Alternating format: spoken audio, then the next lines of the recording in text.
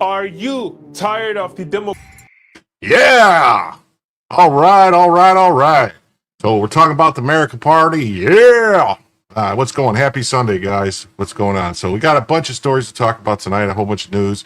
I saw that video. I thought it was really funny. That guy does a lot of great videos. He makes videos where he pretends he's on like CNN and other news. Wait, why am I small over here? So he pretends like he's at CNN and other stuff. So he's really good. And, we're going to talk about Elon's party, the America Party, in a little bit. That's like, I don't know, about a third of the way into my tabs. Just wanted to say thank you to everyone who's here. Please remember to hit the subscribe button if you haven't already subscribed. Give us, that thumbs up, whatever. Show us a little love. If you're on Twitter, if you're on Facebook, if you're on Rumble, if you're on YouTube, we're happy to see you. And okay, now to the stuff that I hate to do.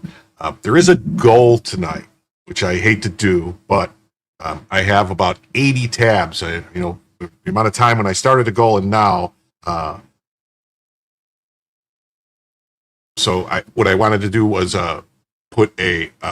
It's just any super chat whatsoever. There's no monetary limit, so it doesn't matter if it's $1, if it's $1.99 or whatever. It's 20 super chats of any size, and I will do every tab that I have, all 80 of them, even if it takes 6 hours. So it's up to you guys if you want me to go all night. Otherwise, I might not be able to go longer than 2-3 hours tops. But we'll see. We'll see what happens. But I have a very special guest here tonight. I want to bring him on. His name is Derek. How you doing, Derek? What's going on? How's it going? Why don't you tell the people about yourself, Derek, and about your movie? Well, I have a movie called The Warrior. It is on Amazon Prime right now. I'm a childhood cancer survivor, and it's a drama about the effects it did on my family and myself. So go check it out. Okay, cool. Awesome. How long has it been on Amazon Prime? Since the beginning of the year. They picked it up January 1st, and it's been in there since the end of January. Okay, cool. Well, yeah, so if everyone go check it out, it's a good movie. I haven't finished watching it, but I started watching it. It's hard to watch things these days. You start watching stuff, something comes up, you got to leave. So, yeah. I don't want to get into it until I watch the whole thing, but I would recommend everybody go. So far, I would recommend everybody go see it. So, all right, we're going to jump right into the first story of the evening. All right. And it's a good one. All right. And it's a good one. Wait, no, not that one. No, cancel. Wait. Where you at? Come on. Damn it. There we go. All right. Better.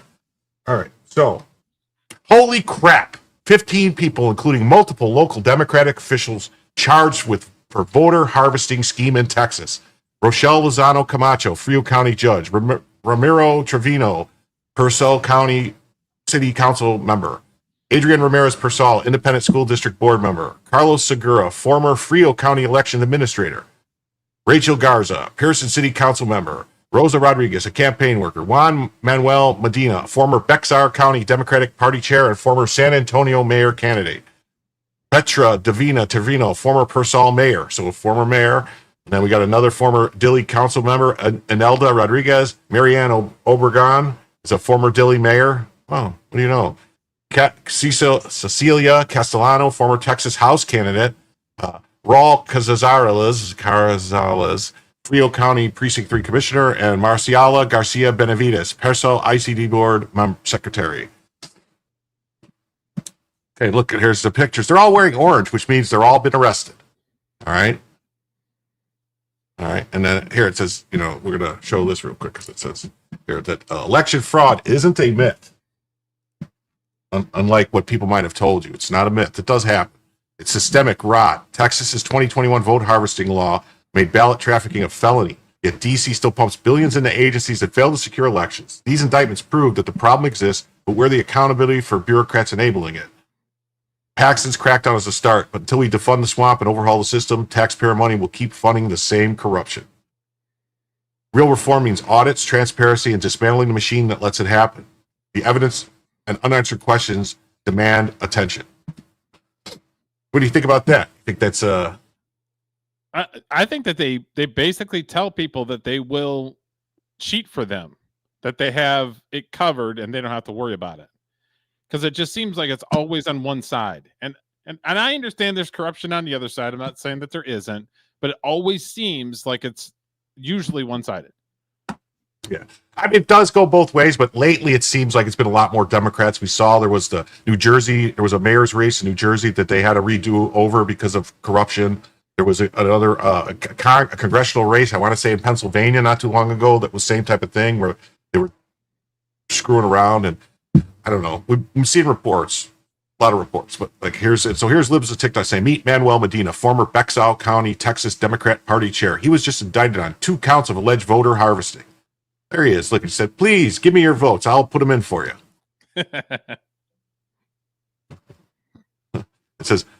It says voter harvesting scams like this are why election integrity is non-negotiable. Manuel Medina's indictment exposes the rot in the Democrat machine's politics, using Zelle and Cash App to trade votes for cash. Wow. 3rd-degree felonies don't even scratch the surface. Remember when they called election security voter suppression? Now we see why they fought audits. Every blue city power broker is shaking tonight. Paxton's just getting started. Real accountability means dismantling these rackets permanently. No more fortifying elections by rigging them. This one says, dirty Dems and hot water. 15 suspects, including all these people that we named before, and a harvesting pro, judge, council members, and more indicted. Corruption exposed. Thank you, Ken Paxton. Yeah, so here's better pictures of them. Look at the guy. The guy's got like a crappy smile on his face. Yeah. Mm-hmm.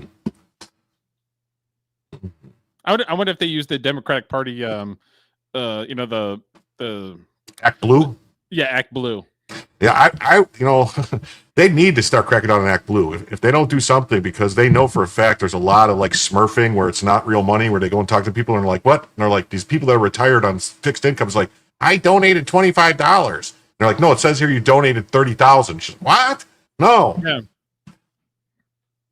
Oh, hey, I didn't notice this. SB Farmer, thank you for the $2. I don't know if that's a super sticker, if that's whatever it is, but that should count towards the goal. If we double check. I know James O'Keefe was getting all that stuff 2020, 2021 when he was like, "Do you realize that you're paying him $15,000 a year?"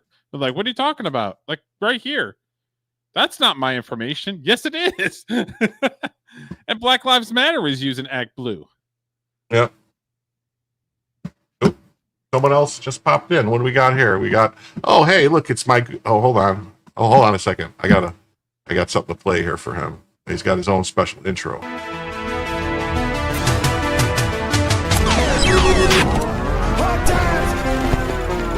Marxist-Leninism is being punted to the soft heads of Hot Pockets. Look at this turtle. It's real.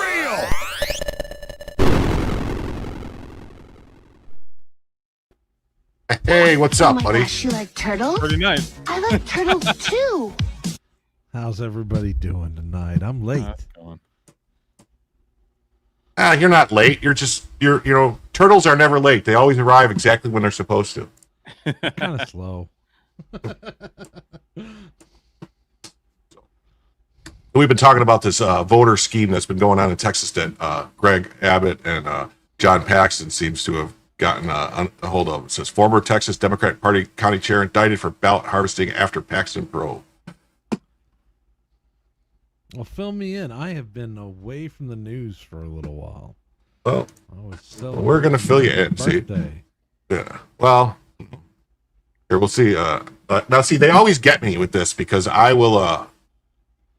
This is an ad. They always get me with these things where I'll go to play the video that they have in these articles, and it's never, ever, ever seems to be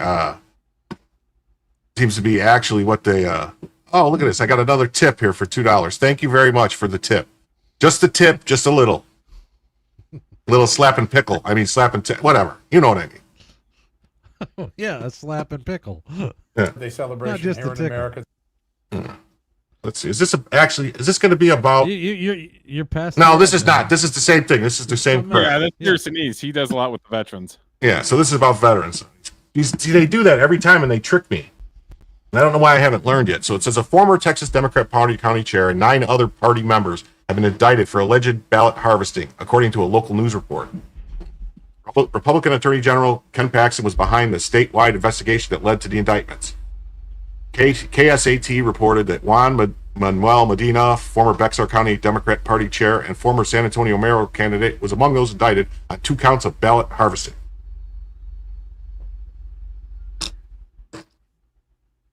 And it's got to pretty much start at the top, right? Whoever's head of the Democratic Party in Texas, their head's got to roll too, right? You would think. This is going to take me 1 second.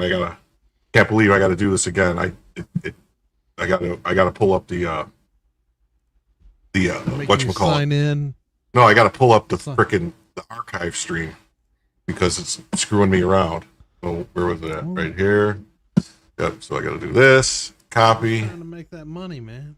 Yeah. Well, I paid for like 7 different things, and I'm not doing it again. Like you. Yeah. I paid for Ground News. I paid for Epic Times. I paid for the New York Times. I paid for the Washington Post. Is it Epic Times or is it Epoch Times? I thought it's Epic Times, but I don't know. It's spelled Epoch, but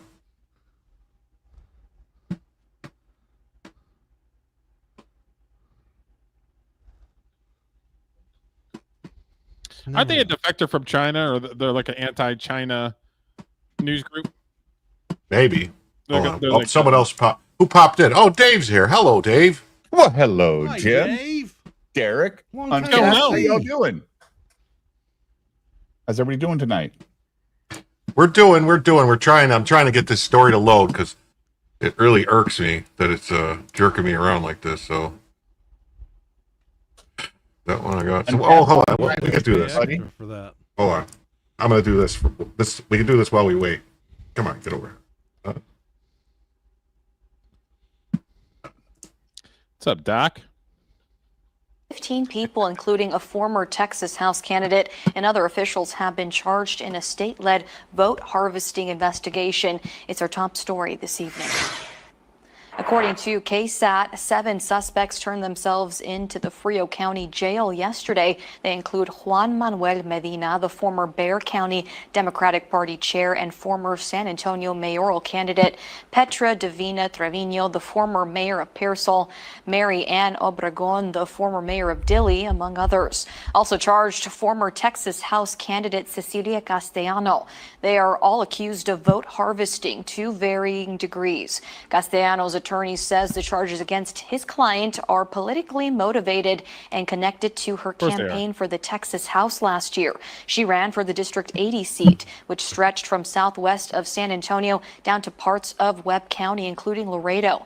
The investigation is being headed up by the office of the Texas Attorney General Ken Paxton, who Castellano claims is politically harassing her.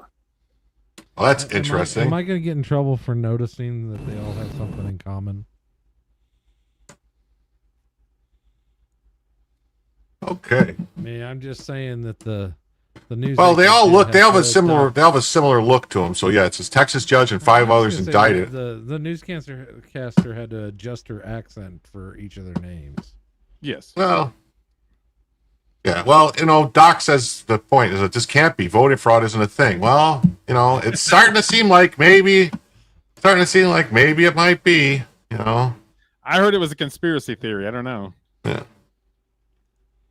I have to pull up something that would actually get it. For some reason, I can't get. I don't know what's going on. The archive is just. Oh, here we go. Uncapped, you're low, dude. You're right. Okay, here. Low? My audio Yeah. low? Is this? Your audio's low. How's this? There you That's go. probably a lot better, right? Well, Here it's we very- go. Here we go. Okay, here we go. Thanks for letting me know that, though. What's up, Julio? There we go. Get out of here. There we go. So, a former Texas Democrat County chair and 9 other party members have been indicted for alleged ballot harvesting, according to a local news report. Republican Attorney General Ken Paxton was behind the statewide investigation. KSAT reports well, I think we read all this already. 2 counts of ballot harvesting. Yeah. What the hell? I did this with the frickin' archive in it. You need a producer, Jim. Oh my god. All right, fuck it. We'll do it live.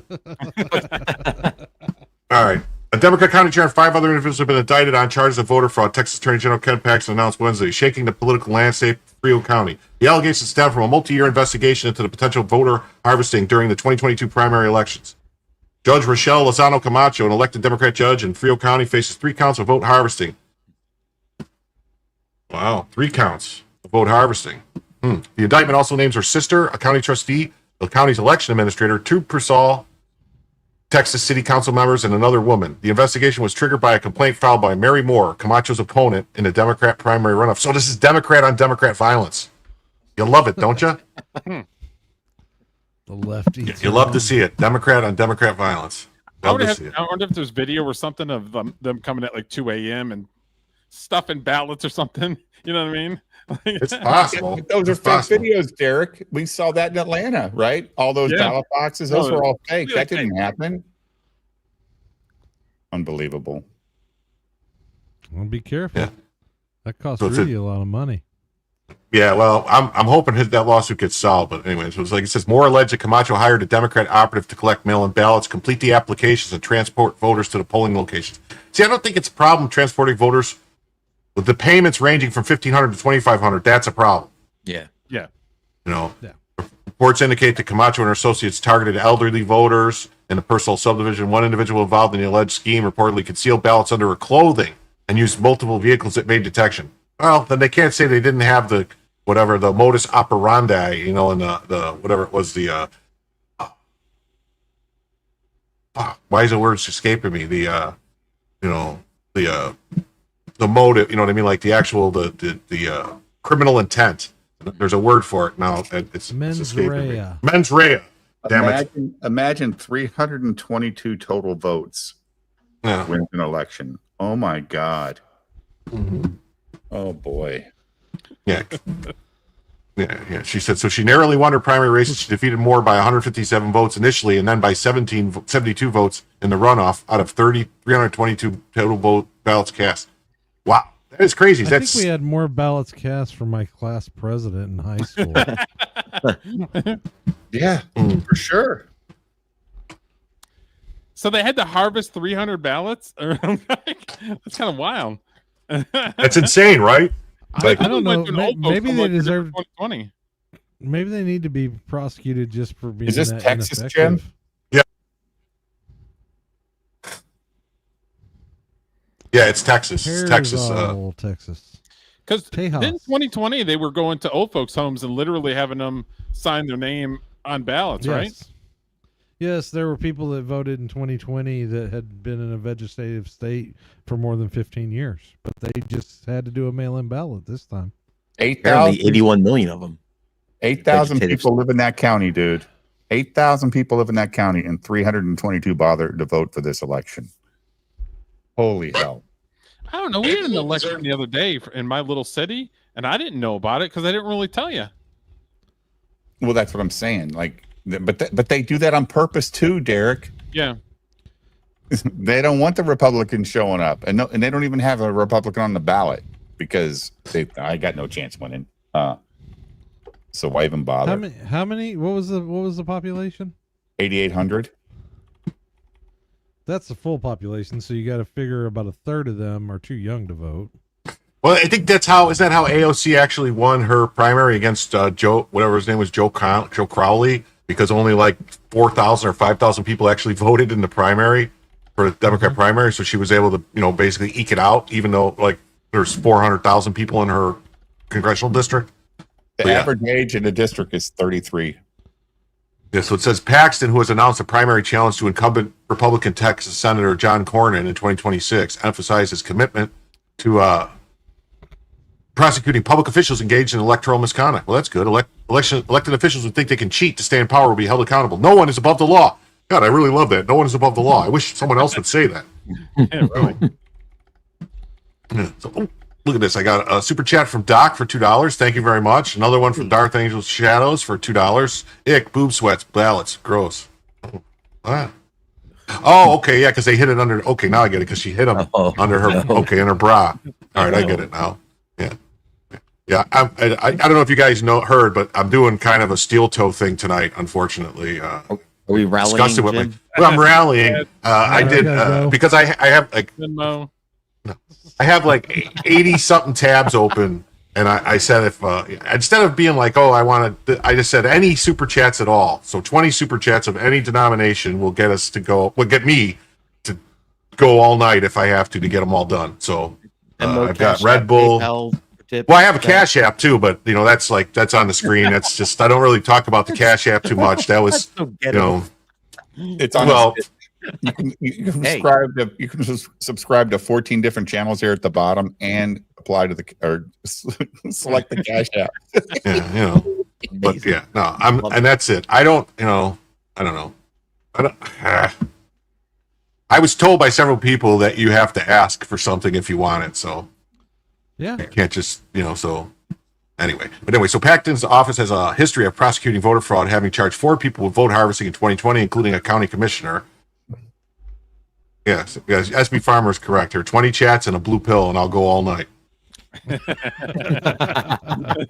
least 4 hours. Yeah, at least. Well, if it goes longer than 4 hours, I'll have to consult my doctor. All suspects except Judge Camacho were arrested on May 2nd. She is scheduled to be processed at a later date, according to the Attorney General's statement. So she's getting special treatment because she's a judge, huh? Yeah, so someone is above the law, though, Jim. Yeah, nobody's above the law. See, that's strange, right? Vote harvesting is classified as a third-degree felony in Texas, punishable by up to 10 years in prison and a $10,000 fine. No. So that's that story. We got this. I have it pulled up other places too, because just in case I was trying to be thorough, Yeah. Like so thorough, Joe Burrow. Legend. Yeah. So. Who by the way has been sharing my streams on X. He's been retweeting them and stuff. So I'm like, cool, dude. I would love to, unless you need someone like that to clip your streams or something, because then it'll blow it up. He's the goat clipper for sure. Definitely. So here's Then you keep having Paxton. people like me on and ruining that show. No, everyone's great here, man. You guys are awesome. Turtle. I'm the only one that could be self-deprecating. Everyone else has to be themselves. I suck. Anyway. Former Democratic State House candidate among 9 indicted for alleged vote harvesting in South Texas. Yeah, South Texas grand jury reportedly indicted 9 people. Well, did they indict them or not? Right. I don't know. How's it reportedly? They didn't. I mean, usually when they indict somebody, because they arrest them. Well, right. No, at the time of this writing, they had reporting that was the case. So they got somebody to call it in. Okay, whatever, man. Did they get indicted or not? Well, it says that among it now. See, now it says among the indicted was Manuel Medina, who's the Bexar County Democrats. He led the Bexar County Democrats, as well as Castellano, who lost a bid to represent the district that includes Frio County in the legislature's lower chamber. The indictments add to 6 previous ones revealed by Paxton in May and are the latest escalation in a probe that last year resulted in search warrants that led Texas authorities to seize Castellano's phone and raid Media's home. Oh. Well, they raided houses and seized people's phones, so it looks like they might actually be going to charge somebody with some conspiracy. We got to remember some of these articles are written by freelance writers that are paid by number of words. So if you can throw things like reportedly in, you get paid a little bit more. Well, they'll be replaced by AI soon, so enjoy it while you can. They probably used AI to write it for them. Yeah, Probably did, totally. I am noticing a pattern in these names, though, Jim. I am. Yeah, it says at the time, Latino leaders in Texas condemned the moves. So, they said they condemned the moves of them raiding houses and seizing phones of people who are breaking the law. Because when Democrats do it, you're not supposed to do anything. You're just supposed to let it go. You know, like when the Democrats go and start interfering with ICE, start hitting agents. The D in the lower third for them, that stands for different when we do it. Oh, I thought it stood for didn't do nothing. Oh, that's up in Minneapolis. Yeah, so, and Democratic state lawmakers asked the U.S. Department of Justice to investigate the state for potential violations of federal and civil and voting rights amid the flurry of what Republican state leaders described as efforts to secure the state's election. Yeah, I don't think the Trump administration is going to investigate the Texas Attorney General for actually trying to secure the election. I don't see that happening. Wrong. Yeah, wrong. Yeah, wrong. Maybe they try to get Biden to do it, but they ain't going to get Trump to do it. On Thursday, neither Paxton's office nor the 81st Judicial District Attorney's Audrey Gossett Lewis. Wait a minute, is that Lewis Gossett Jr.? Wait a minute, what's it? Audrey Gossett Lewis? Wait, something doesn't sound right. How do you know that? Louis Gossett Jr.'s daughter. What do you know? Yeah, he was the Iron Eagle. She flew in and she saved the day. Mayonnaise. Mayonnaise. Yeah. Oh, yeah. But officer and a gentleman. That's right. Yeah, there you go. What? Only two things come from Texas: stairs and something else. I can't say right now. Starts with an S, though, right? Yeah. But Castellano turned herself into authorities on Wednesday upon learning of the two charges of vote harvesting leveled against her. Her lawyer, Don Flannery, said he professed his client's innocent and questioned the government's allegations in using a charge whose constitutionality is unsettled in courts. Well, wait a minute. So how do you get it settled in court unless you charge somebody with the crime, right? So are they saying that ballot harvesting is not illegal? Well, he's saying that they're basically trying to say that it's not, that it hasn't been challenged up and proven out yet that it's illegal, but it's people have been charged with ballot harvesting in other places around the country. It's just some states it's illegal, other states it's legal.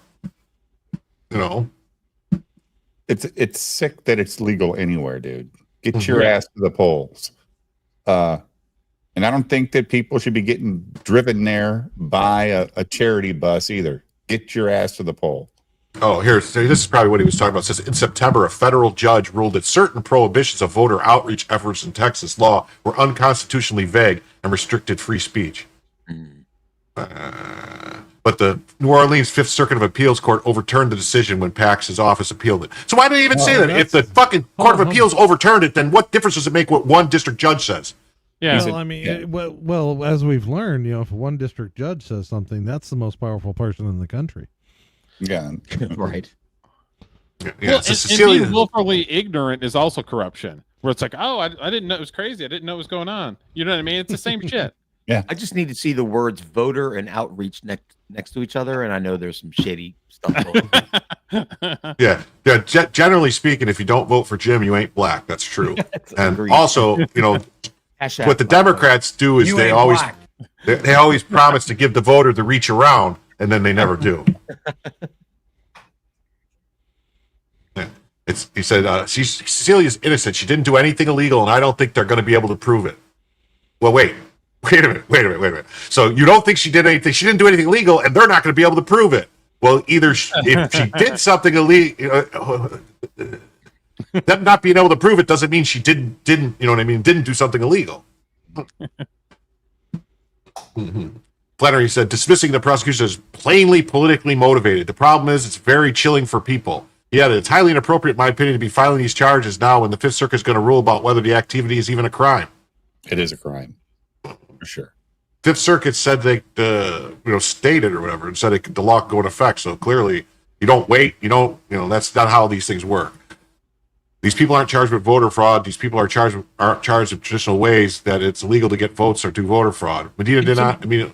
Well, I'm sorry, Jim. Can you go back to that last sentence in the paragraph you just read? I can't even parse that. Is that these people aren't charged with voter fraud? Well, they're charged with voter fraud if they're illegally harvesting ballots. That's voter fraud. Because how do you know who filled out the ballots? They're harvesting unfilled out ballots. He's trying playing. to separate. He's trying to separate voter fraud from ballot harvesting because, especially on the DNC side of the house, a lot of people think that ballot harvesting should be legal and is not a form of fraud. So that's the reasoning here. Yeah, just to me, all right. It's the same difference. If you go and get a bunch of, because that's how that's how 2020 happened. It was all those mail-in ballots that went out. 2020 happened. Well, it's how just say it. It's how a lot happened. But in 2020, that's how someone got 81 million votes, because they were sending 8, 10 ballots to people's houses, and someone was coming along and collecting them and filling them out and sending them in. Jim, legit. So in 1946, you have more people. You have more people voting in McMinn County, Tennessee, in the Battle of Athens. You have in 44 rather more people voting than were eligible to vote via in the entire city, and the government said, well, we can't prove that's fraudulent. Now think about that. That's how long this has gone on, this practice. They had not only the people that went and voted, they had more people than were eligible to vote cast a mail-in ballot. Yes. An absentee ballot in 44 in one city, and it led to an armed revolt. Well, technically, nothing ever happened there, as far as I know, because no one admitted to anything. No one talked. The National Guard Armory, when they went to talk to them, said no one took our guns. No one used any of our weapons. No, they said, well, can we inspect them? And I said, we need to look at your records to see how much ammo is missing. And they go, those records got destroyed. We don't have them. We don't keep track. That's expendable. We don't keep track of that stuff. No, that's a great story. That whole Battle of Athens is, and basically that's just the one that's highly publicized, but it also continued in other parts of Tennessee. It wasn't as bad, but basically they were able to push back on it was basically the guy Boss Hogg from the Dukes of Hazzard, was not him, but a guy like that was running Tennessee. Boss Crump. Yeah, Boss Crump. Yeah. Roscoe Pico. Yeah. Roscoe Pico train. Hot pursuit. Yeah.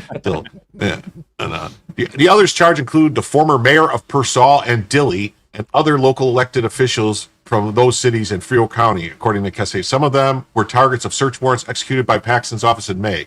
Many were distraught by the allegations. I'd say so. Gabriel Rosales, League of the United Latin American Citizens, Texas director, said in a brief interview, LULAC last year raised alarms about the raids in August, in which authorities also targeted the home of elderly volunteers with guns drawn in the early mornings. Well, I remember seeing people, SWAT teams on boats and night vision and all types of stuff with helicopters going to an elderly man's freaking house in South Florida named Roger Stone over him refusing to testify to Congress. Yes. Yep. And that was fine. Before we move on though, LULAC sounds like it would be an awesome music festival. Yeah. Oh, that's from Shrek. Remember, LULAC is the perfect place. Right? You would get Lou Reed. You get all kinds of Lou's in Welcome to LULAC. It's the perfect town. We won't have no news. We won't keep you down. Grab some ballots and vote. I don't know the rest of the words, but anyway, I should have thought this through. So it's very disappointing. They're literally in tears. They're not.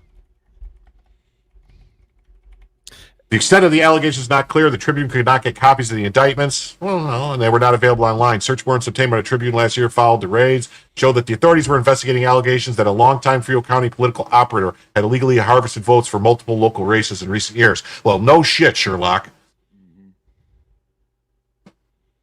I was cracked up with they're always talking about, people are very intimidated and they're upset.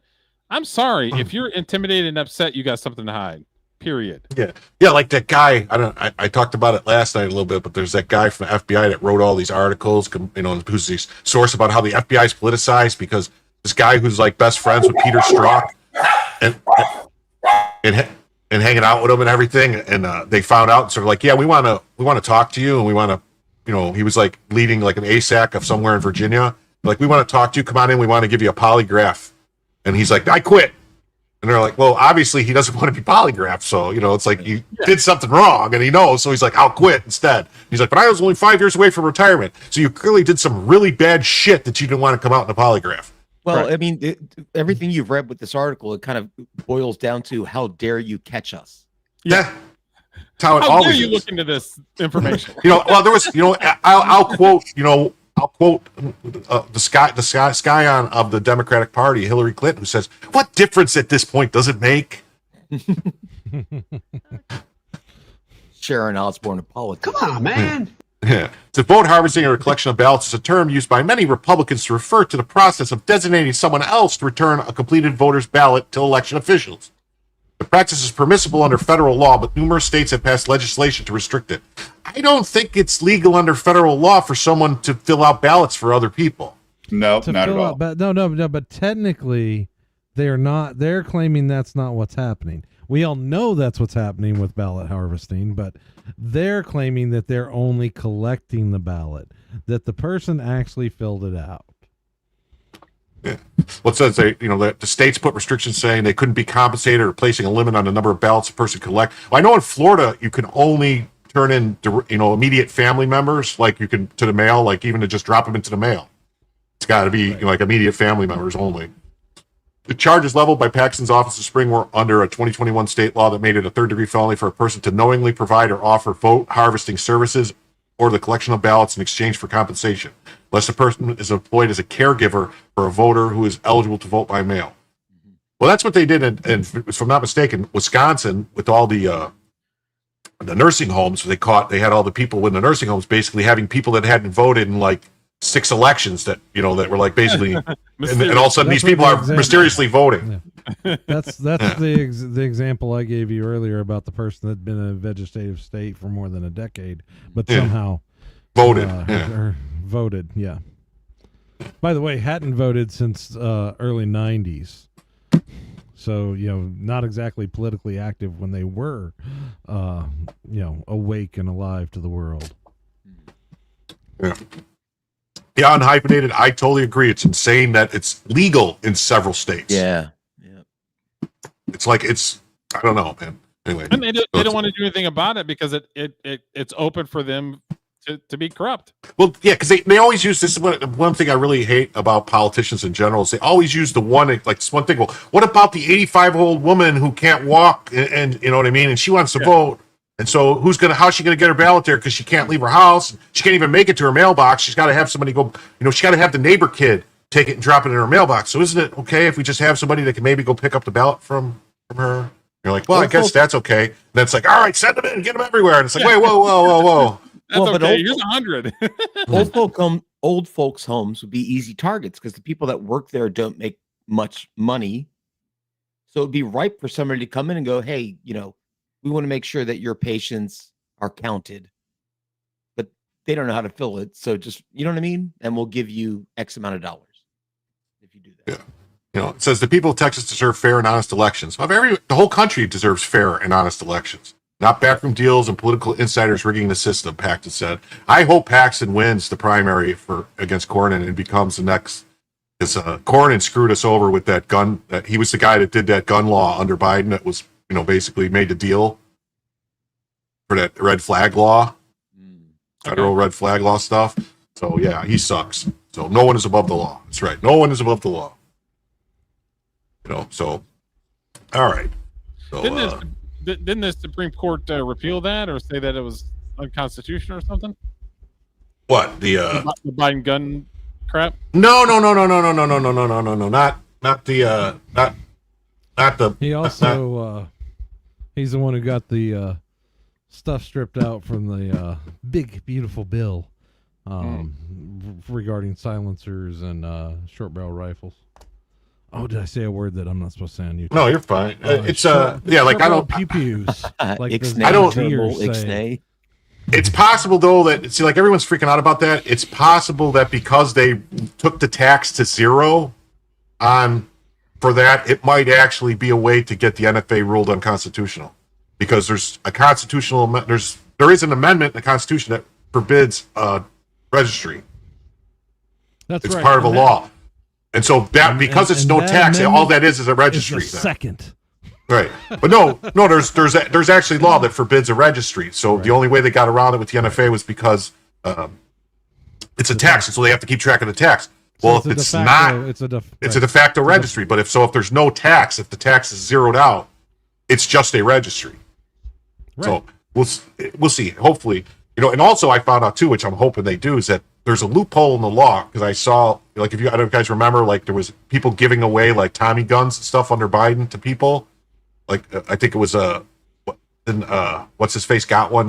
Merrick Garland got given one by the ATF, a Tommy gun. Oh yeah. And I was questioning. I was like, what happened? Well, I found out that there's a loophole in the law for the Hughes Amendment that it doesn't apply to transfers from government agencies. So the federal government or police departments or anybody could transfer guns to civilians, and it just adds it to the registry. You pay to transfer. You don't even have to pay a transfer fee. It's just an automatic add to the registry. So the federal government, if they wanted, could just start selling us all machine guns. Sweet. Awesome. Next thing you So know, I guess they are above the cats law. and dogs are living together. Total pandemonium. I mean, that would be the move, though, for the, like Pam Bondi really wants to prove she's for the Second Amendment. She could just start, saying, hey, all these surplus weapons that the military has, instead of shit canning them or sending them to other countries, let's sell them here. I mean, that's what we used to do. They used to sell them all to us. Not getting it. Now we buy them all from Turkey. Was that Julio? He No, arguing no. with his cat? No, that was. I don't have a cat. Oh, I don't know. It's just like, stop touching that. Get away from me. Freaking cat. Wait a minute. Hold, Turtle. You said we used to buy them from Turkey. Is that? No, I said now that's what we buy. That's where the Yeah, cheap most guns come from now. Yeah. So, all right. So we're going to jump to another story now. Story number 2. It's oh,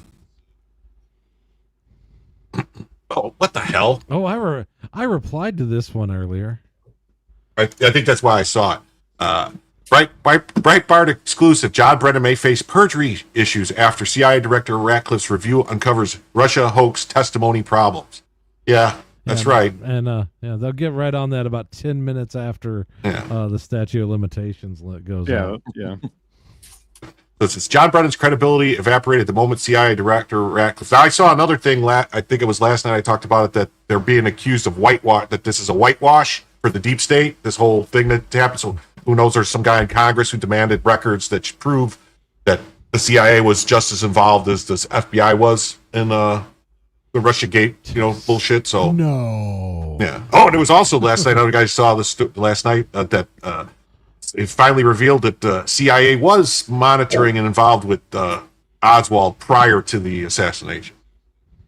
Well, he was. We pretty much knew That's that. not his first assassination attempt. Yeah. Remember, Just shocking.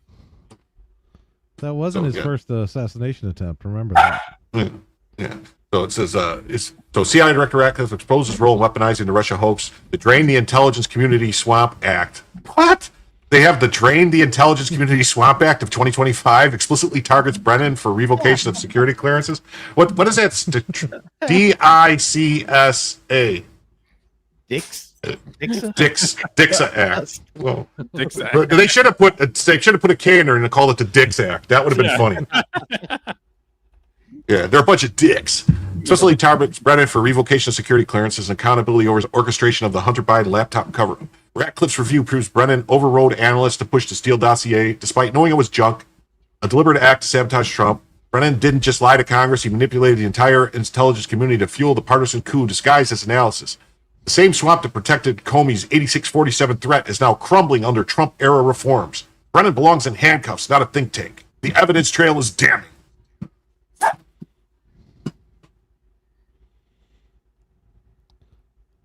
He can't go to court though. He's not allowed to walk into any federal buildings. He's not? Why? No, that's because that's part of it. Part of getting your security clearances stripped. You're no longer allowed to enter any federal buildings. Well, I think if he gets called into Congress, I'm not sure. You're allowed to if you're being subpoenaed and stuff. But yeah, that's so. All these guys that go get this revolving door cushy job at a think tank that Trump has revoked the security clearances from, they can't go to work anymore. So that's one of the benefits there. But I mean, come on, we should just Brennan. Can we just convict him for being a caveman? Well, he's very very strange. He was a member of the Communist Party in the 70s. Okay. Yeah. He converted to Islam. All right, in like the 2000 era, and like if you ever saw the TV show, was it The Americans, or it might have been earlier than that, but the TV show about the like with the guy that was like the deep cover that had I can't remember the name. Was it The Americans? The Americans. Yeah. The Russians, Americans. yeah. Or it was like a show. It was a Showtime show, I think. Maybe it wasn't. It was about the guy that played Homeland. The guy that played like he was in I think it was FX, wasn't it? Homeland on FX? Maybe, but that guy, like the head of the CIA guy who was the Muslim guy in it, praying, that was based on Brennan. Okay. Right. Yeah. So, but yeah, unhyphenated is right about. Yeah, I think Brennan converted in the 80s. Yeah. That's part of how he made it to director is now we were at war in the Middle East and he was a quote unquote expert. Oh, he's just a list of slime balls. Yeah. It's unhyphenated was talking about his daughter's a slime ball. The nursing homes that we were talking about. So the adult children of the nursing home residents came out saying that their parents were too mentally incompetent to vote or just didn't vote. And I think what happened though is they said, prove it or something. How do you know? You weren't there because it was COVID and they were locked down. You couldn't see them anyway. They had a moment of lucidity and they filled out their ballots. That's exactly what happened in Wisconsin. So high level question, would you have rather Trump won in 2020 or had him win in 2024? Well, I mean, he had to win in 2024. I don't know if I don't know if he would have won in 2020 if much would have changed because they still would have been all over him and they would have been, you know what I mean? It would have been because of the way things happened. I think it turned out the best for everyone, where everyone saw how screwed up everything was, the lies, the cheating, the shit that basically what the Biden or whatever you want to call that whoever was running that administration, what they did to the country, I think is going to sour a lot of people for many years to come. Come on, man. Yeah. Come on, someone. So yeah, John Brennan may face perjury issues after CIA Director Ratcliffe's review uncovers Russia hoax testimony problems. Former CIA Director Brennan may be exposed to perjury problems after current CIA Director John Ratcliffe released an internal review of the agency's Russia hoax materials. Breitbart News has learned exclusively. Man, I wish Breitbart was still alive, man. That guy, oof. Man, he went too young. Last week, Ratcliffe declassified and publicly released an internal CIA review of what's known as the Intelligence Community Assessment, or simply ICA, of the claims that Russia tried to influence the outcome of the 2016 election. President Donald Trump has trusted me to help end the weaponization of the U.S. intelligence, Ratcliffe posted on X when releasing a review. Today's report underscores the 2016 ICA assessment that was conducted through an atypical and corrupt process under a politically charged environment of former directors Brennan and former FBI Director Comey. When did he testify? Do we know? It's probably longer than 5 years ago, and I think it's a 5-year statute of limitations, right? It's definitely 5 years. 18 USC 3282.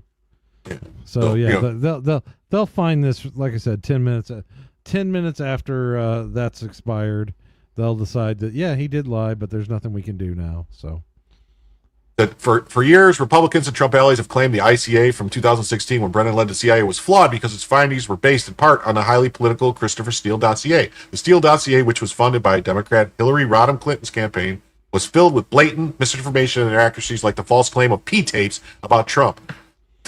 The Clinton campaign and Democrat National Committee. I mean, if Trump was into water sports, it would have been new. People would have known about it before that. Yeah. I mean, the dude got it. I mean, he water sports. Do I even need to ask? Oh, Derek, my sweet summer child. No, don't ask. You don't want to know. The Clinton campaign and Democratic National Committee later paid a combined 6-figure fine to settle the FEC Commission investigation to whether or not it properly reported the payments. But didn't Trump almost get charged with 34 felonies for not having a payment properly noted? Not almost, was convicted. Well, I'm saying, like 34 felonies, right? And all this stuff for making a payment, and it was like just the wrong box was checked. You put the number in the wrong box. No. And it wasn't even Trump. It was bookkeeper. Right, let's be clear. Let's be clear what he was convicted of. He was convicted of paying a lawyer to settle a civil matter and calling it a legal expense. And then there was 34 payments, and therefore no, not 34. No, it was just half. 34 different. Half. It was written down half of 34 them. different Yeah. places or something like that. It's That's why it's it was. half the. It was written twice. Once in the ledger and once in what got filed, and it led to him having to pay more taxes. Mhm. So yeah. I mean, I remember the day that the jury came back with the guilty verdict on it. They were doing the oh good lord, somebody's dogs are killing them. But while they were waiting, on the verdict watch, they had an expert on, and he said that if there wasn't a category, this guy's bookkeeper for these massive corporations, if there wasn't a category called legal expenses, I would have had to invent a category called legal expenses for this. Mhm. That's the only thing. I paid a lawyer to do lawyer things. Mhm. It's so stupid. And the Democratic weirdos, he was a convicted felon. Like they use it as like a punchline, like we got him. You know what I mean? Yeah, so was George retarded. Floyd, and you built statues to him. Every time I watch these police videos where they come and investigate a person or whatever, every single time somebody's on the ground going, I can't breathe. Oh, it irritates the hell out of me. Mhm. Well, Me too. don't do crime. What? That's crazy talk. That's crazy. Don't do crime. So it says having career intelligence officials at the CIA confirm what Trump and Republicans have long alleged, that the ICA from the CIA under Brennan was deeply flawed, is a huge deal, and thanks to Ratcliffe's actions, that has now happened. All the world can see the truth. Brennan, Clapper, and Comey manipulated intelligence, silenced career professionals, all to get Trump. Thank you to the career CIA officials who conducted this review. Only one side of the aisle is ever even going to read these articles. Everybody else is just going to say, "Oh, they made this up." Yeah, we know. We saw the proof. This is the classic example of the lie gets all the way around the world before. Believe it or not, I have a story way down in the tabs, which I probably should have put closer to this. There's Democrats making allegations again that Trump. I'm going to be making Trump's, allegations that Trump's still working for Russia. Today, a Democrat tweeted out, "Someday we'll know what Putin has on Trump." My favorite is remember in 2020 there was I think it was Politico that accused him of being a Russian asset since 1985.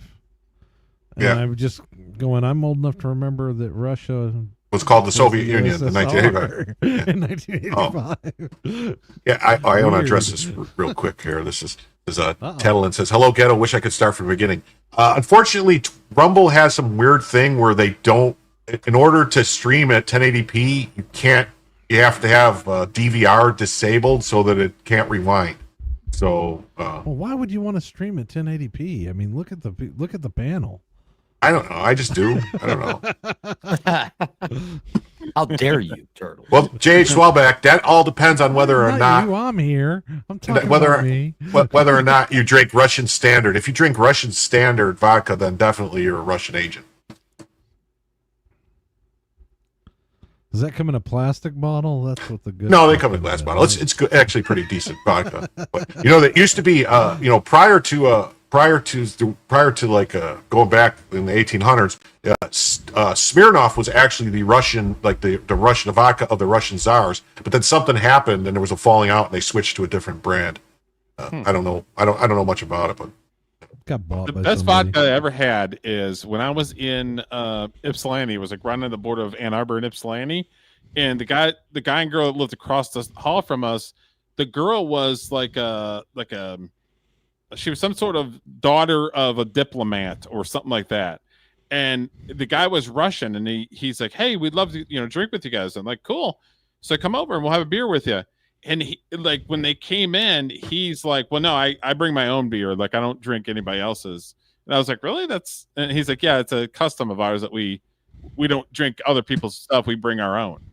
And they brought like a bottle that was like hand carved, and she had made it like homemade with pine nuts in it. It was the best vodka I'd ever had. I was like, "Wow." We have it here. It's called Shine. So it's vodka shine, basically. Was it potato? Was it, you know if it was potato vodka or was it? I don't know. I was too hammered to worry about it, and it was so good. Bathtub Jim. Bathtub Jim. Yeah, so. Oh, and just for you, Jace, a while back I forgot to tell you, there is a goal tonight, and it's not. It's just any super chats whatsoever. They don't have to be $5, $10, anything like that. $2 is fine or whatever. If I get 20 super chats, I will go all night and get all 83 of my tabs done. Speaking of that, Jim, I gotta go because I'm getting up early in the morning to go on my vacation. Oh, okay. Oh, wait. Before you go on vacation, have you heard what Gen Z has invented? Yeah, they invented vacations. You saw that story too? I did, yeah. Wait, They've what? invented this new thing called mini retirements. Oh, interesting. A mini We're lazy and don't retirement. wanna I'm trying to find it here. No, a mini retirement. This is from Fast Company. While retirement typically occurs after completing a career and saving and investing for it, a new trend is emerging among Gen Z career professionals called micro-retirement. Micro-retirements involve taking a 1 to 2 week break from work every 12 to 18 months. Oh, You mean like Why? vacation? like No, like no, I'm this getting is a ready to go to Tennessee micro-retirement. this week. This is Yay! something Gen Z invented. They're so dumb. So Yeah, I'm going to do Idiots. the Bourbon Trail this week, Jim, and then go to a wedding in Tennessee. So on Saturday. So y'all have a good night, and I'll be on this week at night. So maybe. So anyway, chat. Nice seeing y'all. Uncapped, Derek, Julio, Jim. Thanks for having me. See you guys. Before you go, Dave, let everyone know where they can find you. Oh, BTM Reviews or BTM Reviews Bourbon Channel. Pretty simple. Okay. And we will talk later, Jim. they won't be finding him after he goes to Tennessee. See you guys. Well, finally, he's gone. Wow, about time. We can talk about him. I mean, for heck's sake. Sorry, Jim.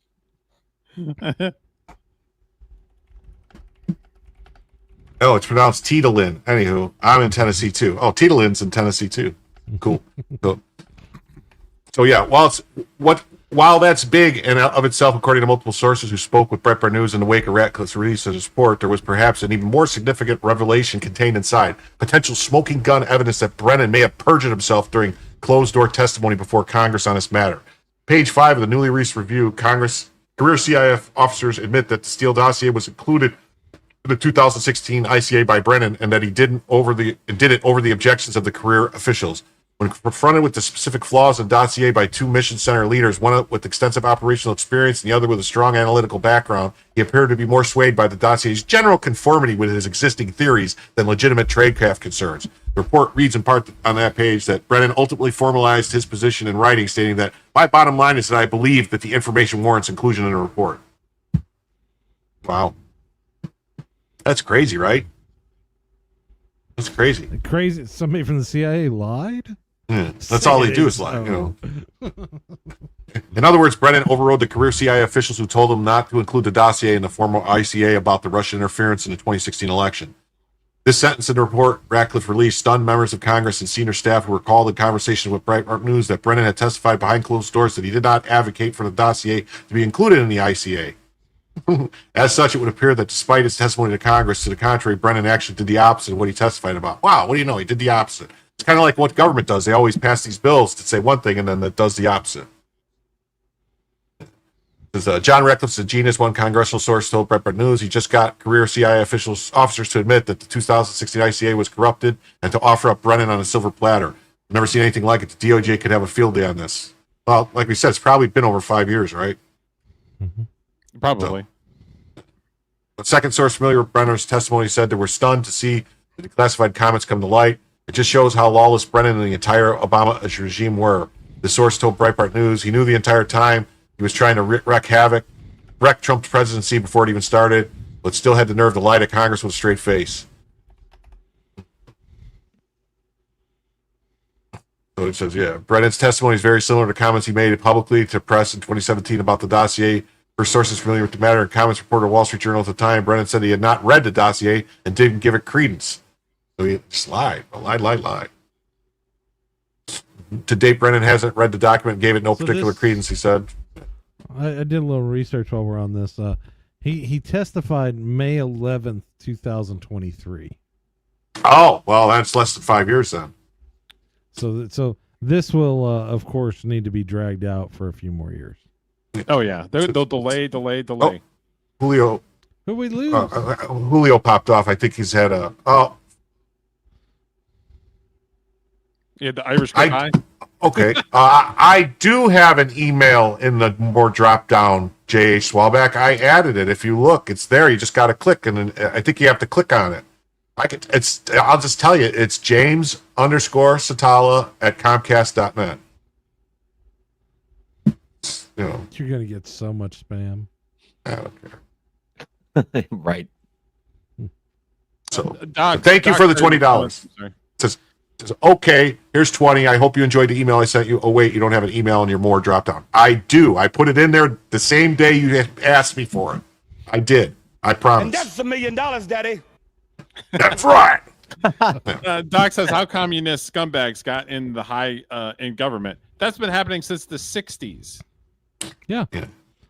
You would think they would have been excluded from the. You would think the CIA would have excluded members of the Communist Party from the CIA. You would think. But, yeah. I guess not. You had to be thought you had to be a human to be on the CIA, but you never can tell. CAI. Something. CYA. During the Kennedy assassination, some of the people in the Secret Service were freaking communists. Why do you think they infiltrated it? Well, what are you gonna do? It is what it is. So. Khrushchev said they would take us over without firing a shot. That's right. Yeah.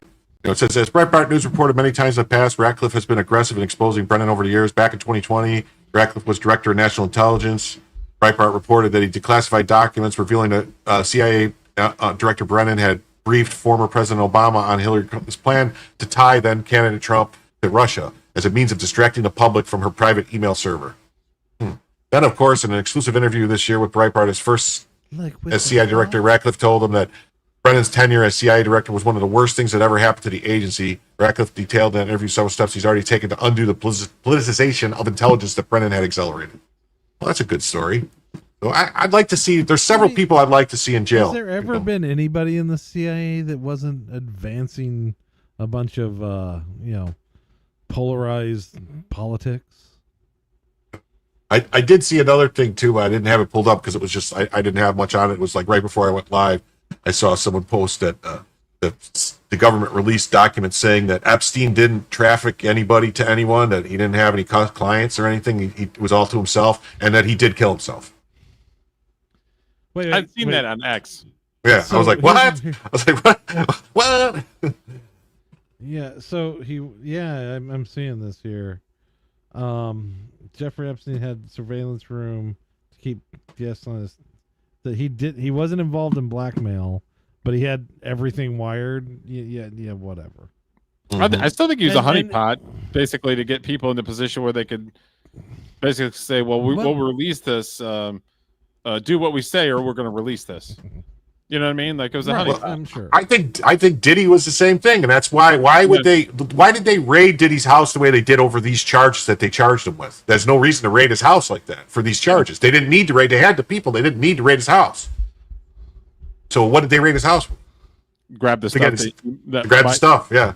But they definitely did not bring up in court at all. Nope.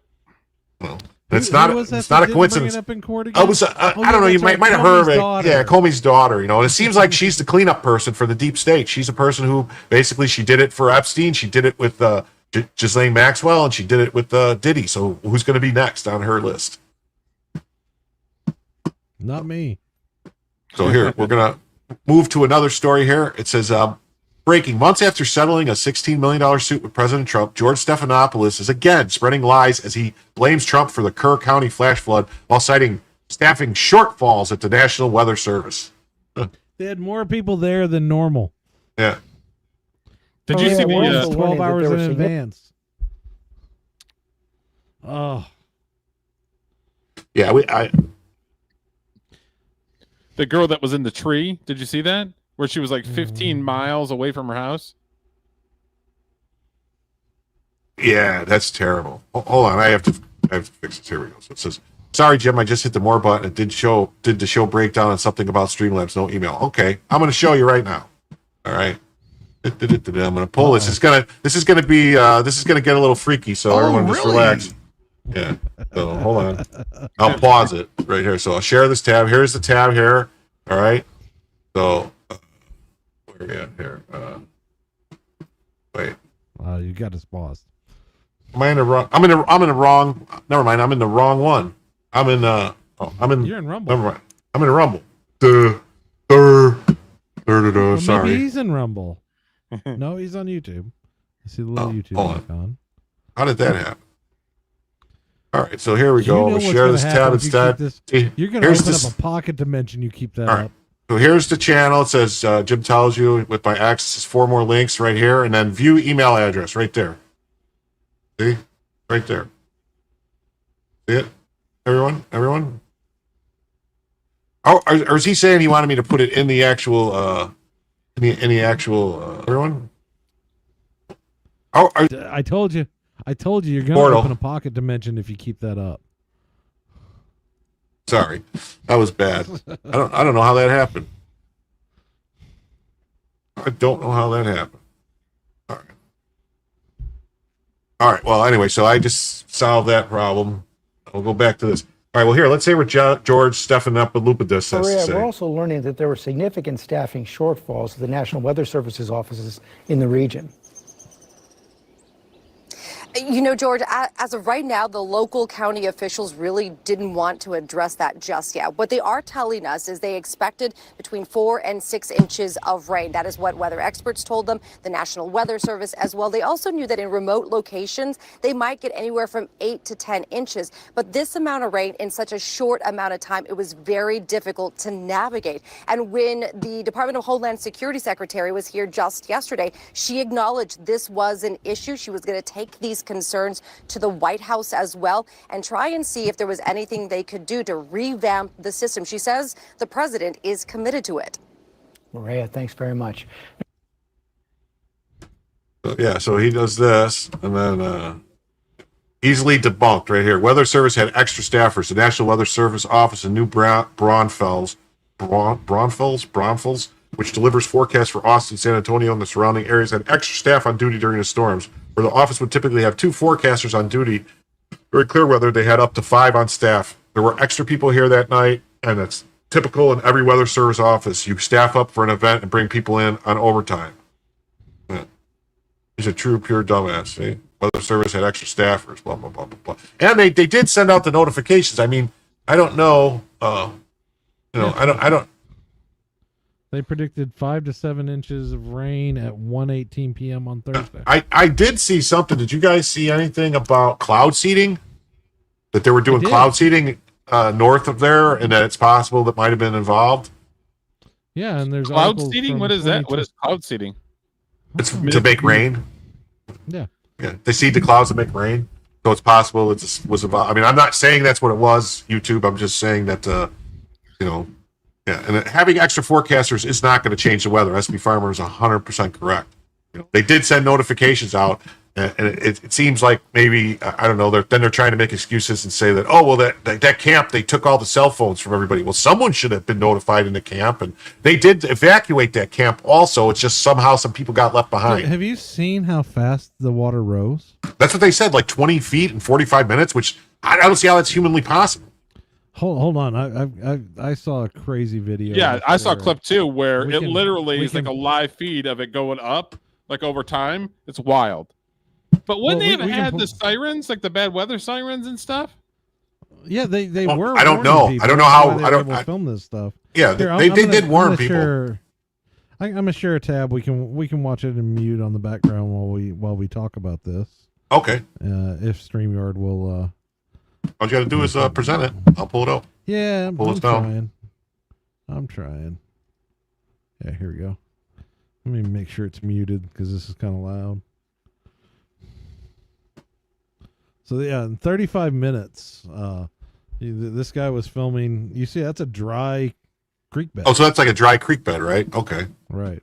And this is actually in Kern. So and he's got the timer on it. We can skip through here a little bit. That's 5 minutes in, man. Wow.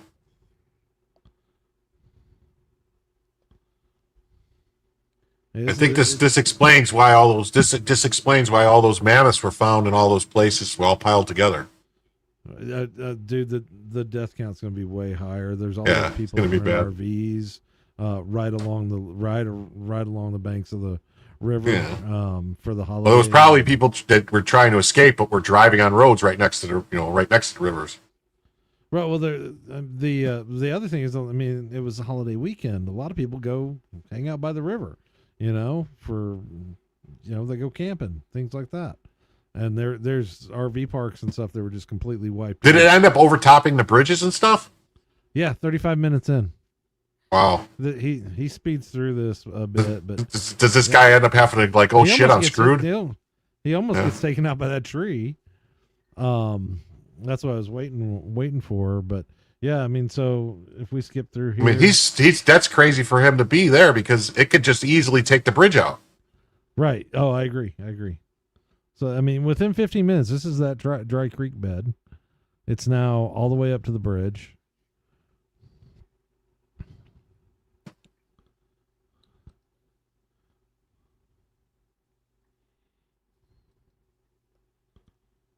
Well, yeah. I mean, and then that, like some of that debris gets stuck and then starts putting water, and then all that water pressure against the bridge could just take the bridge and just wipe it out.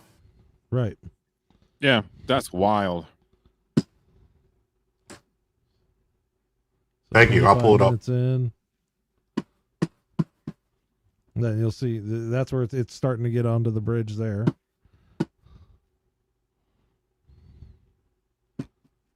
There's literally nothing you can do with it rising that fast. There's nothing. Yeah, I mean, Get out of Dodge. you know, That's pretty much it. it's Donald Trump's fault, though. It's got to be I his don't know. fault. It's not I his don't know fault. if Then you've whose seen fault that- could it be? I mean, I don't know if you've been told this, but have you considered Orange Man as bad? I've heard tell these things. Heard it a couple times. I'll show you how crazy. There is another crazy part of this video. I don't want to skip too far because he keeps jumping the speed on it right here.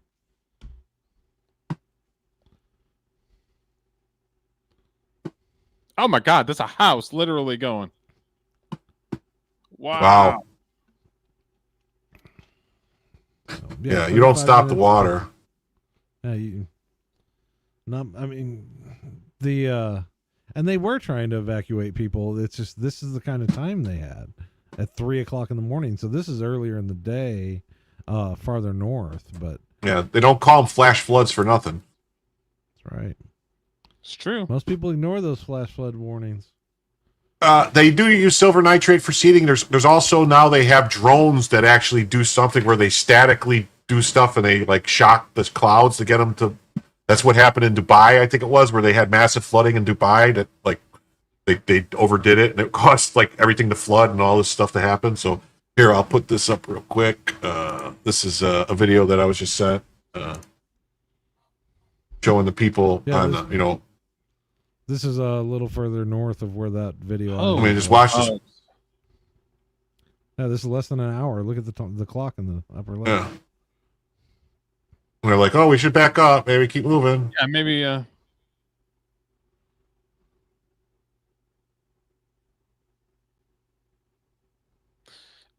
How many feet of water was that? Like, if going The down?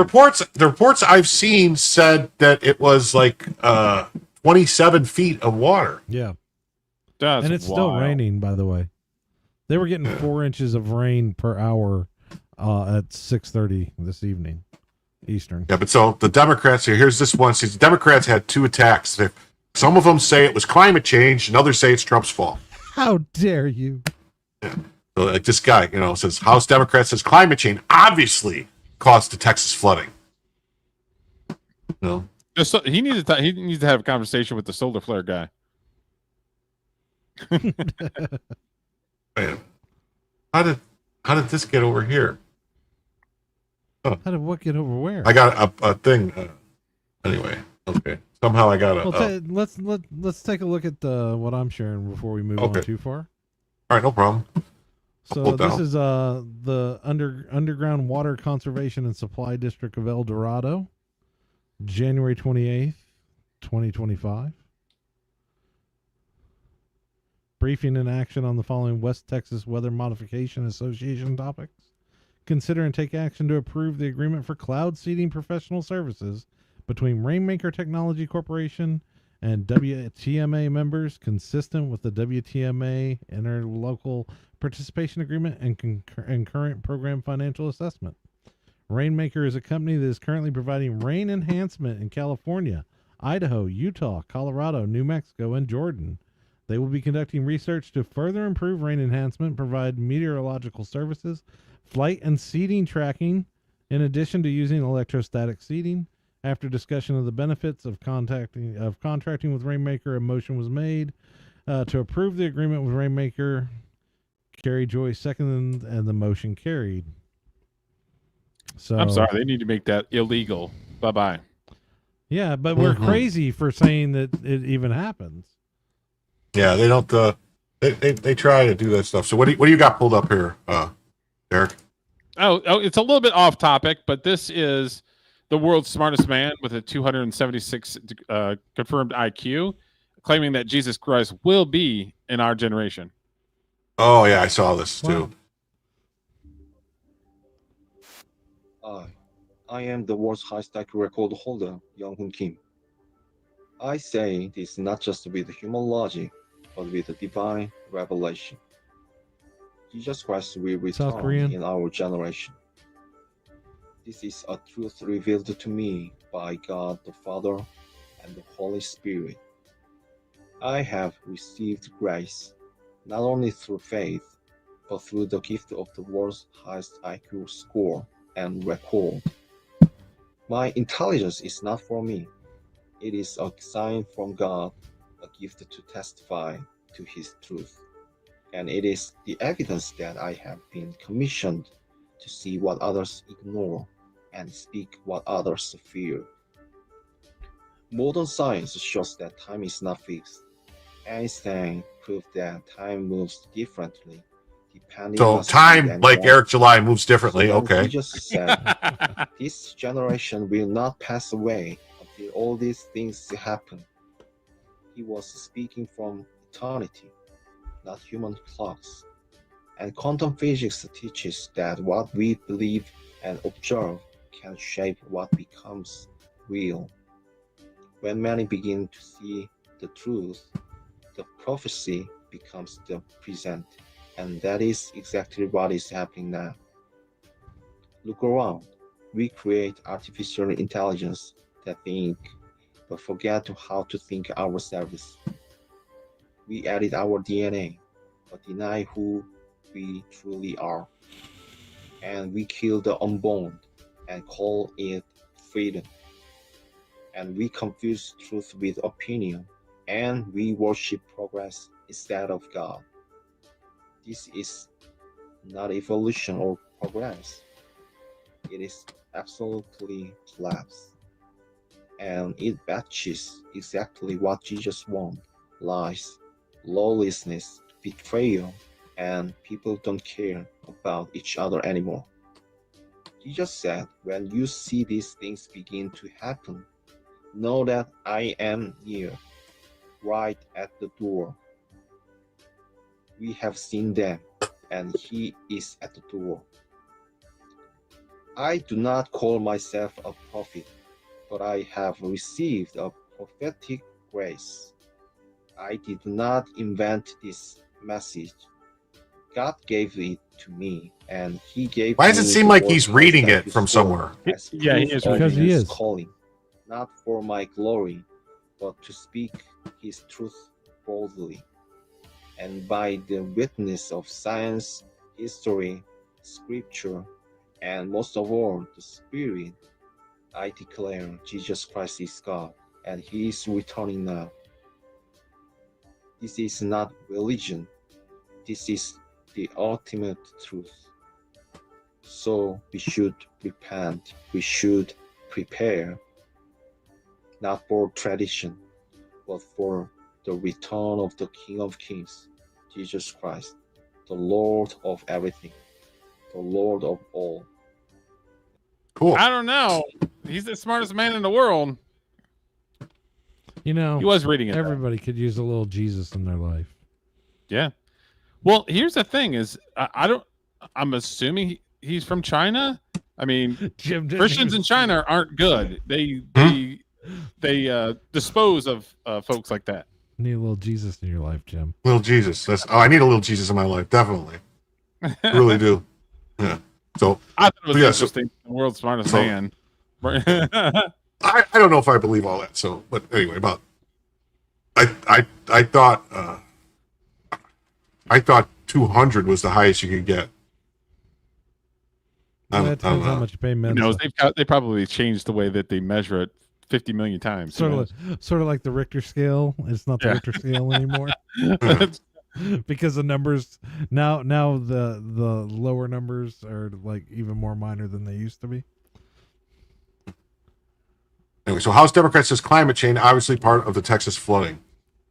This guy's name is Castro too. No, but he's Castro, so he's a communist. Joaquin Castro said Sunday that climate change was obviously a part of the recent Texas flooding. And yeah, I think climate change is obviously part of it. These floods are happening more often in more parts of the country. Well, here's the thing, and I always wonder is when they say that it's a 500-year flood or a 1,000-year flood, wouldn't that imply that those had happened before?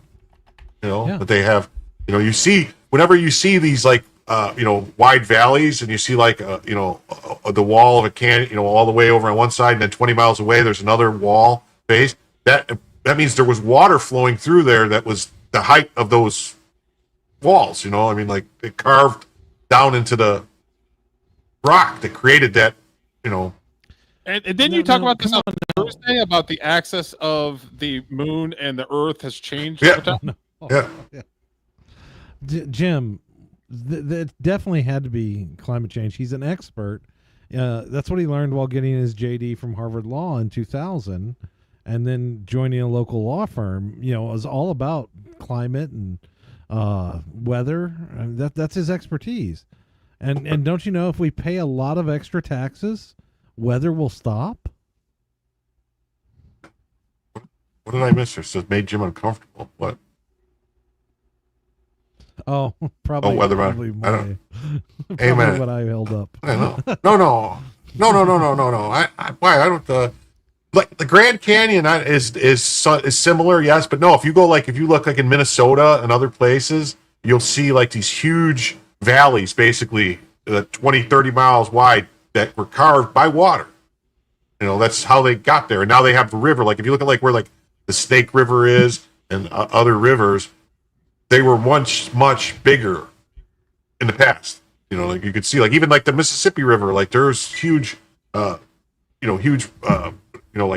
ridges and stuff like that are way far apart from where they used to be. They change direction and stuff. So, and I remember watching a video where they showed water lines on the sides of the walls where you could tell that the water was up that high.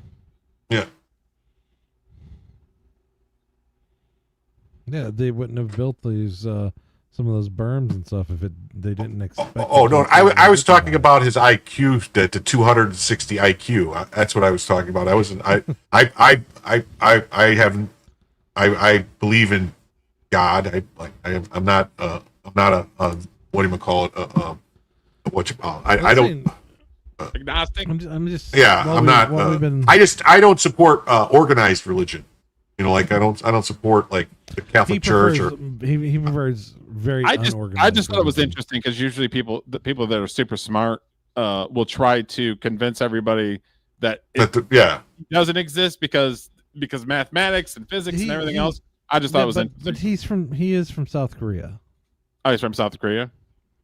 Yeah, so end of an age when that would have been he would have been raised that way. So I mean, I'm not. I mean, he could actually be a more like I think if I'm not mistaken, there's a high quantity of Mormons in South Korea. because of all they would go there and do the missions. I know at one point there was more Christians per capita in South Korea than anywhere else in the world. So, well, technically, a Mormon would be a Christian, right? It depends on which Christians you ask. Okay. I mean, you talk to Protestants, a lot of them will tell you Catholics aren't Christians. So I don't. That's what I'm saying. It depends. I would say this: we were looking to see how much the water had risen, and I'm seeing this from USGS on the 5th of July. The Guadalupe River rose 44 feet in 5 hours. Whoa, that's wild.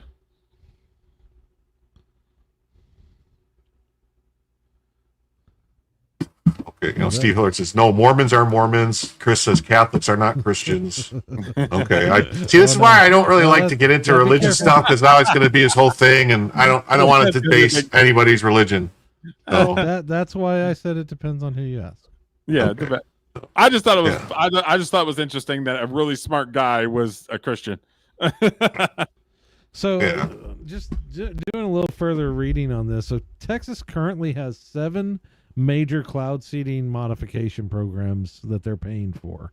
In the Panhandle Groundwater Conservation District has the Rainfall Enhancement Program. They operate over 4 million acres in the Texas Panhandle. The South Texas Weather Modification Association Program covers 10,318 square miles across the counties of Bandera, Bexar, Wilson, Karnes, B, McMullen, Atsoka, Frio, Medina, and Uvalde. There's the West Texas Weather Modification Association Program, which spans 6.4 million acres across 7 counties.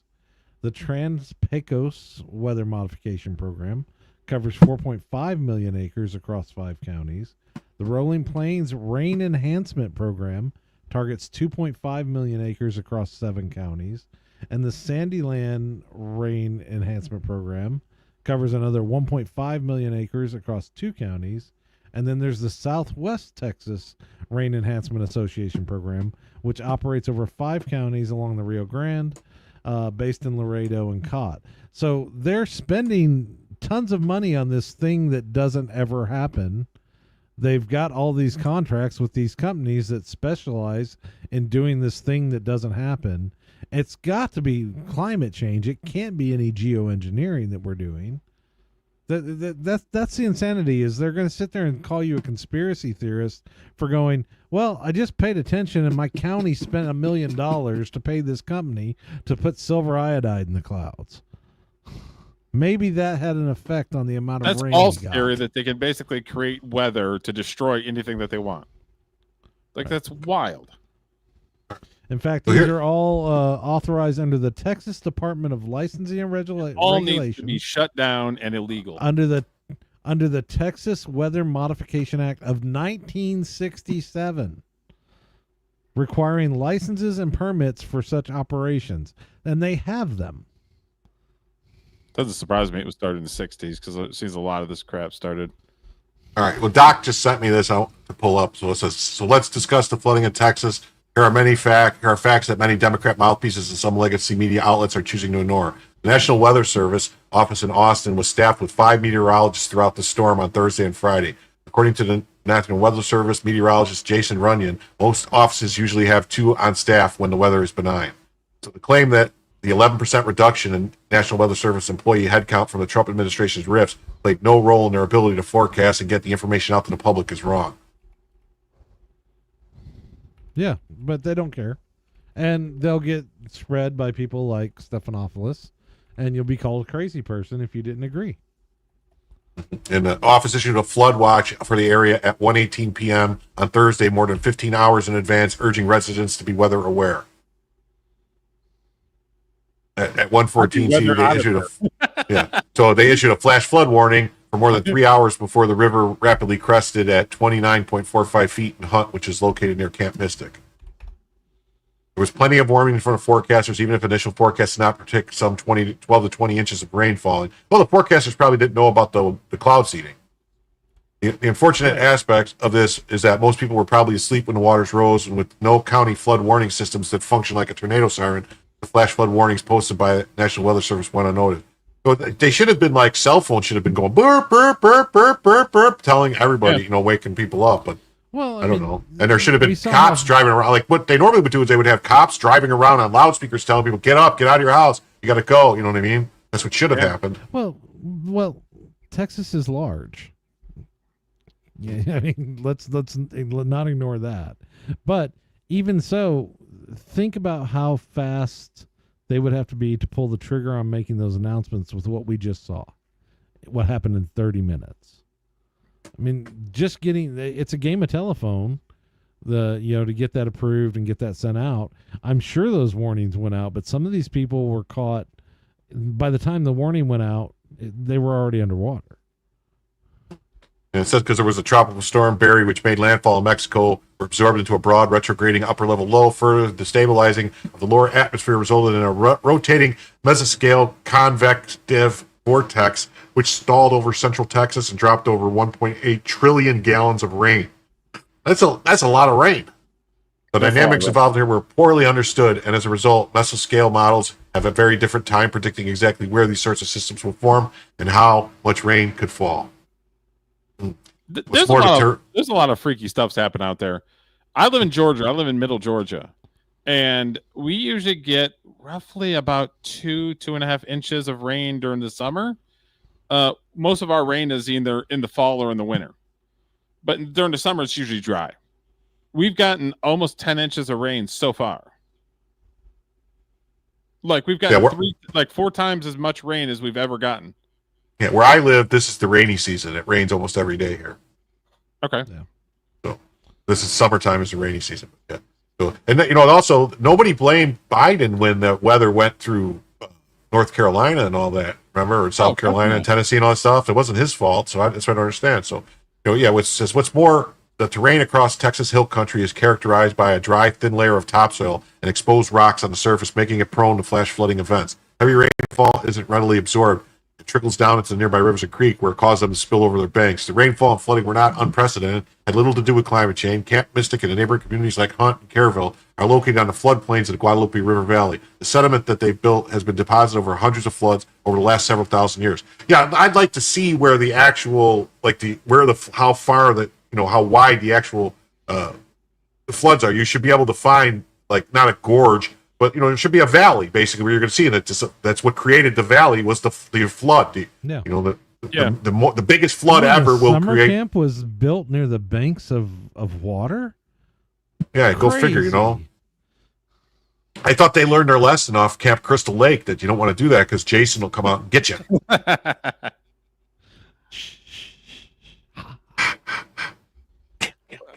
Well, I think Camp Crystal Lake was actually in New Jersey or something. Where they filmed I'm not sure. There is a Crystal Lake in Illinois, but it's not. The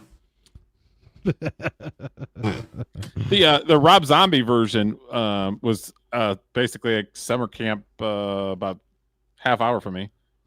Where they filmed that one. Yeah, it says while we may be seeing heavier rainfall events in the region because the atmosphere is a little warmer now, there's been no detectable increases in either the frequency or magnitude of river floods in the Texas Hill Country since 1965. In fact, they've decreased over the last 60 years, according to the EPA. In early September 2021, downtown San Antonio was inundated beneath 2 to 12 feet of floodwaters caused by decaying remnants of a Category 1 hurricane that made landfall in Mexico. Over 2 feet of rain fell in the Guadalupe River Valley, and Thrall recorded 38.2 inches of rain in 24 hours, including 23.4 inches in just 6 hours. On July 2nd, 1932, Mountain Home recorded 32.4 inches of rain in 18 hours, which was caused by a very similar stalled upper low and orographic enhancement. Huh. The highest 24-hour rainfall I could find from Friday's rainfall was a little over 21 inches, so that was far from record-shattering in the general area. Associated flooding was also wasn't unprecedented along the Guadalupe River. The crests at all stations were far from the record peak set at the Spring Branch in August 1869. Wow. Peak crest of 20. All those internal combustion engines back then. Yeah. It says peak crest of 23.4 feet, third highest on record at that gauge. The record is 39 feet in 1932. Center point was the second highest. Record was in 1978. comfort was 34 feet, the fifth highest on record. The record was 42 feet in 1869. 3 of the top 5 occurred prior to 1940. Bergheim was 49.7 feet. Wow, that's holy shit. That's 50 feet. That's a lot of water. Highest in record at that gauge, and then Spring Branch was 29.32 feet. There are places they flooded with a TVA that didn't get that deep. Yeah. I mean, in the video that you showed with the rising waters, is those people, they were acting like they've seen it before. Maybe not as tall, but they weren't scared of it because they'd seen it before. Right. Everybody's just driving through like it's. Yeah. Well, there's part like all along any river. If you live along any river, rivers flood. It happens. That's why they call them flood plains, because that's what happens is they flood and they go over the plains. So it's something it's a constant thing. Up in Illinois, there's constant flooding along the Mississippi River, along the Fox River. Just it happens. The tragedy is appalling enough as it is. I hope the dozens of people who are still missing are found. We don't need the added effect of idiots champing at the bit to finger point and place blame on people, in this case Republicans, they don't like. Stop exploiting natural disasters because your worldview. Oh, they're going to keep doing it because they're a bunch of psychopaths. There's a reason we call them grave dancers. They will dance on people's graves if they think it'll win them a vote. I saw the worst thing with grave dancers was, I think it was Giffords or something, was talking about because it's the anniversary of Philando Castile, the guy who had the permit that got killed by the police. And they were basically saying this is proof that minorities don't get treated the same and the same rights with their concealed carry. It's like, you people don't think anyone should carry a gun, so why are you even talking about this? Yeah. You want everyone's guns taken away. But you got something pulled up. Move on from the cloud seeding thing. So this is something I pulled up. So this says each year an independent analyst at Texas Tech University uses Doppler weather radar data from the National Weather Service network to assess the impact of these rain enhancement projects on seasonal rainfall within the project's target areas. The analysis of cloud seeding operations conducted by these projects in 2019 showed that on average, individual seeded thunderstorms lived 22 minutes longer than untreated storms in the vicinity and covered some 44% more area than unseeded ones. Rain output from seeded storms on average was 24% more than from nearby untreated storms. The total number, 101 in all, of single isolated thunderstorms that were seeded produced an estimated 101,031 acre feet above and beyond what could have been expected without intervention. More complex thunderstorm clusters that were seeded were observed by radar to have yielded an estimated almost million additional acre feet of water. The cost to produce this additional rainwater was estimated at less than $11 per acre foot. And this is not some whack job conspiracy theorist site. This is the Texas Department of Licensing and Regulation. Go figure.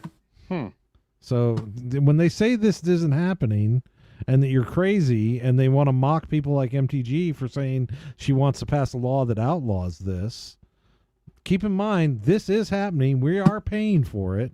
And as you can see, they've got the evidence that this increases the amount of water. So it has nothing to do with the fact that you're not driving an electric vehicle that they can monitor and control. That's terrible. So the death toll, the recent flooding caused by thunderstorms in the Lone Star State reached at least 43 individuals. So they're saying at least 43 deaths right now. It's a lot higher than that now. I think I saw the last number I saw was in the 80s. Wow. Let me verify that though. President Trump has previously stated his administration was working with Texas state and local officials in response to the fatal flash flooding. Wow. Our Secretary of Homeland Security will be there shortly. Melania and I are praying for all the families impacted by the horrible tragedy. Trump said in a post on Truth Social, our brave first responders are on site doing what they do best. God bless the families. God bless Texas. So it's as of an hour ago, 83 bodies have been recovered. How many? There's probably hundreds missing, right? Whoa. Sorry, Texas flooding death toll is up to 83 as more bodies have been recovered.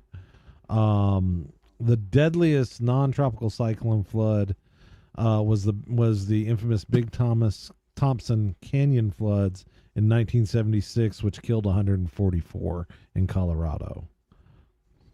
So that like I said, it's that number I think is going to go way higher in the coming days.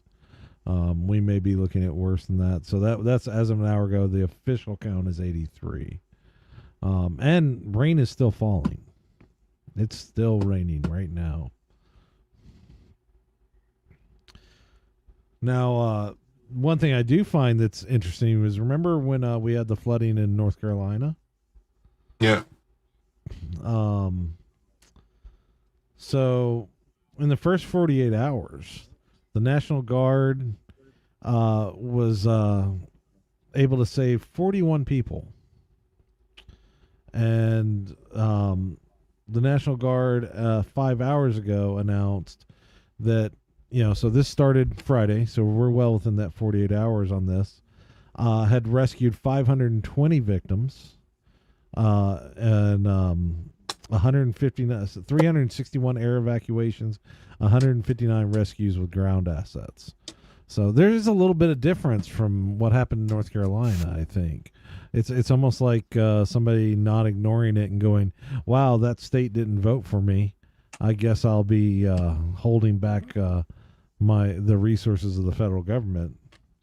Kind of changes things. Okay. But yeah, so Trump said he wants to thank Governor Abbott, state officials, and the U.S. Coast Guard for a swift, heroic response. President Trump is committed to deploying all federal resources to unify families, rescue the missing, return unrecovered loved ones promptly. The way that sounds. President Vance also said on X, the heart breaks for all the victims in Texas and their families. Just an incomprehensible tragedy. I hope everyone affected knows that they're in the prayers of my family and the millions of Americans, Vance said on Saturday. Oh. Wow. Speaker Johnson on his flood said we feel just as helpless as everyone else does.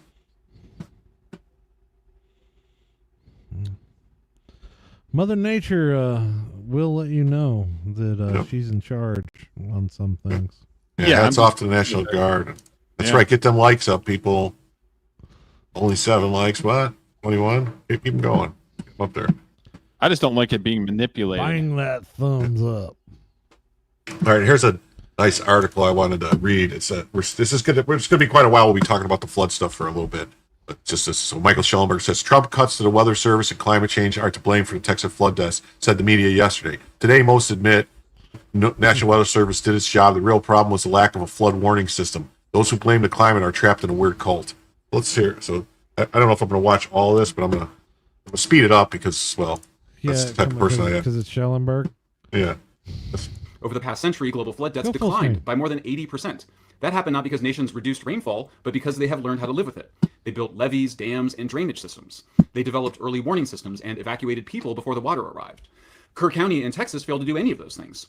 Despite its location in one of the most flood-prone regions in the United States, the county had no formal flood warning system. There were no sirens, no automated text alerts, no rapid evacuation protocol. The river rose and families had no idea it was coming. Floods are not the only extreme weather event that the New York Times and other media outlets wrongly attribute to climate change. Over the past decade, reporters have increasingly blamed climate change for heat waves, hurricanes, wildfire, even cold snaps, often before any formal scientific attribution was possible. In an era of collapsing ad revenue and declining public trust, sensational stories about apocalyptic climate disasters generate clicks, shares, and urgency. Don't ever forget Donald Glover blaming the earthquake in Haiti on climate change. Yeah. Well, I've noticed, like, whenever I see like stuff coming from the sun, like solar flares, when there's like some kind of solar activity, or we have like a solar storm or coronal hole stream or something like that, or flare, you'll see some swarms of earthquakes, like weird earthquake swarms. So I think that might have something to do with it, because it's basically supercharging the earth. You're adding to the electricity and the power, the plasma and stuff to the earth. So I think that probably does something to unlock stuff. And do you think that's what he was thinking? No, that's not. I don't think that's. I was just saying, but what's this says? YouTube is conspiring against me. He tried 3 times to submit a super chat that said I already own that item. I don't know what that means. He bought you? I thought that was illegal now. I don't know. That's weird. I remember being in California like 2017. Rumble. Good rumble. And I was in Ventura County, and there was big fires that came up in Ventura County. It was pretty scary, like Simi Valley. And it was created by kids playing with fire. But they wanted to sit there and say it was climate change. All right, I was going to say... and then there was another one where somebody flicked a cigarette outside the window and it started a fire. They wanted to blame that on climate change too. Well, the vast majority of the fires are started either by lightning or by someone letting something get out of control, or either and there's arson too. But usually it's someone's doing something, let a campfire get out of control, and just carelessness or whatever. So, all right, Jim, I'm off. Okay, you're taking off. All right. What?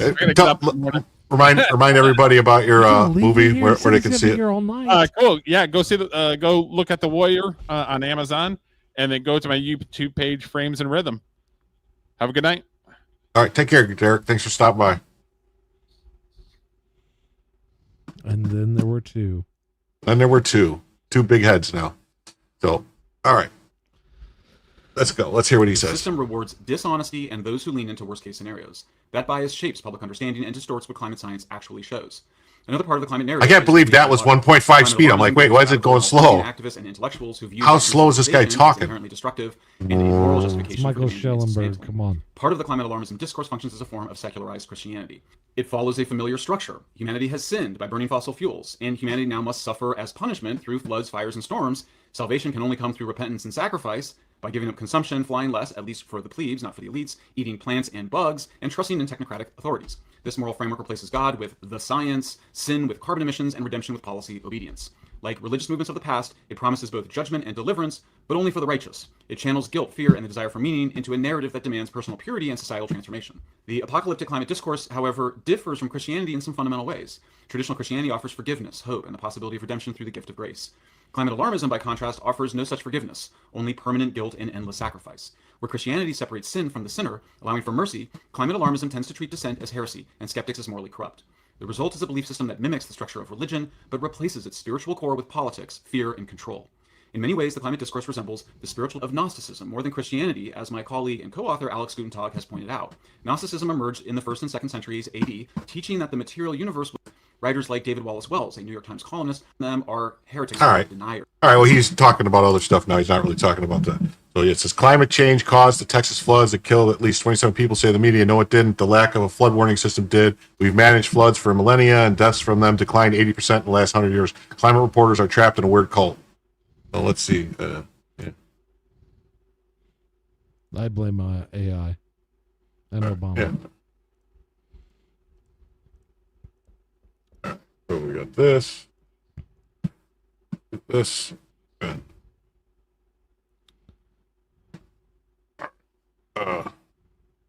well, I guess we'll let him.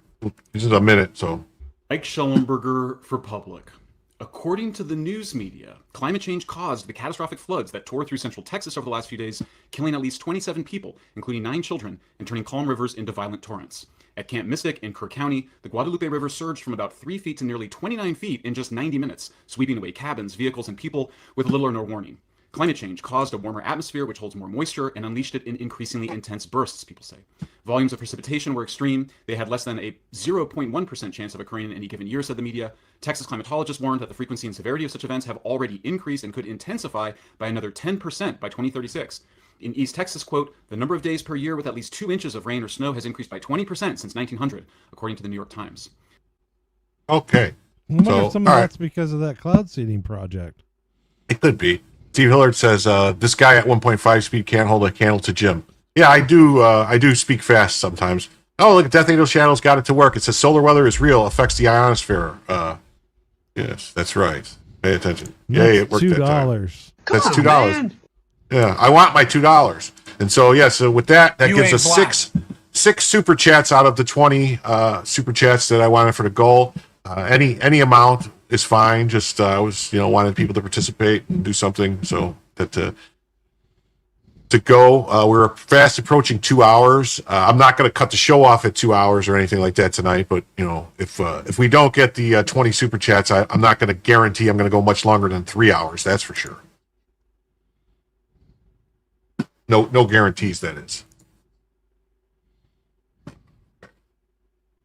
Climate journalists are in the grip of a weird religious cult. It'd be a Failures lot of cooler if you did. climate change caused the catastrophic floods in Torture Central Texas, killing 27 people, according to them. So volumes of participation were extreme. They had less than 1% chance of occurring any year, according to the New York Times. Texas climatologists warn the frequency and severity of such events have already increased and could intensify by another 10% by 2036.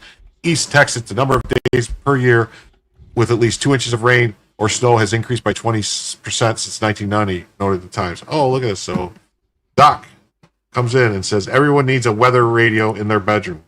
Yes, you definitely do. And, they have really cool ones. Thank you for the $2, Doc. They have real cool ones. They're not that expensive. They're like $35-$40, where they have all the weather stations. They have, you can power them with they have double A batteries, and also they have a rechargeable battery that you can recharge, and they have a solar thing, so you can charge it with the sun, and a crank also. Crank. Yeah, on it and everything. It's great. So yeah, you could do that, and they're not that expensive. And then you could even use them to recharge your phone and other stuff, because with the battery backup and with the double A batteries, you can use it. So I wonder what Gen Z's going to call them when they invent weather radios. I don't know. And this is I have a lot of radios that receive NOAA. They all transmit to any type of walkie-talkie, any type of handheld communications device. You all can get the weather radios. So weather stations. Yes. Hams unite. Hamfesters unite. Also, he's going to make me. Well, I guess I'm not going to keep reading that story. Hey, man. Anyway, so see, that's what you got to do. Is you just got to start telling half these stories, and say if they pay, they can hear you talk about the rest, Jim. Well, I like to talk about the stories. I have a whole thing. I didn't I look at them and stuff, and then what happens is I look at the story when I'm getting it, and I put it into I have a notepad that I put everything in so that I can then load everything up in the order I want. I order them. I think once I look at them, come in and say, "Hey, why don't you share my screen for a second?" No, that's all right. But then what happens is I think I look at it and it's fine, and they don't want me to pay. And then when I reload it later, it says, "Oh, well, now we want you to pay because you already looked at it." You can archive them right away, man. Yeah, that's what I should do, I guess. So let's see, what's this? Screenshots. No clients, no blackmails, just the love of the game. Love of the game.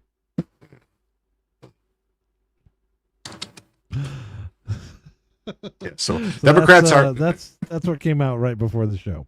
Yeah. Democrats are blaming Trump's cuts to the National Weather Service for the Texas flood. The Weather Service had an extra staffers during the storm, and warnings were issued hours in advance. Democrats are evil. Yes. So here's this. So the Weather Service had extra staffers, and Well, no, Joe doesn't do ham, Steve, because it's not kosher. So, but bum. Oh, that one hurt. That one hurt a little bit. So, wow. So we keep going here. Then we'll do this, and then Mark Randazza, who's an awesome lawyer. If you guys don't know, he's a great First Amendment lawyer. Mark Randazza. Why do I know that name? He represents a lot of different Rackets? people. I think he's representing Rackets in the Monty lawsuit, if I'm not mistaken. I think. But anyway, That's right. But I know him from other stuff, not from that.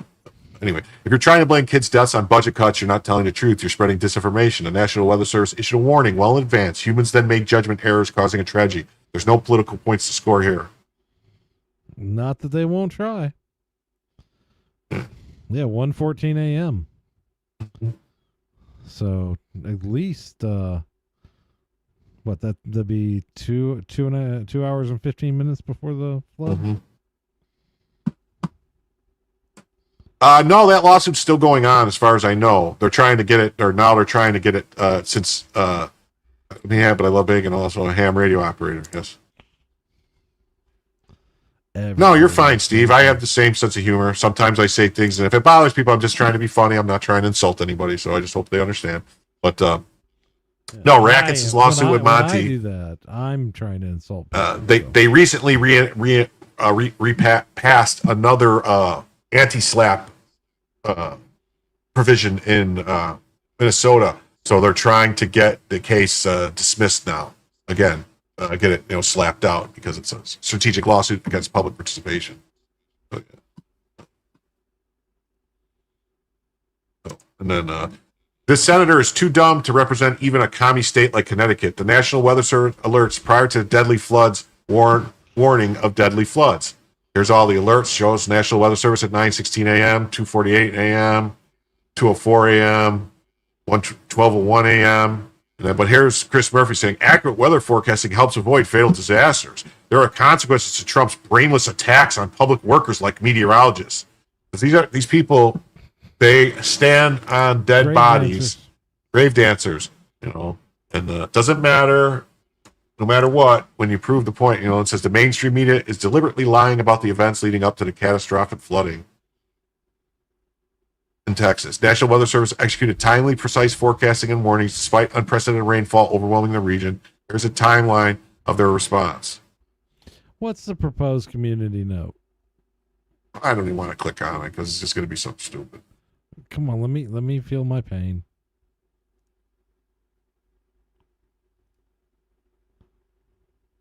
It says as part National Weather Service, part of the Commerce Department, DHS has no supervision or oversight over the National Weather Service. Okay, so But that's their note. It's saying basically they're going, actually, the DHS it doesn't oversee it. So anyway, so here's the timeline. Morning, July 3rd, National Weather Service, Austin, San Antonio conducts forecasts, briefings for emergency management, flagging flash flood risks. The morning of July 3rd, National Weather Service issues flood hazard outlook, identifying flash flood potential for Kerrville and surrounding areas. At 1:18 p.m., National Weather Service issues a flood watch for Kerr County.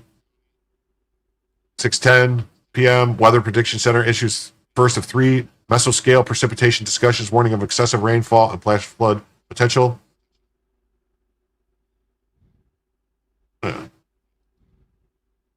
July 3rd, 6:22 p.m., National Weather Center warns of a considerable flooding risk for north and west of San Antonio, including Kerrville. 11:41 p.m., first flash flood warning issued for Bandera County. 1:14 a.m., flash flood warning with considerable tag issued for Bandera and Kerr counties, triggering wireless emergency alerts and no weather radio notification. So that should have been on cell phones, and the weather radio should have been beeping and stuff. Any type of anything. Yeah. And you could, and also like everyone should have a little handheld CB, whatever you want to call it, walkie-talkie, marine radio, because it'll have all this stuff on it. They're not expensive, and really everyone. Art Bell to know you should order one. Yeah, but everyone also should have at least 2, maybe 3. The what's it called? Those little handheld radios. They're the weather radio. The one the Chinese company. I can't think of the name of them now. I have them. I don't know. Baofeng, yeah, Baofeng. Baofengs. Yeah. So the flash flood warning upgraded to flash flood emergency for South Central Kerr County at 4:00 in the morning. 4:35, Kerr County Sheriff's Office reports flooding at low water crossing. 201 minutes over 3 hours after the 1:14 a.m. warning. At 5 a.m., the National Weather Center warns of widespread, considerable, and catastrophic flooding. 5:34, flash flood emergency issued for the Guadalupe River, signaling a large and deadly flood wave. Yeah, Baofengs are great. Yeah, less than $30. They're pretty good too. They, basically they do the job. The National Weather Service Keep one stored in a Faraday cage. Yeah, over 12 hours. Baofeng, yeah. So you really need it. Over 3 hours lead time. Strategies demand accountability, not deflection. The National Weather Service issued warnings, but Kerr County lacked flood sirens after a $1 million grant request was denied in 2018. Bureaucrats fund foreign aid before securing basic warning systems for American communities. The Guadalupe River surged 30 feet in 45 minutes, yet local alerts came hours post National Weather Service warnings. Mismanagement isn't media lies, it's failed prioritization. Every dollar wasted overseas is a dollar stolen from disaster readiness. Fix the rot, fund defenses, stop the spin.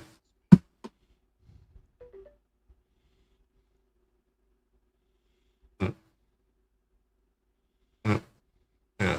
Same thing here. Democrats are blaming Trump cuts for National Texas flood. Weather Service had extra staffers during the storm. The warnings were issued hours in advance. Democrats are evil. I think I already looked at this. Okay. No, this is CNN. This is Dana Bash. 2 weeks after the North Carolina flood, after it became painfully clear that the federal response was inadequate, Dana Bash was viciously defending the Biden-Harris administration and warning about the dangers of politicizing a storm response. It's only 2 days after the Texas flood, and Dana Bash is already trying to blame Trump for the disaster. This is CNN. This It's The former president is falsely accusing federal relief agencies of maliciously withholding and misusing aid. Take a listen. We give foreign countries hundreds of billions of dollars, and we're handing North Carolina $750. If you want a president who won't even try to save you when the floodwaters are rising, vote for Kamala. What you just heard is not true. They're rumors and they're lies, and they are hurting the very people that thousands of FEMA emergency responders are trying to help. It's raw politics and dangerous politics. A lot of the people who are believing these lies are Trump voters. Why is he spreading misinformation in a crisis like that? And does that concern you about your fellow North Carolinians? You have migrants being housed in luxury hotels in New York City. We have paid so much money from our tax dollars into the crisis that didn't need to happen. We could redirect money to help people immediately on the ground in North Carolina. Laura, they're saying that they have probably going to have a situation coming up in the next several days. That's a separate tranche of money. That's a separate tranche of money. Just talking about the federal government and even the local government, 2 Texas National Weather Service offices involved in forecasting and warning about flooding on the Guadalupe River are missing some key staff members. A director of the NWS union told CNN that the Austin San Antonio office is missing a warning coordination meteorologist due to the Trump administration's buyouts. Do you have any indication whether those or other cuts helped play a role in the fact that the people in the flood zone were not prepared and certainly not evacuated? How do you see evacuate an area that much in 30 minutes? You don't, but they had warnings. But and here's this: disaster response should prioritize Americans, not political games. Under Biden, FEMA's failures left North Carolinians stranded. $750 payouts while bureaucrats burn cash on border mismanagement. Now Trump's Doge slashes red tape, redirects resources to real needs, and forces accountability. CNN's hypocrisy, predictable. They defended Biden's incompetence, but attacked Trump's decisive action. The real issue: bloated agencies like FEMA must be gutted. Every disaster proves governments can't manage basics. Time for Musk's efficiency revolution. Finish the job. Well, and the thing is, they're sitting here saying, well, we didn't have a paper pusher that was in a management position, so therefore, there was no warning. Even though we know there was warnings, there was more people. The management director is not the one making these, looking at the data and making these decisions. It's a joke. By the way, I don't know if you want to pull it up, but I've got a little bit of breaking news that just happened about 15 minutes ago. Oh, let's look see. Okay, what? Earlier tonight, approximately 20 fighter jets with the Israeli Air Force, using over 50 precision-guided munitions, carried out extensive strikes against infrastructure sites belonging to the Iranian-backed Houthi terrorist group in western Yemen. So that might be heating up again. Oh, that's terrible. They didn't attack Iran though. They're targeting Houthis. Where the Houthis fired, I think the Houthis just fired some missiles at them. Yeah. So maybe that's why. So what's to say, Jim? You might want to change the chat goal to 420 or 419 or 421. It might get stuck there forever. I don't know what 420 is. I don't either. I don't know what that means. I didn't have the goal set to 420. I don't know. Oh, 4. Oh, okay. I get it. 420. Okay. Now I get it. All right. 420. Yeah. All right. Okay. Did you get enough sleep, Jim? Yeah, I'm good. I thought he was talking about the time, not because it's 420. It's 420. It's FOR 20 super chats. I follow. Yeah. Warnings were issued hours in advance. The National Weather Service had extra staff using dead girls for a fake political attack. You're an evil, sick POS. Yeah. That's Chris Murphy, with his public workers like meteorologists. So here's this. So update: the Associated Press reports the National Weather Service had extra staff on duty in the regions where the floods wreaked havoc in Texas. Number of staff more than doubled in the office. This is a major blow to the Democrats' narrative, blaming budget cuts. The actual facts won't matter because CNN's not. Facts never get in the way. They were wrong. Yeah. They never get facts. Plus warnings were sent out hours beforehand. So they're watching it. It says Weather Service had extra staffers. The The Weather Workforce Improvement Act exists precisely because staffing gaps plague the National Weather Service. The bill grants expedited hiring authority for meteorologists, hydrologists, and technicians, positions critical for forecasting. Extra staff during the Texas floods, a Band-Aid. The Austin San Antonio office still lacks a warning coordinator meteorologist, a vacancy created by prior cuts. Real reform requires permanent staffing solutions, not overtime shifts. Bureaucratic delays kill faster than storms. I would like, hold on, scroll up. I would like to point out who's saying that. It's This the is Doge just AI. Yeah, which is just Chat GPT and an AI API. I don't know how they end up at the top of every story, but they are there. Yeah, I don't know. It's something. All they're doing is they're pooling a bunch of other people's statements and just basically, Yeah, it's. I get annoyed by it. Now we're going to get into some of the stuff where the people were behaving very badly and saying things they shouldn't have said. TikToker blasts people who donated and helping find the missing girls in Texas. Her reason is because the girls are white and they're deporting your family members. This is one of the sickest things I've ever seen. So let's see. We're gonna. Hold on. I saw this earlier. I would like you to pay very close attention to the girls that are in the photos in her video. Okay. There's people in it. Oh my God, there's so many people in it. No. I know I'm probably going to get canceled for this, but Camp Mystic is a whites-only girls' Christian camp. There is no whites-only Christian camp in Texas. They don't even have a token Asian. They don't have a token black person. It is a all-white, white-only, conservative Christian camp. If you ain't white, you ain't right, you ain't getting in, you ain't going, period. And I think that... Oh, wait, I see it. Right there, I see a colored person. Very dark-skinned, at least. I don't know. Did you say colored? Person of color. Person of color. Context needs to be said in this matter. It's not to say that we don't want the girls to be found, whatever girls that are missing or whatever right now, but you best believe, especially in today's political climate, if this were a group of Hispanic girls, especially with them being in East Texas, it should be most likely Hispanic. If this were a group of Hispanic girls out there, this would not be getting this type of coverage that they're getting. No one would give a fuck. And all these white people, the parents of these little girls, would be saying things like they need to be deported, they shouldn't have been here in the first place, and yada yada yada. So before y'all come at me, hold on. I'm gonna say it. The only way that people wouldn't give a fuck about this, to quote her, is if it was her missing, because I really wouldn't at this point. Yeah, she's I don't know. We're gonna find out who she is in a little bit.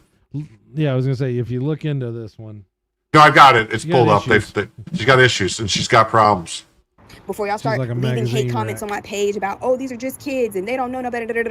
The parents of these children who are choosing, and it is a choice in 2025. It is definitely a freaking choice to go into. Oh, who's that on the left? I mean, didn't you notice that? Did you see that right there? That they're wearing rainbow stuff, like pride stuff. So come on. I don't know if that. East goddamn Texas, and to make a all-white enclave. Exclusionary just for white people, with all the black people in East Texas, with all the Hispanic people in East Texas, somehow, some way, you have carved out an all-white, whites-only enclave in East Texas. She says all white. Well, that picture was on her laptop. Yeah. That don't look like a white girl in the middle. I don't know. Oh, maybe she counts Hispanic people as white. Only enclave in East Texas for your white children. Yeah, I have a problem with that. I have a big problem with that. Once again, this is no shade to the girls. I hope they all get found. But once again, y'all have to understand the climate that we're living in. They want you to have sympathy for these people. They want you to get out of your bed. What do you mean? Who's these people? What does she mean? And donate your money to go find these people. Meanwhile, they are deporting your family members. Meanwhile, they're setting up concentration camps and prisons for your family members. And I need y'all to keep that in mind. Where are the white before women y'all get at? out there and put on your rain boots and go find these little girls. You ain't black.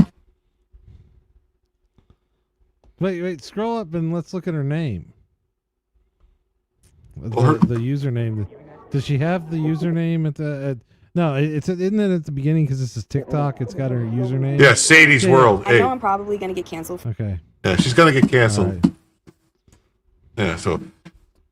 So what's the update there? Well, here, so TikToker blasts people are donating and helping to find missing girls in Texas. Response because the girls are white and they're deporting your family members. One of the sickest we've ever seen. Update. The Houston mayor's office says this woman is being permanently removed from the Houston Food Insecurity Board. So here she is. Of course she's working for one of these. Here she is, Houston Food Insecurity Board. Sadie Perkins is a community organizer. Hey, Obama was a community organizer.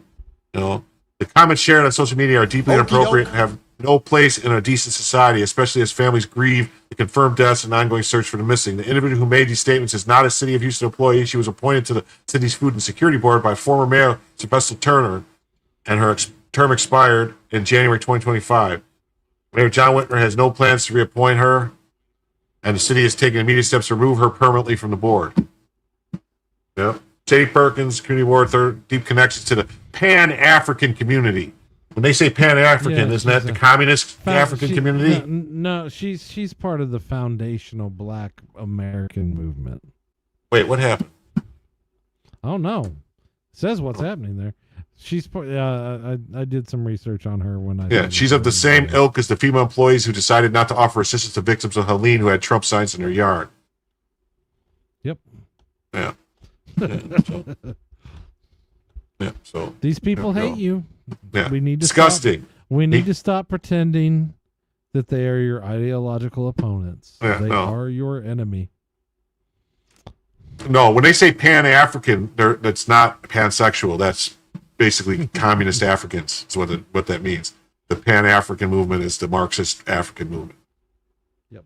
So meet Sadie Perkins, former market manager of Freedman's Town Farmers Market and a non-resident fellow at Princeton University. Ho, ho, ho. Of course. Who recently posted a vile racist video about Camp Mystic in Texas. In the wake of the missing children during the floods, in her rant, she falsely claimed the camp was exclusively for white conservative children, even saying, if you're not white, you ain't right. She went on to attack those who expressed concern or donated money to help find the missing girls, suggesting that if the children were Hispanic, they wouldn't have received any media attention. Perkins also blamed the girls' parents, accusing them of being responsible for deportation of illegal immigrants. After facing widespread backlash, she refused to take the video down, instead doubling down with even more vile comments about the missing children. In a follow-up video, she mocked the outrage, laughing at the attention, and claimed white people are using their white power trying to bring her down. Meet Sadie Perkins. Make Sadie Perkins unemployable. That'd be cancellation. There's people in it. Oh my God, there's so many people in it. I know I'm probably gonna get canceled for this. All right, that's what we see. So this is... Y'all caught the fucking news on me. Why is it so? I don't know. Did you zoom in? Y'all caught the fucking news on me. I wasn't gonna post anymore, but I think it's really funny how my little voice and my little 7,000 followers has garnered enough attention to where y'all want me to make a public statement. And I gave one. I definitely gave one. Wouldn't have been my first time having a news interview. If you look up my name, and I'm sure y'all have seen it, I have, tons of news articles written about me and the work that I've done. So see what she posted there? Oh. What it says here, it says consequences for what? Maybe it was God's will to wash them little. See you, when see you next Tuesday's away. Okay. She asked me for a statement. I gave her one. Be nice. And I told her what it was, and I think that I mean, she should, what? Honestly, she should probably go help with the rescue since she has all that boat rope coming off her head. She could help tie up the ships, the Cajun Navy going to get to rescue the people. She could help. She could take those ropes and tie up the boats. On one hand, it's definitely funny because I'm over here kikiing for sure, but do not negate the fact, all right? These are white people using their white power, all right, to try to bring me down, I guess. Please let her well, live see, for I 10 want to pose up minutes because inside the nation that she claims she lives in. Yeah. See, Death Angel Channel, see, that's the difference between us and them. We actually care about people and their well-being. Well, according to the mayor of Chicago, black people are the only race of people that care about other people. So that you're wrong. I'm sorry. He said that that's why he only hires black people, because they help other people, unlike the evil white crackers. That's what the mayor of Chicago said. I'm just repeating what he said. It's not my words or his. So take it up with Brandon Johnson. But the fact that it's just not working is even more hilarious. Y'all have called Princeton. Mind you, My fellowship with Princeton was 2 years ago. The work that I did is already done, and the money that I've been paid has already been paid and spent. So that's done. So reaching out to them is doing absolutely nothing. I mean, you're just making your fingers sore, typing all the letters. And when it comes to our Houston Food Insecurity Board, I'm probably going to make a separate video about that because I got a few choice words for Mayor Whitmore. Again, y'all called the mayor's office. I have not been on the Food Insecurity Board since January. So, again, you've done nothing but make your fingers sore. Yeah, nothing but make your fingers sore. Oh, yeah, so. Again, just let her live for 10 minutes and... Yeah, she neglected to do any research on Camp Mystic. So here's the pictures. This is Camp Mystic staff. Oh, look. Huh. Yeah. Look at all these white people. She's one of these black supremacists that believes that this person is a race leader. Wait, hold on a second. Oh, hold on. So she's not really black. 1, 2, this one has Down syndrome. Man. Definitely Hispanic. Okay. Yeah. Oh, who's this? Camp Mystic, our beloved J.C. Maddox went to be with the Lord, and I rebel peacefully this morning. What a legacy he leaves behind. Huh, Camp Mystic. What do you know? So she did absolutely zero research on the camp. She's an ignorant and racist piece. She saw some white people on the news and said white people evil. Yeah. You better be careful scrolling through here. Yeah. You're still on YouTube. Yeah, I know. Okay. Right here. So Josh Stubbs, Sadie Perkins of Houston, Texas. It's supposed to be Houston, I think. Man, incredibly disgusting racist TikTok videos about the 25 missing little girls from Camp Mystic during the Texas floods. She has celebrated their passing in comments under her video, referring to them as little white CUNTs. Wow. Let spread this far and wide. Yeah, she got to go. I'm not going to play any more of her video. Yeah, I'm not going to play any more of her videos. I just want people to know who it is, and you know. Here's another one. Okay, this is another person. Too long ago, a lady made one joke about taking a flight to Africa. Right, and then her whole life was destroyed. Yeah, she's still unemployed. Hasn't recovered. This girl is probably going to end up getting more money out of this. Probably. Let's see where we're at here. Hold on, I want to check something. I just want to. What's up? They're going to start a GoFundMe for her like they did some other people in Texas. I don't know. I just want to let everyone know that we are. You know what? And I didn't. Damn it! I didn't. You're an idiot. I closed it. Oh, I didn't do it. So we got about 15 minutes left for the goal, people. We got 7 out of the 20 to go to get all the. Another win for the toe. Another win for the toe. To get. All the ones I'm not even a quarter way through the tabs that I have for tonight set up. So if anyone wants to, it doesn't have to be much. You just throw it in. If you want me to go through all the tabs and get through all the stories tonight, we only need 13 more super chats of any range of dollar amount is going to work. So I'm not saying I'm going to stop if we don't make the goal per se, but I'm not going to go 6 hours without the goal. That's the bottom line. So, breaking.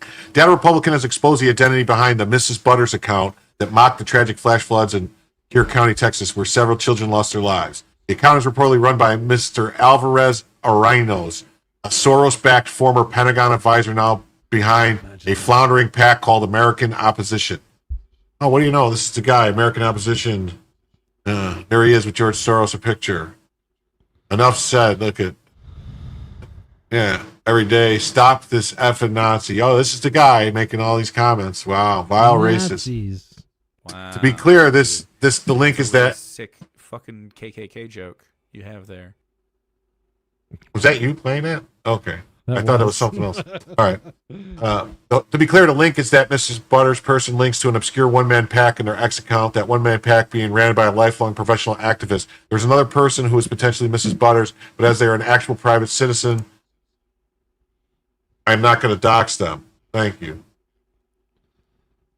Every time I see Crowdsource the truth. Pac and X, I start thinking about wrestling. These names. Oh, look at this. The team, the American Nina. Sunlight Project. He's partnered up with Nina Jankovic. Yeah. Nina. Yeah. The data Republicans identified the person behind the Mrs. Butters account who celebrated the flash flooding in Carroll County, Texas, which claimed the lives of multiple children. As Mr. Alvarez Arellanos, a Soros-funded former Defense Department advisor running a failing PAC called American Opposition. I've heard union blocking helps. Yeah.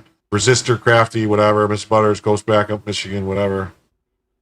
Trash Society. Carlos comes from a wealthy family and works for the democracy cult here in the revolution business. He works with NATO Nina Jankowicz, the former Disinformation Board dingbat. Mm-hmm. Carlos said that he is one of the people who started the effort to bankrupt Tesla. He worked for the Department of Defense under Obama and for a lawfare nonprofit protect democracy. Carlos Arneros comes from a wealthy and prominent family in the Dominican Republic. His father, Luis Alvarez Renta, is a well-known Dominican financier. Additionally, Carlos is the nephew of a renowned fashion designer, Oscar de la Renta. Huh. Is that what you're wearing tonight? Yeah, that's me. Carlos should be on a watch list. Yes. There he is making threats to Trump about J6. Yeah. No. And here, Megyn Kelly says, he says if J6 was a reason that Trump incited violence, his speech was worse. What's buffering? I'm buffering? I'm not.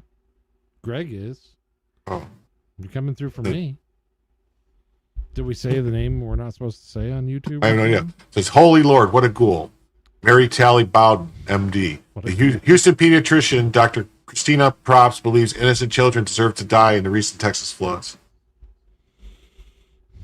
May all visitors, children, non-MAGA voters, and pets be safe and dry. Kirk County MAGA voted to gut FEMA. They deny climate change. May they get what they voted for.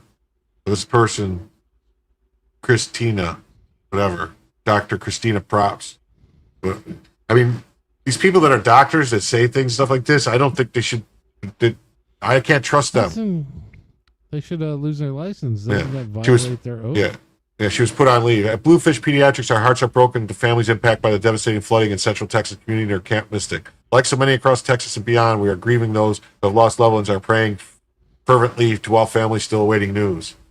We are aware of a personal social media comment by one of our physicians that has caused significant hurt and outrage. The content and timing of that post do not reflect the value, standards, or mission of Bluefish Pediatrics. We want to be clear. We do not support or condone any statement that politicizes tragedy, diminishes human dignity, or fails to clearly uphold compassion for every child and family, regardless of background and beliefs. Our practice exists for one purpose only, to provide excellent, loving, and respectful care to all children and their families. Our patients come from every walk of life, every political belief, and every background. We are honored to serve each and every one of them with empathy and integrity. In moments of crisis, we believe that unity over division, healing over judgment, and humility over rhetoric. We are taking this matter seriously, reviewing it internally, and have placed a physician on administrative leave. In the meantime, we extend our full support to the families and surrounding communities who are grieving, recovering, searching for hope. Sincerely, Bluefish Pediatric. With the help of ChatGPT. You notice all the mem dashes? This is what happened to stream. Wait, what's going on? Hold on. There's something going on? It's showing you live here. I'm live. I'm looking at Rumble right here. Is it muted or something? No, it's live there too. I'm live on YouTube and Rumble. Rumble, I've noticed lately, has had an issue sometimes where it'll freeze, and you have to back up for 15 seconds and then and restart it. Tell them to refresh. Yeah, refresh your screen. See what happens. He can't hear us. We got to put it in the chat. Oh, he can't hear. Okay, sorry, my bad. I should have known better. Let's see here, live. Yeah, I've had problems with Rumble a little bit on live streams lately, where you sometimes have to hit the back 15 seconds and then click the live button again, things like that. Okay. It's not just at 2 hours, but it does sometimes burp. Okay, so we got that one, this one. Okay. All right, so now we're gonna get off of the flood. So much of the turtle. Do you have anything else with the flood related? Any to talk about? No, I'm angry now though. You yeah, I'm pretty angry too. Cool. Yeah, try to reflect. Yeah, rumble burps, whatever. But okay. All right. So here we're gonna go. What are we gonna move on to? We're gonna move on to a new law banning foreign ownership. Well, it's still Texas banning foreign ownership of Texas land goes into effect September 1st.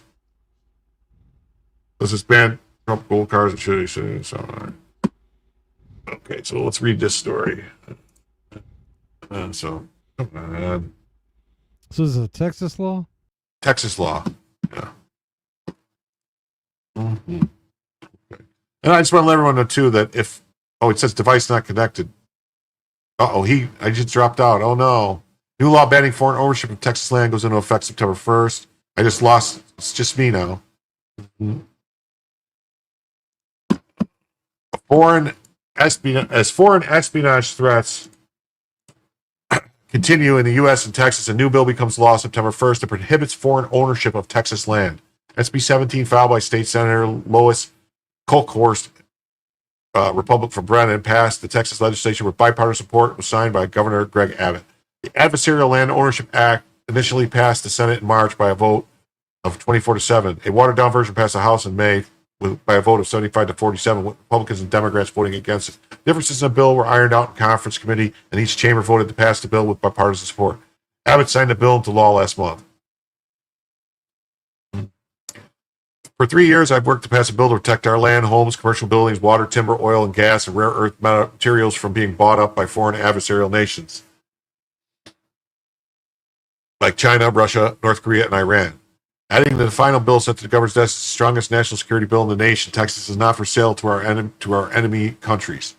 As of September 1st, the new law will prohibit foreign government entities, companies, and individuals from purchasing private property in Texas if they are from. Oh, he's back. He back. Yeah. I said bad things about Rumble, and I think they sent the gremlins after me.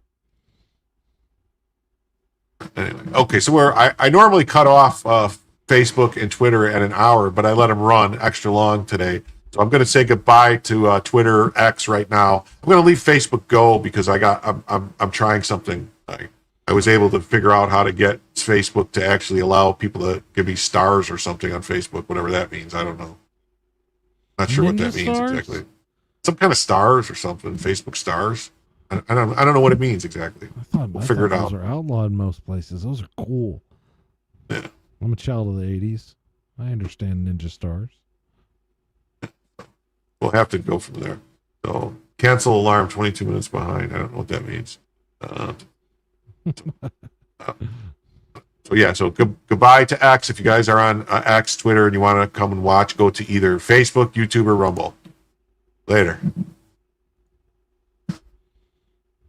Okay. I had to restart everything to be able to join back in. I am here. I am listening. Give me a few moments and I'll be able to respond. No problem. I'm just going to keep reading. Prohibitions for real property include agricultural land, commercial and industrial property, water rights, rare earth materials, groundwater, timber, and oil and natural gas. The law gives the Office of the Attorney General enforcement authority to investigate potential violations and initiate divestment procedures against prohibited entities. The prohibition is a matter of national security. Once Kolkhorst's bill becomes law, Texas will join 22 states that already enacted similar legislation. Between January 2023 and 2024, 22 states enacted legislation regulating foreign ownership of real property, according to the Congressional Research Services analysis. Some states enacted multiple laws, including Alabama, Arkansas, Georgia, Florida, Idaho, Indiana, Iowa, Louisiana, Mississippi, Montana, Nebraska, New Hampshire, North Carolina, North Dakota, Ohio, Oklahoma, South Dakota, Tennessee, Utah, Virginia, West Virginia, and Wyoming. The bill becomes law this year. It's a culmination of many years of dedication by Kolkhorst, including meetings with constituents, holding hearings, and surviving a wave of attacks during 2 legislative sessions by opponents claiming she and the bill were racist. In the last legislative session, a coordinated effort to kill the bill used a social media platform with direct ties to the Communist Chinese Party, probably TikTok. The Center Square exclusively reported. One of the anti-Kolkhorst groups posted an article published by the Center Square about her bill that Abbott posted on social media on a WeChat platform. The platform was used by opponents of her bill who targeted Chinese Americans, labeling them as Chinese traitors and spies, according to a Johns Hopkins expert on China who uncovered an alleged CCP campaign on social media targeting her bill. In 2023, her bill passed the Senate with bipartisan support, but never made it out of the House State Affairs Committee, chaired by Representative Todd Hunter, Corpus Christi. Last year, Abbott issued multiple executive orders and directives to state agencies to increase security measures related to China. The Center Square reported this year the legislature passed bills and incorporated those provisions related to cybersecurity, infrastructure, and other public safety issues. In Congress, U.S. Senator Ted Cruz, a Republican from Houston, introduced a bill to protect military installations and training areas from America's adversaries, including China, Iran, North Korea, and Russia, as well as protecting energy products. The bills were filed after the Texas legislature unanimously passed the Lone Star Infrastructure Protection Act in 2021, banning Texas government entities and businesses from entering into contracts with companies owned or controlled by hostile foreign nations to gain access to Texas's critical infrastructure. Yes, we do. They did so after learning that a Chinese billionaire and former Chinese People Liberation Army general bought over 130,000 acres of land just miles from Laughlin Air Force Base in Valverde County, the largest Air Force pilot training base in the U.S.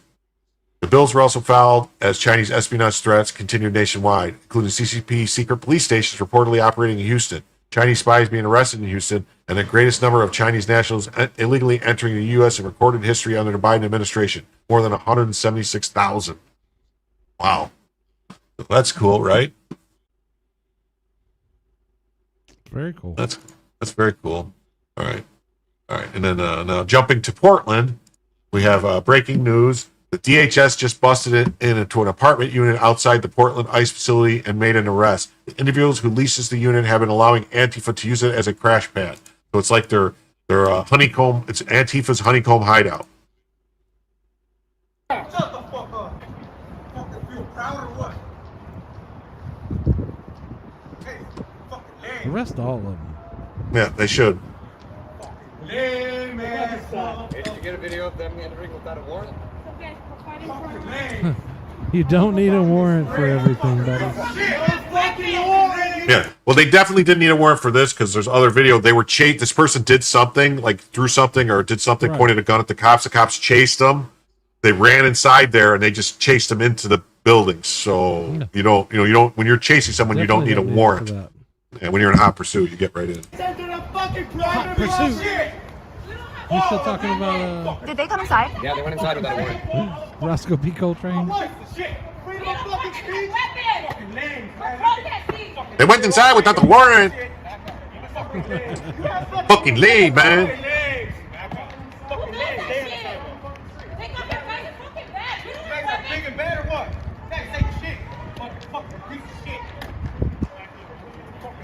Cowards. Got your legs, man. We don't have weapons.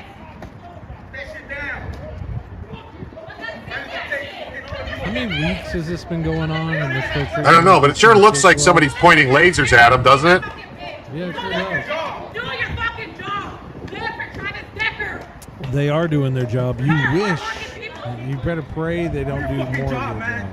We'll find the real people you guys need to find.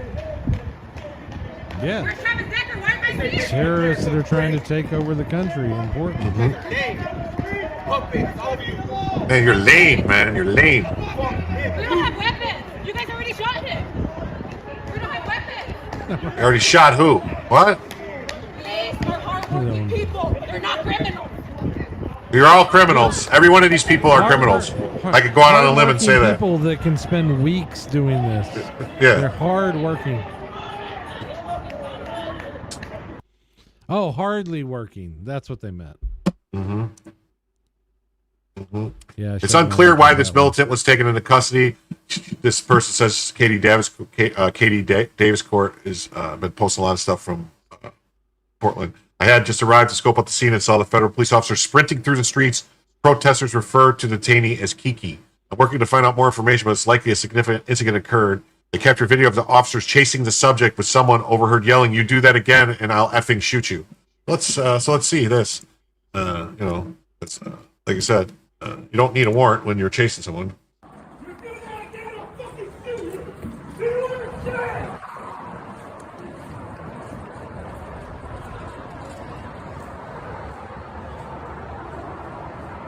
So there's a person running to the place, think they're going to get in there and hide. Like, oh, you can't get me without a warrant. It's like, no, we can chase you and arrest you.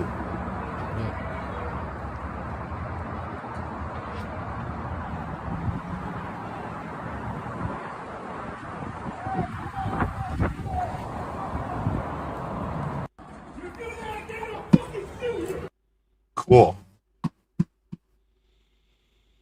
It's all so tiresome. Yeah. Federal authorities finally rushed inside the Antifa safe house, the Matisse building on South Lowell Street, after a violent suspect had fled in there during a pursuit. Chandler Jonathan Pade rents the apartment unit. Video by Katie Davenport. So, let's see. Yeah, so we saw this video already. Okay. And here's this woman. She lives there. She's been getting terrorized by these people. She said this. She's taking pictures of the stuff. So this is the building that Antifa is operating from here. Here they can eat, rest, and clean up for the next day's destruction.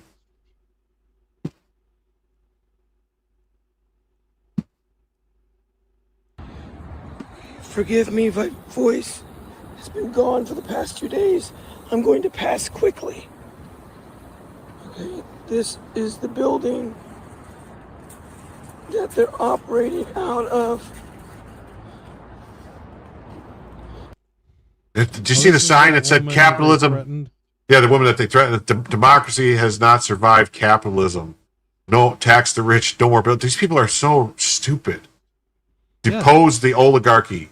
Deny defeat, join Democratic Socialists of America. I'd like to give them a little. Terrorists occupied the whole section last week in the park directly across the street. You couldn't move for all the tents and tarps and supplies. They had tons of food, water, and a cleaning station. That's where I spied literature detailing how to make booby traps. There was open grilling and alcohol use. Curiously, residents cautiously approached this open trashy warehouse trying to figure out what the heck was going on. Just showing where it is. Can you imagine the smell? Yeah. Just be careful, little monsters with mental issues. Yeah, they'll get you. Here it says, I have identified the trans suspect who allegedly went on a rampage in Portland on July 4th, punching a child and attacking 2 others using a knife and a stick. He had to be sedated during the arrest. Trevor Trish Ousterhout is a Satanist member of Antifa. I'm going to be nice because I know you're on Facebook right now. Treasurer Trish Ousterhout's social media is filled with symbols of Antifa and the occult. The local Portland media and police are referring to the violent felony suspect as a woman and Jane Doe. He has been accused of serious domestic violence before. Here's violent Portland suspect Trevor Ousterhout performing at Merced Pride in California in 2022. He's accused of going on a knife and punching rampage in Portland on the 4th of July. He had to be sedated to be arrested. Oh, yeah, that's the person there. See? Yeah, cool. Indeed.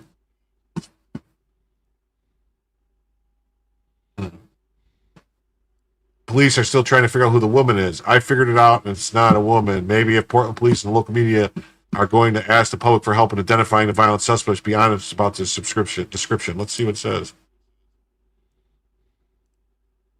A woman has been arrested and booked on multiple charges after 3 people were assaulted last night, and police are still trying to figure out who this woman is. It all started around 7:15 last night in Portland when a man showed up to PPB's Central Precinct saying he'd been stabbed. He was taken to a hospital, but police say it didn't end there. Around the exact same time on Southwest 2nd Avenue in Portland, police were responding to a report of an assault. When they got there, they saw a woman threaten a pickup truck just passing by, and police say a passenger in the pickup truck then got out, and the woman punched that person. Officers tried to intervene and even used a taser, but they say the woman would not let up, and they had to sedate her before taking her to the hospital. They say the woman also threatened another person nearby. Police have only identified this woman as a Jane Doe so far, and they're asking anyone who may know her to come forward. She's currently facing 3 counts of assault. A woman has been arrested and booked on multiple charges. Okay, so, yeah, so it says, did Antifa brandish a weapon? You do that again, I'll effing shoot you, is shouted late at night on January 5th as Antifa rioters marauded around the ICE facility in Portland, Texas. An officer was shot in the neck outside an ICE facility. Yeah, so we saw that video. So, and here's the story from Andy. Oh, mother. All right.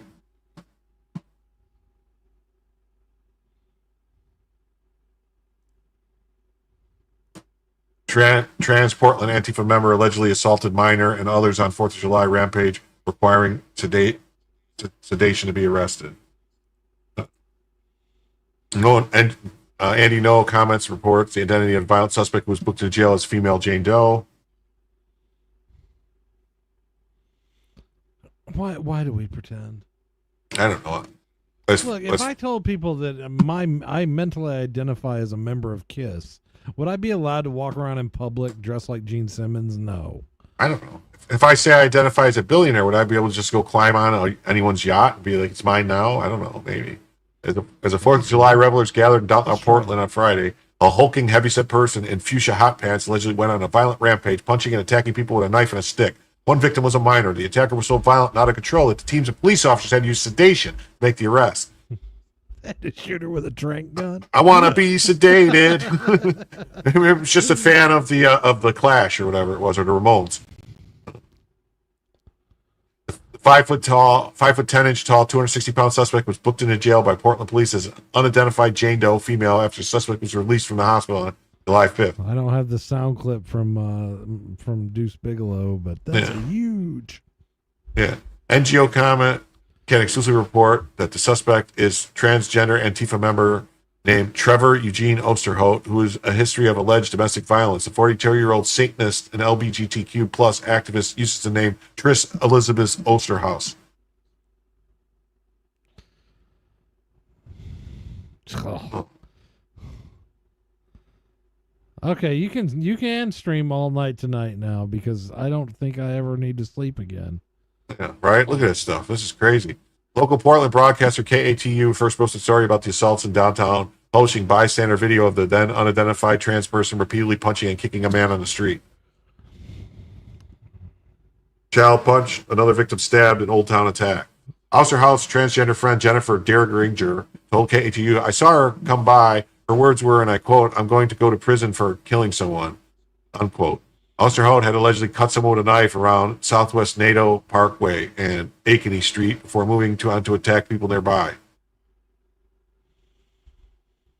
And didn't even bother updating their license? Yeah. Well, this license list says female, I guess. And then there's an older license that's cut up with the other name on it. By afternoon on July 5th, Portland police told Andy No this person was treated and released from the hospital. The suspect was not able to be identified and was booked into jail on felony assault.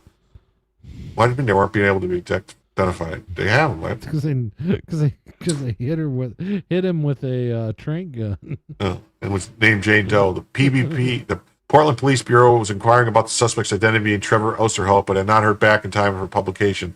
All the local media is still referring to the suspect as a woman. Portland Police confirmed to Andy No that the suspect's name is indeed Trevor Osterhout.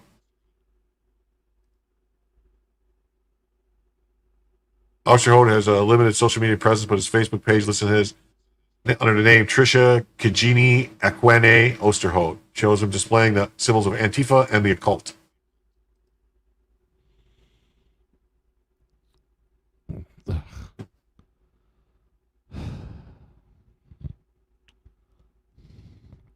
Oh, goodness. I don't know what country that is, but the women there are ugly. Yeah. Osterhout previously served as a secretary of the LGBTQ Alliance in Merced, California. They were quoted in a local paper in 2019 repeating false claims about an epidemic of trans people being murdered in the United States. Osterhout lived as a heterosexual man and fathered several children in California. In one of his family photos, his young son is wearing makeup with him. He was accused of severe domestic violence previously in Stanislaus County, California. Wow, that's a lot of charges. Small degree, whatever. I wonder if getting a bunch of hormone treatments could affect somebody's mood and make them do things. I think it does. If I'm not mistaken, I think it does. More violent. Yeah. They've written about being transgender in social media posts and suffering from substance abuse. At 4 years old, I knew something was wrong with my body. Osterhout wrote, I played with my grandma's makeup, had ponytails in my hair, loved to help my grandma cook, clean, and took care of my baby doll. Okay. He enjoys fighting. As of July 6th, Osterhout remains in custody pending his arraignment. Why do you do this to me, Jim? I don't know.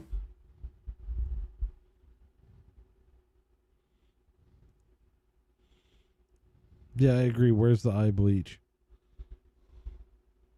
I don't know. And here's this one. It says, Portland, federal police officers have been standing their ground against Antifa, engaging in subtle trolling. On Thursday night, a vehicle driven by an officer blasted the song See You Later, Alligator, in reference to Alligator Alcatraz as they left the ICE office. Oh, that's cool. Let's see. That's funny. Get struck.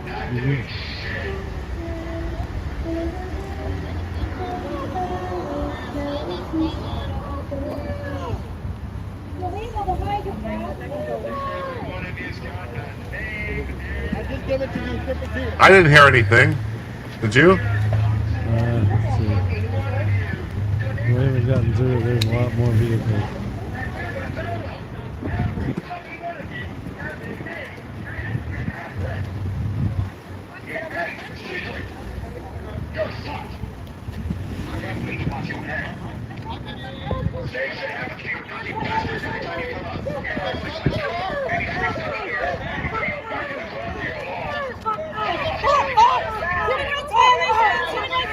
Oh, they brought in the mobile tank division.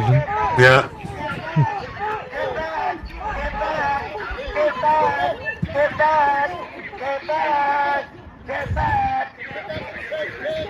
Close the door, man. Close the door. Good boy. Good boy. Good boy. Good boy. I didn't hear any See You Later, Alligator. Did you? No, I don't think that's the. Very difficult to hear, but the song is coming from the second vehicle exiting the ICE facility. Federal officers have also been starting waving goodbye to Antifa as the gaping as it closed. One officer took time to blow them a kiss. Weekday night shift has been running out of steam. Their best. That's the problem. Yeah. This is the best they can field.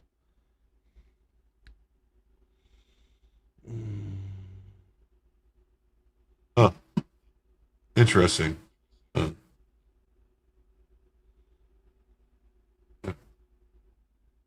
Okay. All right. Now we're going to switch over to another story. This is about Kristi Noem made comments about they made comments about trying to Do not mess with the Zohan. Yeah, taking away the Zohan's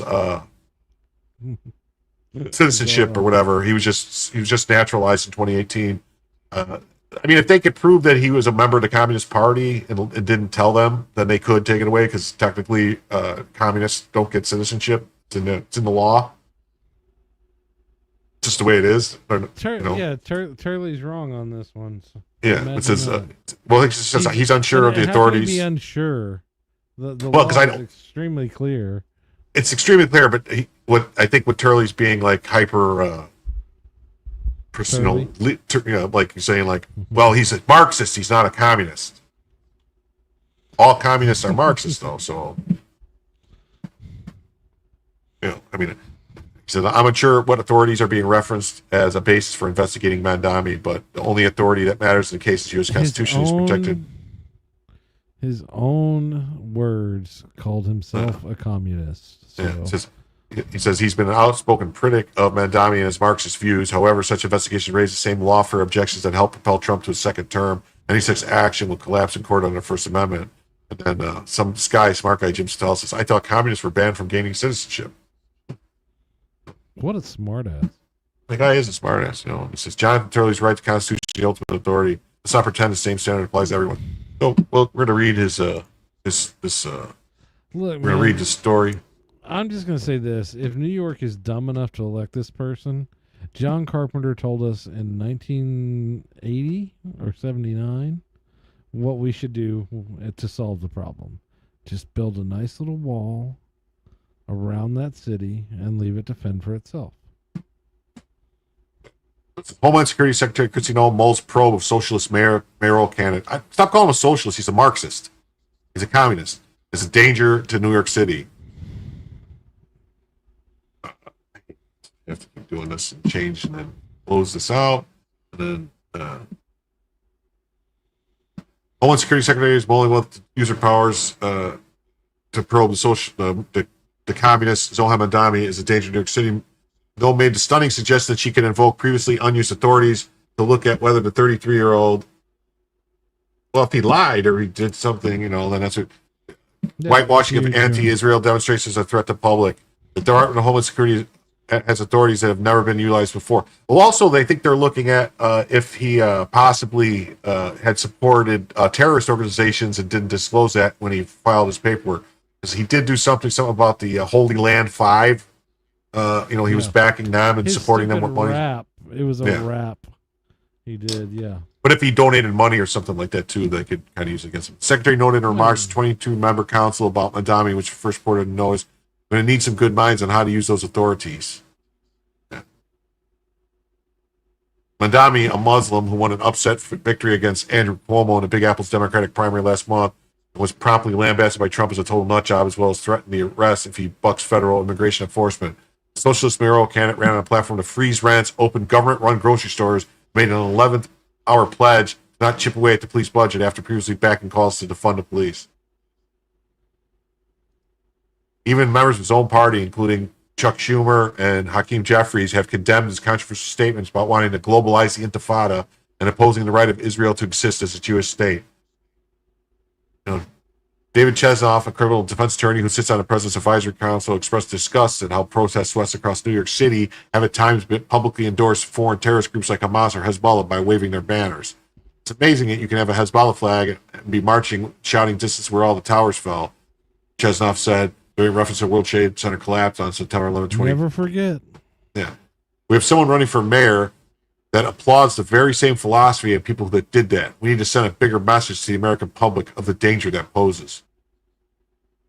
Chesnoff told the Post on Wednesday that he could recall making the latter comments about Mandami, but confirmed his earlier statement about pro-Hezbollah demonstrations.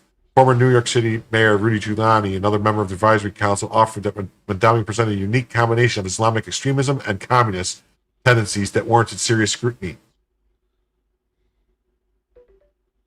Asked by a reporter Wednesday about the potential parole, Mandami replied, "Ultimately, what I fear is that this is what Donald Trump and his administration feel comfortable about saying about the Democratic nominee for the mayor of New York. Imagine what they feel comfortable saying and doing about immigrants whose names they don't even know. Donald Trump said I should be arrested, someone who would also be the first Muslim and first South Asian mayor in the city's history." Yeah, that's not a selling point. Because of who I am and where I come from, because of how I look or how I speak. Other council members include Noam's chief advisor, Corey Lewandowski, Chris Cox, the founder of Bikers for Trump, and ex-cop turned actor Bo Dietl, venture capitalist Mark Andreessen, and Fox News host Mark Levin, and South Carolina Governor Henry McMaster. The council, which is an annual budget of $800,000, is tasked with advising Noam about how to protect against future terrorist attacks, major disasters, and other national emergencies. Elsewhere in the conversation, Giuliani reported back mayoral candidate Curtis Lewa in the New York race and hinted that he and Dietl have been discussing ways to counter Mandami's status as a frontrunner in the Democratic-dominated city. Reps for DHS and Giuliani did not immediately respond for requests for comments. So, yeah. Well, they're going to have to wake up, Doc. Doc says they have Jewish friends who vote blue no matter who. Has a sister in Chicago who got severely beaten outside her apartment, and they still vote Dem. You can't feel stupid. Well, they're going to have to learn, man. They're going to have to learn that they, they really need to. No, part of me's hoping these guys win. Look what's happening in Chicago. Well, Chicago is go to Bezos' wedding, but I have other plans. Yeah. So he says he's been outsourcing of it, his Marxism stuff, and then let's read what he says. He wrote an article. So. No, that's not. He's made it clear right there. Come on. He's saying. Oh, we'll just look at it. Oh, this is a different one. This is the end goal of seizing the means of production. Yep, Mandami is a hardcore Marxist. Yeah, he is. So we know that. He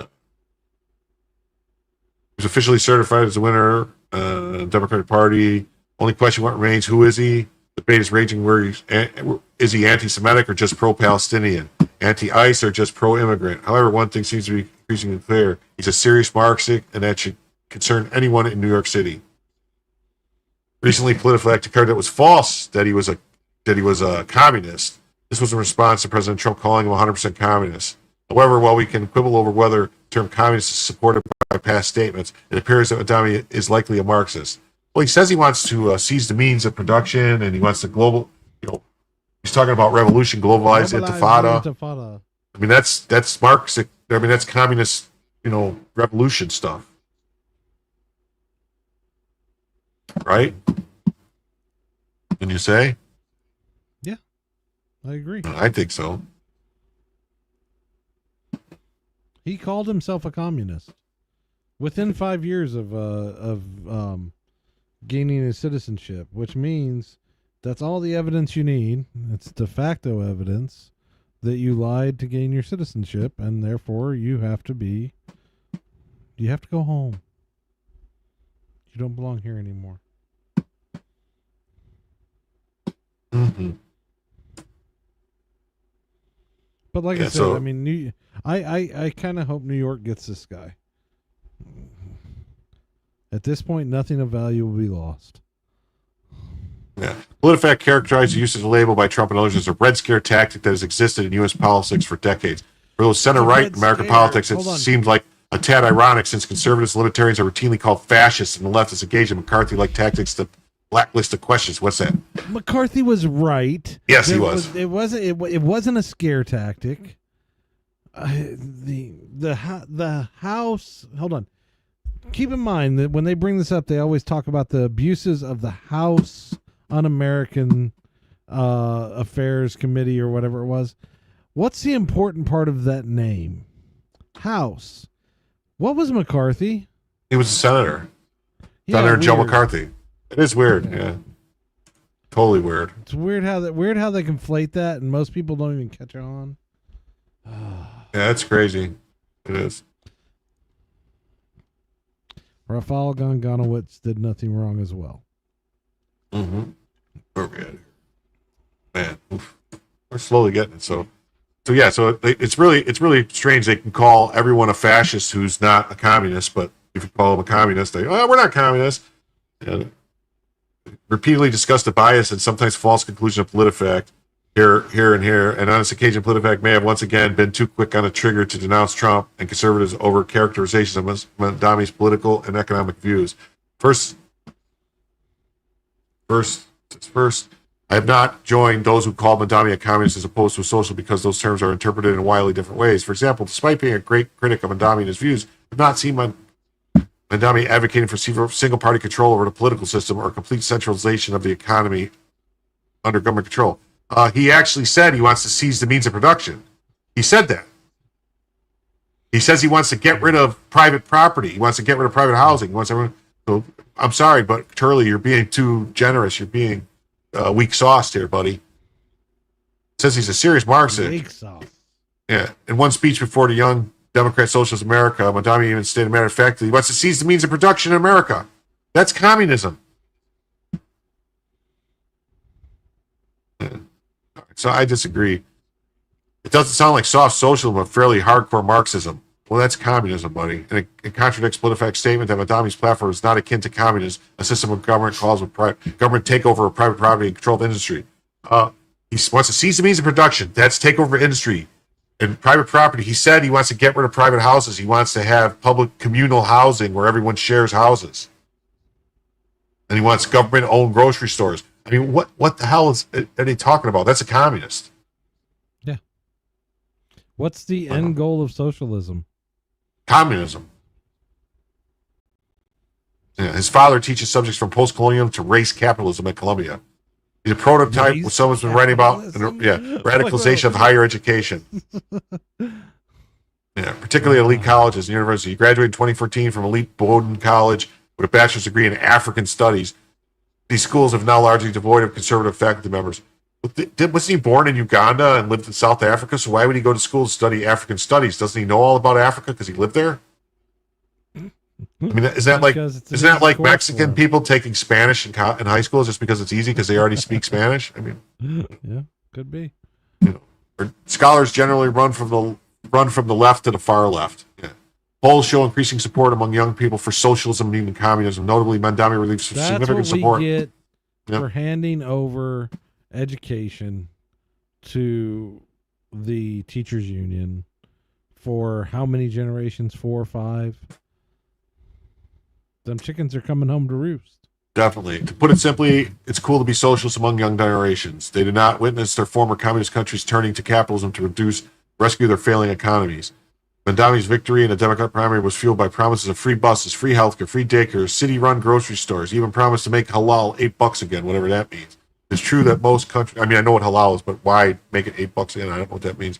It's also true that he ran an ad campaign saying that it costs more than $10 because of the fees and everything that the city's charging, which admittedly halfway decent point. They shouldn't be having to pay all that, but he's not going to change it by having the government take everything over. Mandami has tried to downplay fears over his views after victory, stating, "We talk about my politics. I call myself a democratic socialist in many ways, inspired by the words of Dr. Martin Luther King. Martin Luther King was a conservative. He was not a socialist at all. Called democracy, called democratic socialism. It was far better distribution." Yeah, no, he wasn't. No, he wasn't. Martin Luther King wasn't a socialist. From everything I read, I've never seen anything. We need to have a deep dive on that one. Okay, we'll have to look into it. Mandami won't be the first child from an affluent, privileged background to embrace Marxism. In my forthcoming book, Rage and Republic, The Unfinished Story of American Revolution, I examine how... By my book, yeah, Revolutionaries. All right, man. We are steadily losing people watching, so I don't know, maybe they're getting tired of me. They don't want me to talk anymore. It's 1 a.m. and then we're tired of talking about the communists. Yeah. Breaking: North Texas police officer shot in the neck by a pro-illegal alien radical right outside the ICE facility in Alvarado last night. This is a game changer. Let's hear what it says here. 29 seconds. An officer was shot near an immigration detention facility in Alvarado. It happened around 11 last night on Sunflower Lane near the Prairie Land Detention Center. Right now, that building is being that's what I thought. I thought he was a registered Republican. Enforcement. Police say they were responding to reports of a suspicious person. That officer saw a person who appeared to be armed, and police say when that officer tried to engage with that person, they were shot at. The officer was hit in the neck but survived. An officer was shot near an immigration detention facility. I don't know. Now we're down to 28 people only watching. I don't know, man. It must not want me to go. How's the Mandami did it? Maybe. I don't know, man. I don't know, but Texas police officer shot near ICE detention center as Trump officials promised zero tolerance. Alvarado police officer shot while spotting a suspicious person from Hall near Prairie Land detention facility. Oh, here's videos. Riot police, anti-ICE protesters square off in California. Now it's down to 25.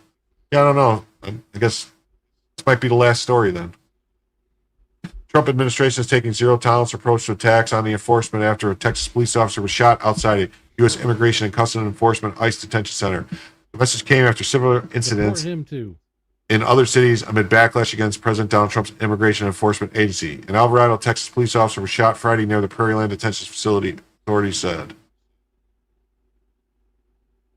We're closely monitoring attacks on the DHS detention facility in Prairie Land, Texas, and Portland, Oregon.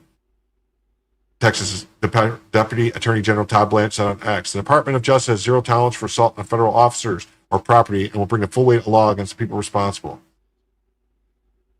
Yeah, not everybody gets a get out of jail free card like Epstein.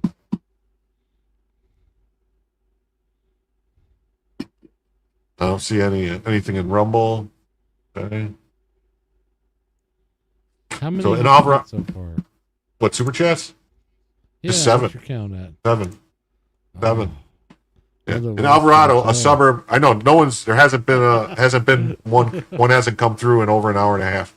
So they came in pretty hot in the beginning and then just fade out. But that's fine. I understand. I'm not here. No, it's okay. Blame me. It's all right. It's all right. It's Sunday night. Okay. It's Monday morning, 1 o'clock. Bunch of people sleeping.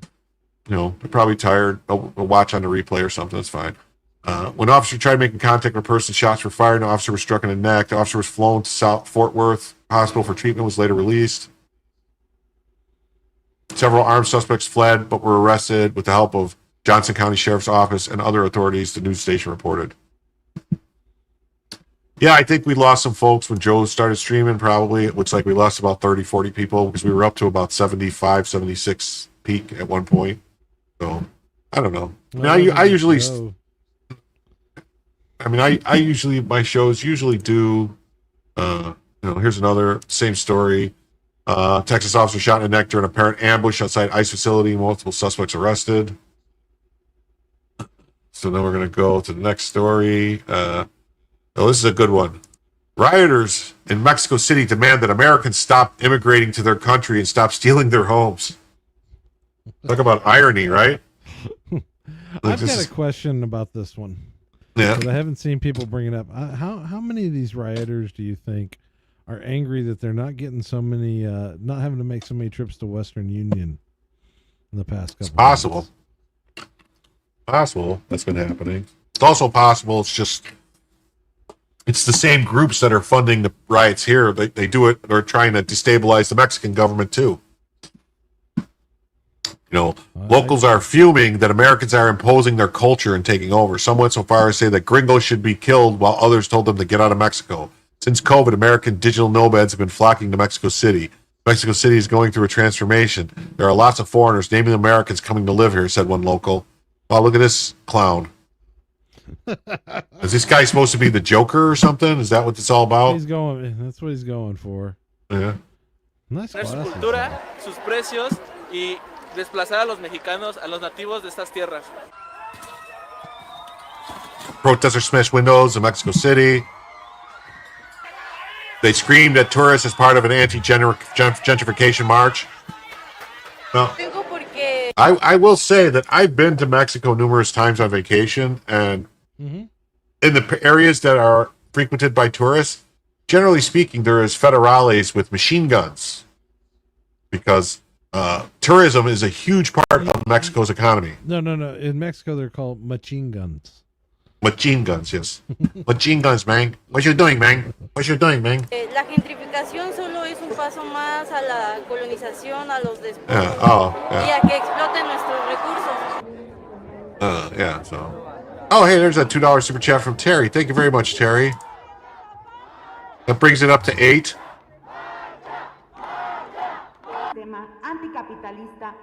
Gringo, go home. Anticlasista, proletarie.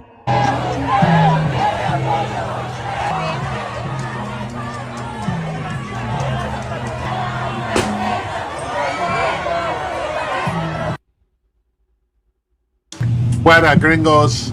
Defende a la huaga. Fuera, de choche, fuera, cotones, hermanos, hispanos, pero. Los gringos son señor sonor. Kira gringo. Purcas. Chinga madre.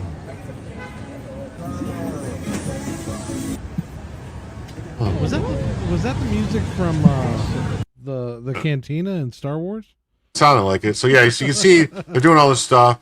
Like I think there's my problem with this though is there is far more Mexican citizens that came to America than there are Americans that went to Mexico. And Robbie Starbuck says, "How about we trade them all the people who came here illegally via the border, and we'll take back the Americans who moved there." Sounds fair to me. Do we have a deal? Is this real? Now imagine if these Americans started rioting in the streets, waving stars and bars while accusing Mexican natives of brown privilege. Yeah, that would be messed up, right? Actually, they would get arrested. It's against the law for anyone to protest, even if you're not a citizen. Yeah. Mexican bribe, even Mexico. Okay, buddy, go back to Mexico. Oh no, that's unfair. Don't send me back to Mexico. No, my life is ruined. Yeah, so it says like pictures from the riot today in Mexico City. Pay taxes, learn Spanish, respect my culture. Wow, that's weird, right? Not your home. Look at them. Yeah, it's almost like they get it. Well, the thing is, I can't hate on these people too much because they stayed in Mexico. These are not the people that fled and came here. So I'm not. They have the right to do it, to say the stuff that they want. Because I think what they're probably most upset about is that the gringos are there and they're taking up rents. They're making rents higher. Everything is more expensive because they're coming in with their money. Because most of the ones that are there are working remotely, so they're paid a lot more than people who are working in Mexico. Right. like Julio Rosas says, who's, I love pointing to Mexico's problems with immigration because it's totally undercuts the left meltdown over deportations in the U.S. Mexico's problems are for different reasons, but the end result is the same. Housing costs increase, local population gets replaced, culture starts to change, governments gives foreigners special treatments. But just as Mexicans are right to say they should have the right to have their country and foreigners should respect it when visiting, it's also right for us Americans to say the same about our country. Rioters demand Mexico stop immigrating and stop stealing their homes. Well, Jim, and what's up? Unlike you, some of us work for a living. Okay, so you're going to take off? Okay. I think I'm going to have to tap out. It's getting kind of late. All right, buddy. Fun. All right. Yeah, I don't know. I'll see. I might go another hour or so. Happy birthday, America. Happy birthday, America.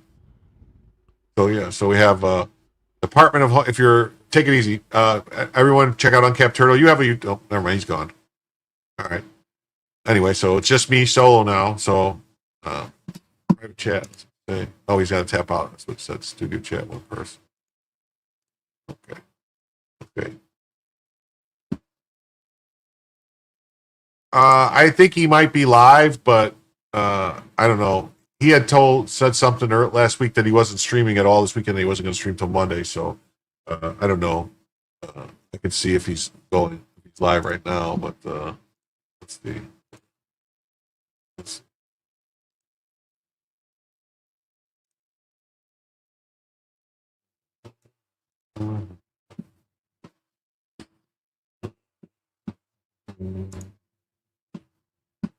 Let me look. I think he's live.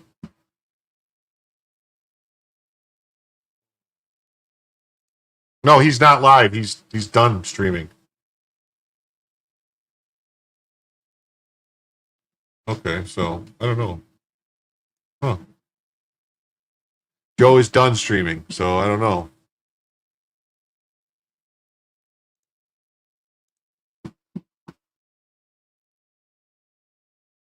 Yeah, Joe's done streaming. All right, back to what I was talking about. So I should get some more viewers. Joe's done. I think. Says I just came from a visit. Oh, you're over by Joe, huh? Yeah, Joe would have been nice if Joe would have. If Joe landed his plane, it would have been really nice if he would have forwarded his chat. If he would have rated my show, that would have been really nice. I'm gonna have to chastise him for not redirecting to my show. That would have been nice of him. If you're in the United States illegally and wish to join the next protest in Mexico City, use the CBP Home app to facilitate your departure. Here we go, Reuters. Mexican protests against gentrification and U.S. migration.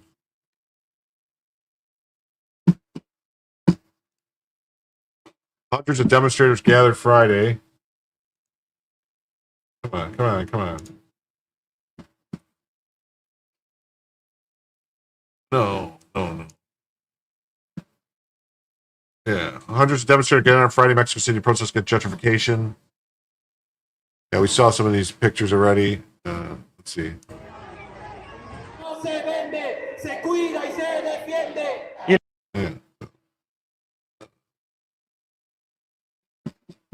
Oh, that's just a video? It's not going to actually tell the story? Okay. And it says protesters smash businesses to protest tourism in Mexico.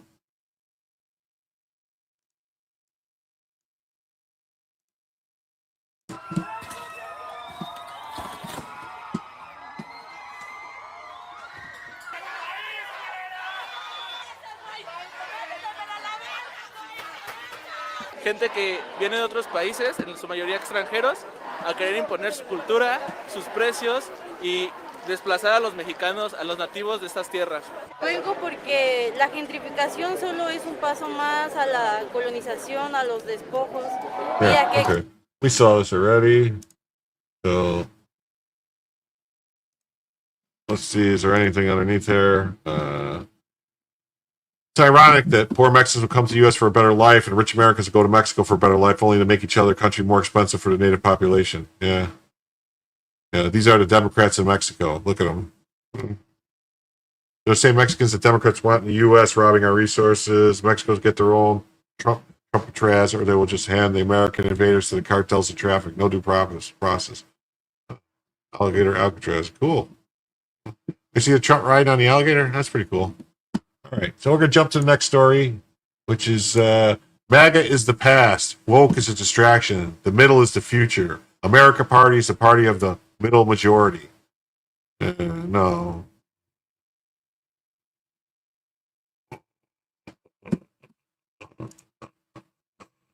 The American Party focuses on fiscal sanity, tech progress, and the middle majority, not extremes. Musk supports H-1B for top talent and carbon pricing for efficiency.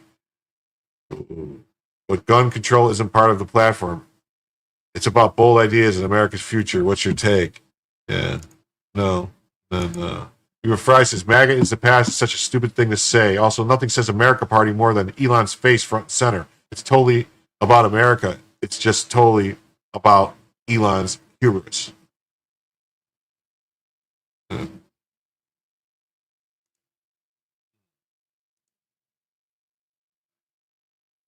Musk says America's party is formed in the U.S., only going to hurt Republican Party candidates and help the Dems take the midterms. Thanks, Elon.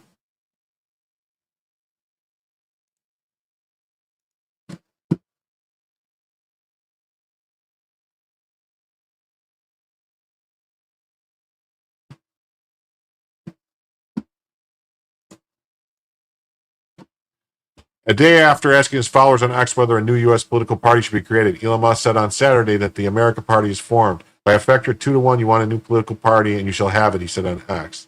I guess he doesn't know the story of Ross Perot. He probably should look into that. Today, the American Party is formed to give you back your freedom. The announcement from Musk comes a day after Donald Trump signed a tax cut and spending bill into law on Friday, which the billionaire chief executive officer of Tesla fiercely opposed. Musk spent hundreds of millions of dollars on Trump's reelection. It led to the Department of Government Efficiency under Trump administration aimed at slashing government spending, but the two have since fallen out over disagreements about the bill. Trump earlier this week threatened to cut off billions of dollars in subsidies that Musk companies receive from the federal government. Musk said previously that he would start a new political party and spend money to unseat lawmakers who supported the bill. Republicans have expressed concern that Musk's on-again, off-again feud with Trump could hurt their chances to protect their majority in the 2026 midterm elections. Yeah. You and me both, Steve. You and me both. All that did was get us Clinton. Clinton was elected with less than 40% of the vote and got us NAFTA. So, yeah. And the large sucking sound that we heard of all the manufacturing leaving the United States.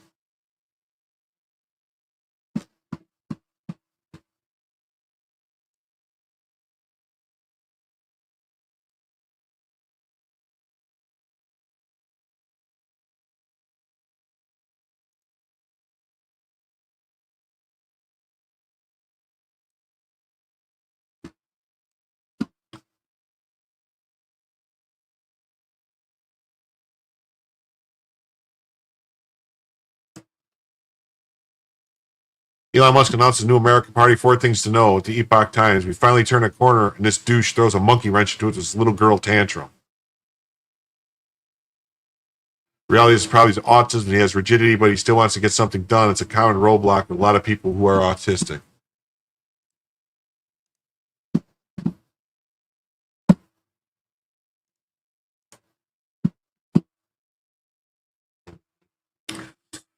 Elon Musk's new America Party, 4 things to know.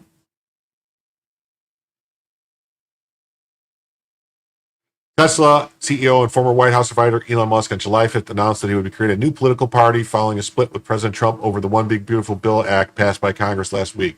Musk, who became a vocal Trump ally in the closing weeks of 2024,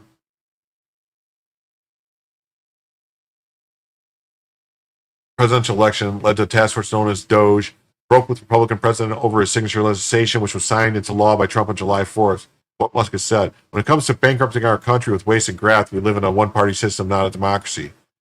Social media company owns today, the American Party is formed to give you back your freedom. The formation of a new political party is a common occurrence, but they generally struggle to pull off any significant support away from the Republican and Democratic parties, which have dominated U.S. politics for more than 160 years. Yeah, I have a feeling all that this party's going to do is pull people. It's just going to pull people away from the Republican Party. It's not going to pull maybe some libertarians, but the people that were going to vote Democrat are still going to vote Democrat. So all it's do is guarantee Democrats win. That's all it's going to do. After Musk's announcement, which did not include any criticism of Trump himself, the Tesla CEO has been repeatedly posted comments supporting Musk for his attempt to create a third party based on his public statements. I mean, his best, honestly, the best bet for him would be to try and get people to run and primary people in the Republican Party to get candidates that he wants into the Republican Party. That's the best way to take it over. I mean, that's what the libertarians should be doing anyway. Oh, my dog needs to go out. I'm going to read this, and then I'm going to have to take my dog out. I'll play a short video for you guys. Well, I take my dog out. Video file.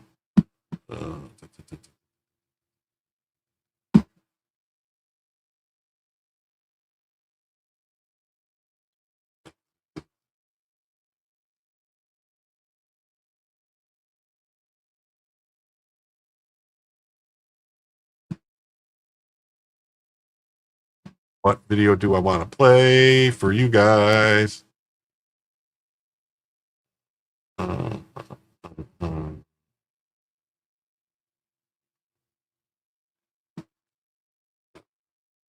Oh, here's a good one. So, okay. But yeah, so in early June, Musk engaged in an escalating public feud with Trump over a big, beautiful bill. Trump warned Musk that he could pull federal subsidies from his companies, while Musk suggested he would decommission SpaceX Dragon. The astronauts, several days after back and forth between the two, Trump and Musk reconciled, with Musk expressing regret for some of the posts. So I don't know if this is all real or if this is just more of the same baloney. Musk then took roughly 3-week hiatus from commenting before criticizing the big, beautiful bill. Trump signaled the federal government via Doge could look into federal subsidies that Musk's company was granted. I mean, him saying that stuff about, Trump saying that stuff about having the government look into Musk actually could help Musk because it could prevent future administrations from messing with him because they could say he's politically targeted. It's obvious with the insane spending of this bill, which increases the debt ceiling by a record $5 trillion, that we live in a one-party country, the Porky Pig Party, Musk wrote. All right.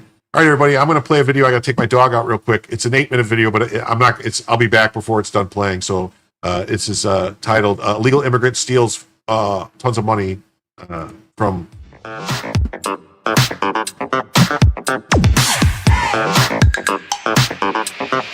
Anyone watched yesterday's show, but we talked a little bit about this Colombian woman that was illegally residing in the U.S. For over 20 years. She received over $400,000 in federal benefits, legally voted in the 2024 election and everything. I covered this yesterday, but there's also now, we covered this. There's a report saying what she did. Colombian woman unlawfully residing in Boston has been indicted by a federal grand jury. Oh, sorry. Oops, my bad. I boomered that. Colombian woman unlawfully residing in Boston has been indicted by a federal grand jury for identity theft offenses, including receiving rental assistance, Social Security, and SNAP, as well as voter fraud under stolen identity. That's what I mean. When people say they're undocumented, what they really mean is they don't have their actual legal documents. They have other people's documents in the vast majority of cases. Stolen Social Security numbers, fake IDs, and then this is what happens. So she was charged in a superseding indictment, one count of false representation of a Social Security number, one count of making a false statement application of a United States passport, which is weird. So she tried to get a passport. That's ballsy to try to get a passport. Very, very, very ballsy.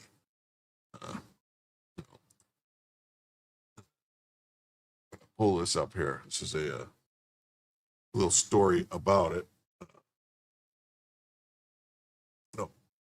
An illegal immigrant from Colombia residing in Boston was indicted by a federal grand jury. Oh, well, you know what, Joe? That's probably my fault that YouTube didn't, it's okay that YouTube didn't get the notifications out. That's probably my fault because I wasn't sure if I was going to stream tonight. I was trying to talk to some people to see what their plans were. And I made the link late. And so you have to have the link made on YouTube and out for an hour at least to get alerts to go out. That's just the way YouTube system works. So if you don't have the links out on YouTube for an hour, you're not going to get people coming. Or well, they won't get notified. Eventually, if you're in the feed, they'll come in your feed. But generally speaking, if they don't get them out, that's what the information that I had said. I've seen said you need to have the link out for an hour for actually to get the bells to go off. The Amish are cleaning up in the weed industry, are they?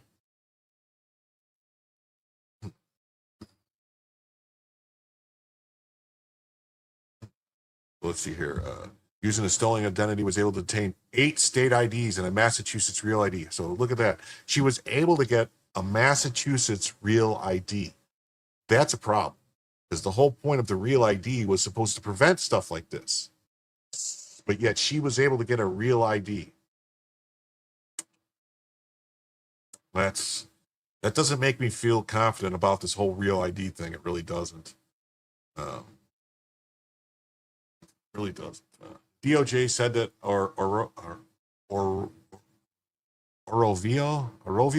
Hernandez fraudulently received about $400,000 in federal benefits. $400,000 in federal benefits.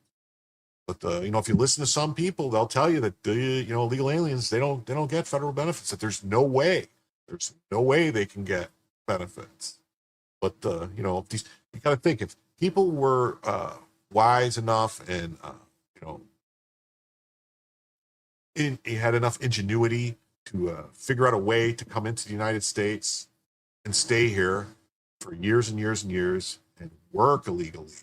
And they're, because if you're not here and you don't have documentation that gives you the permission to work, like if you're not a citizen of the United States, you come here, you have to have permission. You can't come here on a student visa and get a job, I'm pretty sure. I think you have to have a work permission, even if you're on a student visa, to work. If you come here on a tourist visa, you can't work. If you come here illegally, you're not supposed to work. Technically, even if you're here for asylum, I think you still have to get a work permit. So it's not like, and these companies that are hiring these people should be punished more. I mean, there needs to be something that needs to happen to prevent.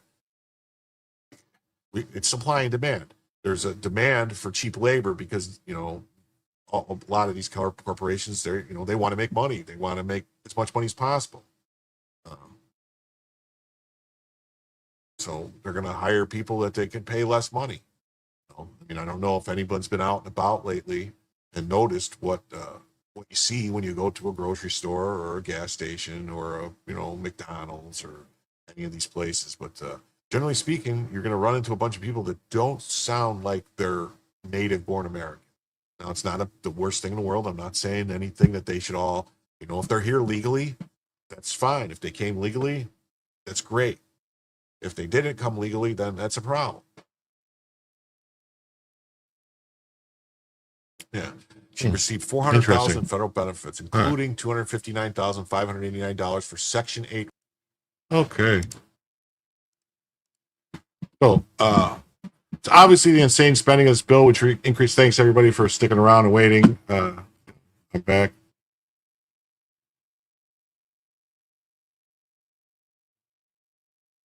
Jim is demanding that Johns be arrested to stop the hooking. I don't think so.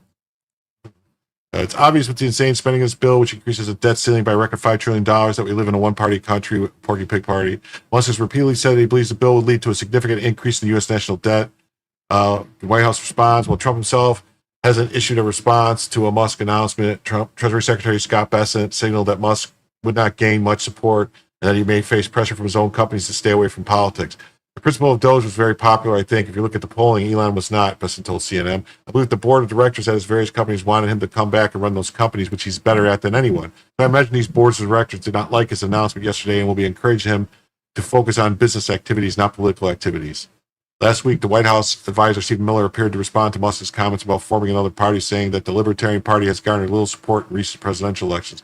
The Libertarian delusion is that there's a large political consistency for their ideology. It does not exist. The White House Deputy Chief of Staff for Policy wrote on X, Libertarians have never performed nationally above a number rounding to zero. And when the Libertarians run for president within the GOP, they were the first ones out.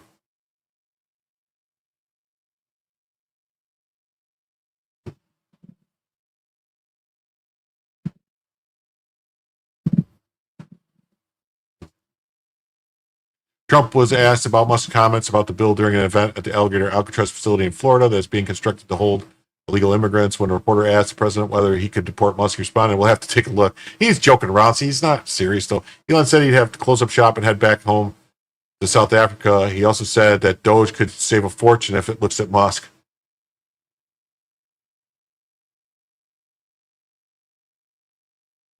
Musk wrote in response on social media, "So tempting to escalate this, so tempting, but I'll refrain for now." As of the morning of July 6th, there were multiple political parties listed in the Federal Election Commission database that had been formed in the hours since Musk's July 5th X post, the version of America Party or Doge or X in the name, or with Musk listed as the people affiliated, or with Musk listed among people affiliated with the entity. But many of the filings appear to be inauthentic. An FEC filing that was shared frequently on X on July 5th listed Tesla CFO Yevgev Tenej as the party's treasurer, including a 1-800 number that was directed to Tesla's investor relations portal and included a SpaceX headquarter address in California. Several of the FEC filings included an acronym listed for the American Party, but Musk wrote separately in a post on X that no acronyms would be used. Musk has not publicly commented on the FEC filings. Epoch Times contacted an email address associated with Musk for comment on July 6th. Tesla CEO wrote on X the American Party would go after several seats in Congress with the goal of keeping either Democrats or Republicans from gaining a majority in Congress. One way to execute on this would be to laser focus on just 2 or 3 Senate seats and 8 to 10 House districts. Given the razor-thin legislative margins, that would be enough to serve as a deciding vote on contentious laws, ensuring that they serve the true will of the people, he wrote in a post on July 4th. He also stated the way that we're going to crack the uniparty system is by using a variant of how Epimanius shattered the myth of Sparta invincibility at the Lucetra, extremely concentrating force at precise location on the battlefield. While Musk has not specifically laid out the party platform based on his very recent public comments, Musk's party would likely focus on slashing the national debt. Okay. And this is the Washington Post. Says Tesla CEO Elon Musk said he started a new political party, which he says will represent the 80% of voters in the middle. But Musk's party faces major challenges. Here's a look at some of the biggest obstacles.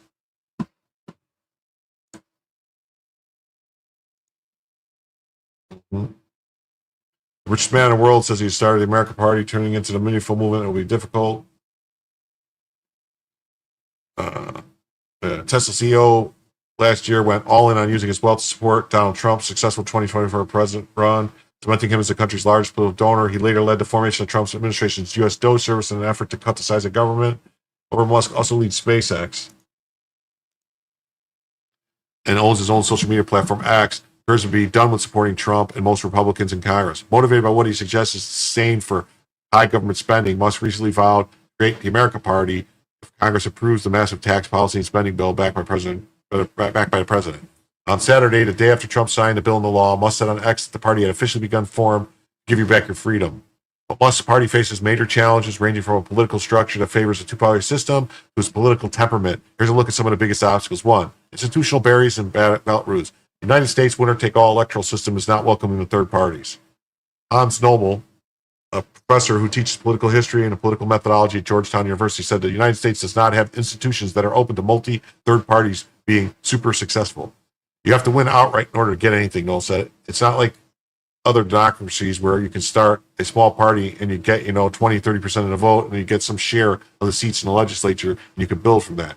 Beyond the winner-take-all system, it wants to buoy federal candidacies in different states or establish third-party presidential candidates. The new organization will have to comply with varying requirements for getting on the ballots. State and federal election commissions have rules and requirements for registering a new political party. States have their own rules and often include residential requirements and petition signatures for voters. Mac McCorkle, a professor at the Stanford School of Public Policy at Duke University, said the ballot criteria could pose a daunting problem. To get on the ballot, there's going to be a lot of petition signature requirements. Yeah, he'd be, honestly, he would be way better off if he just focused on getting candidates in his party running as Republicans to take, like you have the Freedom Caucus, if you had the America Caucus or something, that would be way better. On the other hand, he probably has enough money to be able to do it. Those requirements have tripped up many third-party candidates during the 2024 presidential election. No notable third-party candidates, including the Libertarian Party, Chase Oliver, or the Green Party's Jill Stein, Cornel West, appeared on the ballots in all 50 states. Historical headwinds and recent challenges. Political parties outside the American two-party system have long existed, but their recent national appeal has been limited. The last time a presidential candidate who was not a Republican or Democrat won electoral votes was 1968, when 5 southern states went to American Independent Party nominee George Wallace. Billionaire tycoon Ross Perot received about 19% of the popular vote in 1992 and no electoral college votes. Perot did amazingly well, but he didn't win, didn't come in first in any state, and the way the electoral college works, that means he's got nothing. Ralph Nader's 2000 run under the Green Party contributed to the close outcome in Florida that George W. Bush won, only after the Supreme Court weighed in. Still, Nader obtained 0 electoral votes. Independent Senator, see, this is baloney anyway, because they call themselves independent, Bernie Sanders and King, but they're not. They're Democrats. They caucused with the Democrats. 2 former senators who left the Democrat Party and became independents while still in office, Kristen Sinema of Arizona and Joe Manchin of West Virginia, did not run for re-election in 2024. Justice Amash represented Michigan in the House of Representatives, starting as Republican but leaving the party in 2019 and becoming a Libertarian in 2020. After considering a Libertarian presidential run, he decided not to seek re-election to his House seat. Musk wrote Saturday Night X he plans to target midterm elections next year. He liked the strategy to the tactics of the Greek general Epaminondas against the Spartans, extremely concentrated force at a precise location of the battlefield. Musk previously mused about the potential to influence the makeup of Congress by focusing on a small number of key Senate and House races. He has not named specific targets. Given the razor-thin legislative margins, that would be enough to serve as the deciding vote in contentious law, ensuring that they serve the true will of the American people. Yeah, so he's going to target Republicans, and he's basically going to hand Senate races to in the Senate. He's going to hand Senate races to Democrats. That's what he's going to do. Although McCorkle believes Musk candidates won't win, the Duke professor said that they can act as spoilers and confusers, undermining Republicans running for office and capturing just enough votes to make a difference in battleground states like North Carolina. Musk's nominees could affect midterm elections when there's probably going to be a drop-off of MAGA voters. Musk opposes tax and spend measures passed by Republicans and signed into law by Trump. They're not tax and spend. They cut taxes. A plurality of Americans also oppose it, according to the Washington Post. 63% majority of the public in this poll said that the spending package estimated $3 trillion to increase the national debt is unacceptable. McCorkle contended that the billionaire's opposition to the spending does not yet constitute a long-term party strategy. The massive federal contracts secured by companies he runs could undermine his message. There's a guy who's got more government contracts than anybody can imagine. He's going to be a standard bearer for libertarians? I don't know. Divisions among his potential audience. Musk appeared to agree with an executive who laid out a party platform that called for reducing national debt, modernizing the military with artificial intelligence and robotics, supporting deregulations and free speech, backing pro-tech and pro-natalist stances, and supporting a centralist policies elsewhere. Moreover, 80% of the middle that Musk says he's after does not necessarily have enough cohesion to form a political party. People have attachments to existing parties, are frustrated with them, but they don't like them. But people have concerns that there's no sort of constituency that he's got. What he's going after, that 80%, is not well defined at all. Garnering political allies.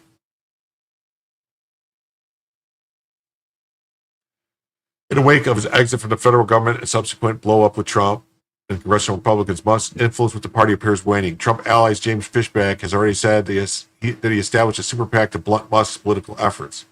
While Musk's wealth has served his political efforts, strong political parties can raise money from networks of interested voters. Your ability to raise money, in the connection with a whole bunch of people will not only give you the money, but also do something for you, at least vote for you. A new party will need unusually dedicated voters within the energy to campaign in elections, even after early losses. You can't just buy that. There's at least one spending-adverse libertarian-minded Republican Congress who must continue to support, Tom Massey in Kentucky. 2 non-Republican groups, the Libertarian National Committee and the centrist political group No Labels, say they want to work with Musk. Will a temperamental billionaire widely known for defying norms and setting ambitious targets for his team, engineering rocket ships and designing electric cars, tolerate the myriad process to get candidates on ballots only to potentially lose their races? Noel McCorkle said that he might acclimate the party losses before he sees political success. I'm not sure he has the patience. How is he going to vet candidates? There's going to be a whole lot of wannabes who think, hey, Elon Musk is going to fund me. What the heck? So it could turn out to be an embarrassment for Musk, too, if he's trying to put a lot of people on the ballot. Musk observed the limitations of money in politics firsthand earlier this year when his group invested more than $20 million to back a conservative candidate in Wisconsin's Supreme Court race. The contest cost more than $100 million, making it the most expensive judicial race in U.S. history. Despite Musk's spending and hyperbolic framing of the race, which he argued could chart the course of Western civilization because it could mean for Trump's agenda, liberal candidate Susan Crawford ultimately won. Musk has gone so back and forth in recent months about how he planned to spend money towards political causes.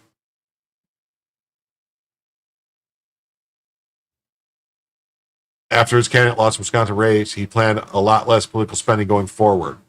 He saw a reason to do political spending in the future. McCorkle said he did not believe Musk would spend the rest of his life trying to create a new party. I think it's just about a feud with Trump and trying to sink the Trump legacy right now. If that's all it's about, then he gonna have problems. Here's an article from Amuse about the whole thing. America's Caucus, how Musk can win without burning down the house. The temptation of the fire. Every man who's been wrong knows the intoxicating draw of vengeance. When betrayal comes from those who claim to share your values, it stings deep.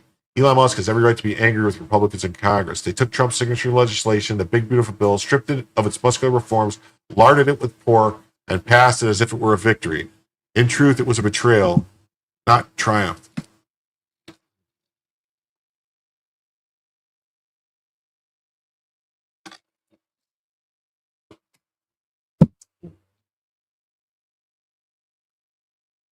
To add insult to injury, they are now balking at making even just the $9 billion Doge cuts permanent in Trump's first recession request, a total slap in the face to Elon and the American people. And yet, while the instinct to punish is righteous, the mechanism of punishment matters. Starting a third party to punish congressional Republicans may scratch the itch, but it risks amputating the arm to kill a splinter. Let's consider what would happen if Elon proceeds with his plan to launch a third-party effort to contest 2 to 3 Senate seats and 8 to 10 House seats. Its goal, noble in theory, is an excise the corrupt and corrupted from the ranks of the GOP, to discipline a party that has grown fat and lazy in power, and to realign it with people claims it represents. But if he carries out this through a third-party challenge, it all certainly will ensure Democrats retake both chambers of Congress. The consequence is not merely hypothetical, it's historically repeatable. The historical record is clear. There is a melancholy familiarity to the tale. Well-intentioned third-party conservatives, believing themselves to be correcting the failures of the GOP, inadvertently tipped the scales towards the left. It's happened before. It will happen again. In 2011, in New York's 26th district, Jack Davis ran as a Tea Party independent. He won just under 9% of the vote. Republican Jane Corwin lost to Democrat Kathy Hochul by under 5%. The math is not hard.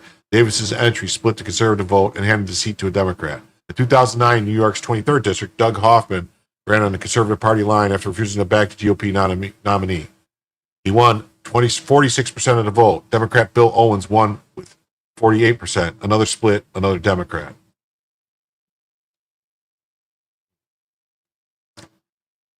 In 2014, Nebraska's 2nd district, Chip Maxwell entered the race as a right-leaning independent. He polled 4 to 9%. Republican Lee Terry lost to Democrat Brad Ashford by 3.3%. Yet again, the conservative split produced a liberal victory. These are not isolated incidents. They represent the iron rule of electoral math in the first past the post system. The left remains united, the right fractures. The result is defeat. One might cite the lone success, James Buckley's 1970 victory in the U.S. Senate from New York on the Conservative Party line. Buckley was not an outsider with no base. He was a brother of William F. Buckley, a legend. He ran in a three-way race against a weak liberal Republican and a divided Democrat Party. No modern parallel exists, and even if one did, the lesson remains statistical. One success in 50 years is not a plan, it's an exception. The Musk paradox. There is a paradox here, and it lies in Elon Musk himself. No one alive today has accomplished more impossible things in public view. He's built an electric car company that succeeded in a world dominated by internal combustion.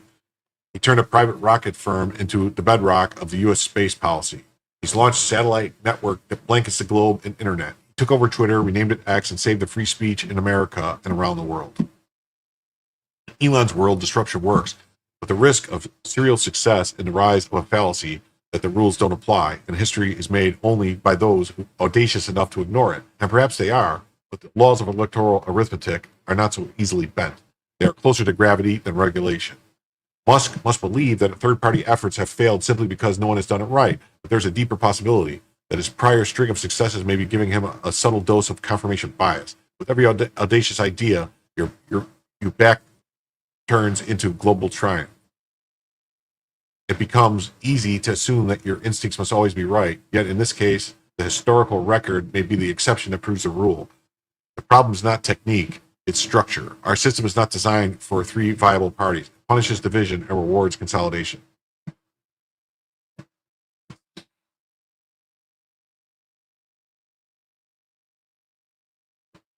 If Elon creates a third-party effort in 2026, and to be clear, he may have filed with FEC to formally establish the American Party, the outcome is clear. The House, already projected to fall to Democrats, will be more securely theirs. The Senate, which Republicans hold 52 to 48, would likely flip.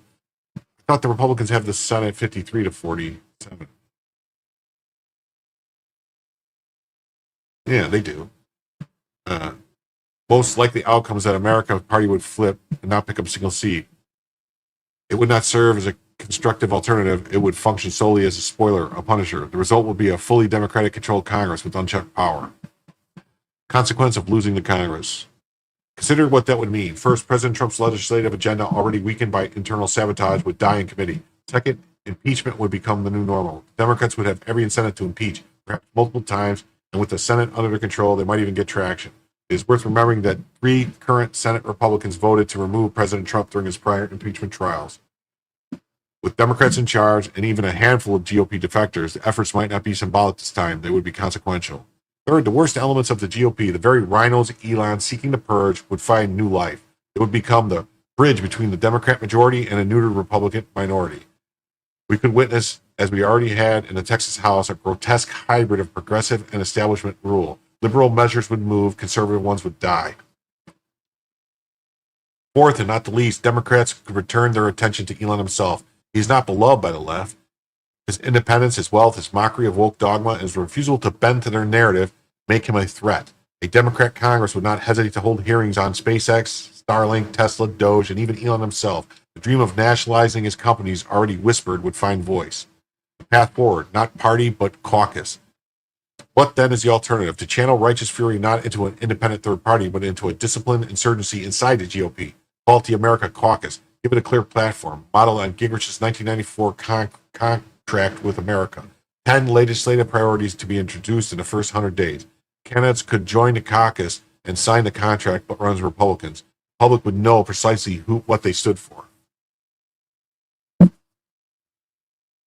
In 1994, the contract with America helped Republicans win 54 seats in the House and take control for the first time in 4 decades. The contract matters. Voters trusted it. They understood it. In 2010, the Tea Party executed a similar strategy fueled by grassroots anger at bailouts and Obamacare.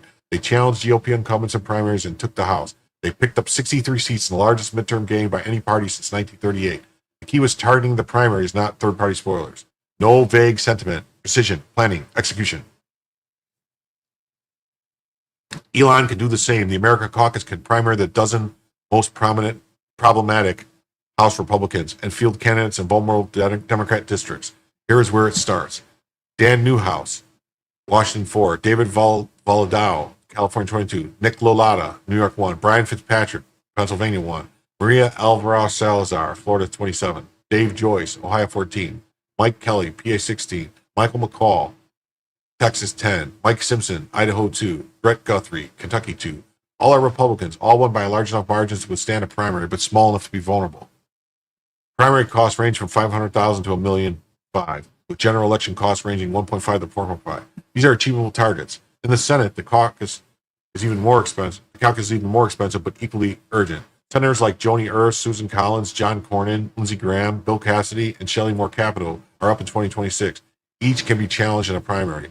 While general elections would cost $60 million or more, primaries are cheap, $3 to $20 million, depending on the state. For example, Texas Attorney General Ken Pax is running for Senator Cornyn's seat and would be a great America Caucus member.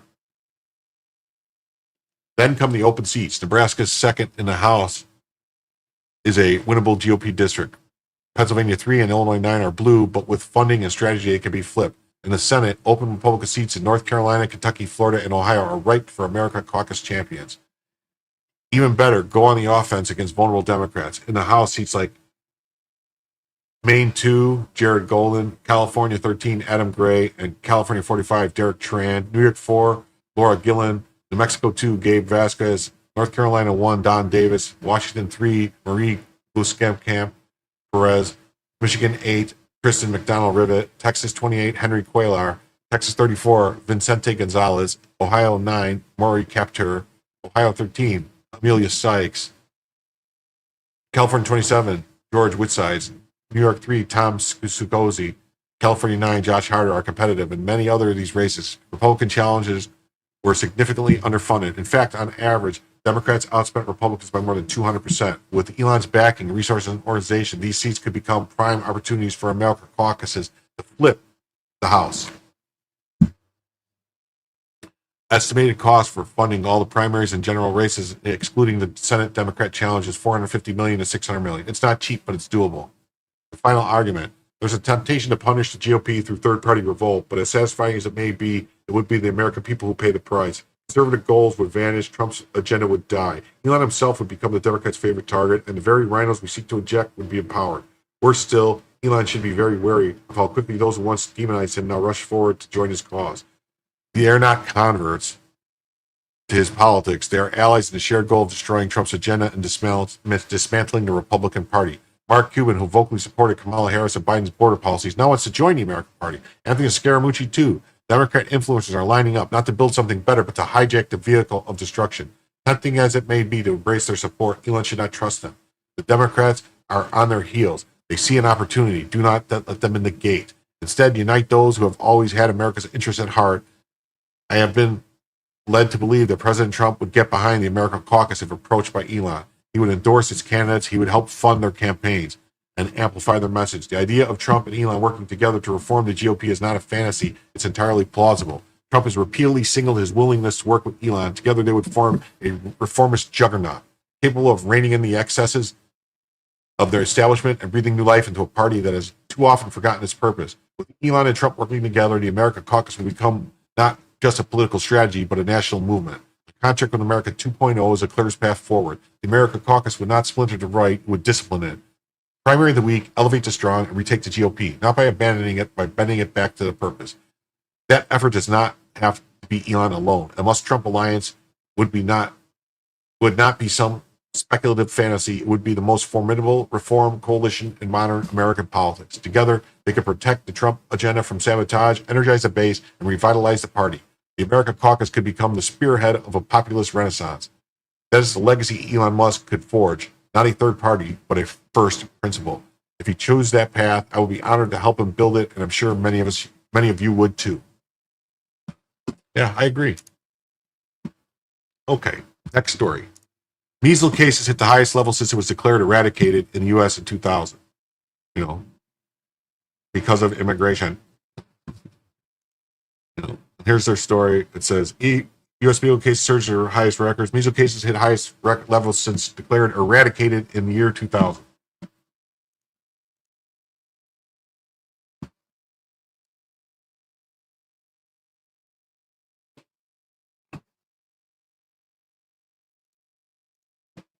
This year's measles outbreak is the worst since the disease was declared eliminated in 2000. Well, it's going to keep getting worse with more people coming into the country all the time that aren't vaccinated and that have other diseases.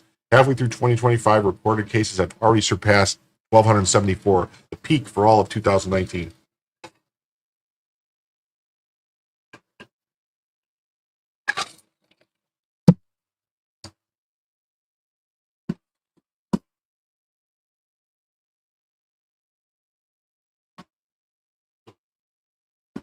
According to data from Johns Hopkins University Center for Outbreak Response Innovation, reported a total of 1,277 confirmed cases as of July 5th. The majority of the cases are linked to a large outbreak originating in West Texas. The Center for Disease Control and Prevention said other cases arose around transmission and around travel. The outbreak has led to 155 hospitalizations, including 431 adults and 824 children. There have also been 3 confirmed deaths. U.S. measles outbreak surpassed recent record. The virus is one of the most contagious infectious diseases. It's so contagious that 92% of unvaccinated people who are exposed end up contracting the disease. 1 in 5 of those people will end up in the hospital. I always thought that the measles wasn't that bad. Like, I remember kids getting it. I remember specifically a Brady Bunch TV show episode of them talking about the measles and how it was, it's a disease where you just gotta, eat chicken soup and you get to sit at home and you don't have to do all that stuff. I don't know. Confirmed evil cases have been reported in 39 states and jurisdictions as of July 5th. Most cases have been reported in Texas, New Mexico, and Kansas. All states with high levels of legal immigration.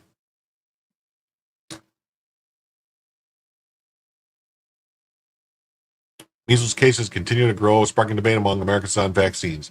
Breakdown of measles cases in Texas. The measles outbreak in West Texas is growing. 36 counties have reported cases, according to the Texas Department of State Health Services. As of July 1st, Texas has recorded 753 confirmed cases since January, including 2 deaths among school-aged children living in the largest outbreak area.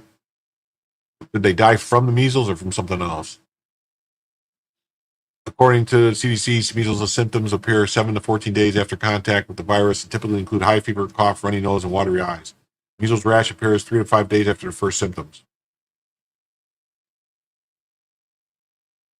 Children says cold-like symptoms combined with coptic spots, small red spots with blue-white centers that appear inside the mouth before the rash starts. Go lay down. Shut up.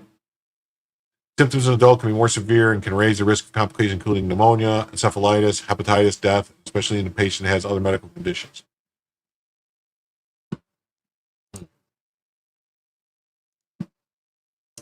Biden's open borders are bringing contagious diseases to your neighborhood. This is an older article I just wanted to bring up because they're talking about the measles and stuff. So, yeah. New York City Health Commissioner announced last week the influx of migrants from the southern border is bringing in contagious diseases. What do you know?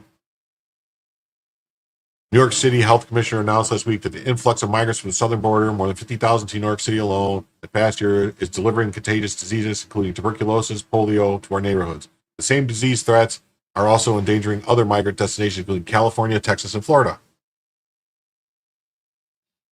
Yeah, I don't know. I don't know when the measles became so dangerous. I really don't. I mean, I had the measles when I was a kid. I don't know. I never had a measles vaccine. In a letter to physicians and healthcare workers citywide, Commissioner Ashton Varsa said, many people who recently arrived in New York City have lived on or traveled through countries with high rates of TB. TB, short for tuberculosis, is a bacterial infection. It's treatable with antibiotics, but it generally takes 6 to 9 months of medication to recover, not a walk in the park. TB spreads through the air like a flu or the cold. Stand next to somebody with TB for a long subway ride or sit next to them every day in school and you can catch it. New York's TB rate, 6.1 cases per 100,000 is more than double the national rate. Close to 9 out of 10 of these TB cases are people born outside of the United States. Every neighborhood in the city has at least one case.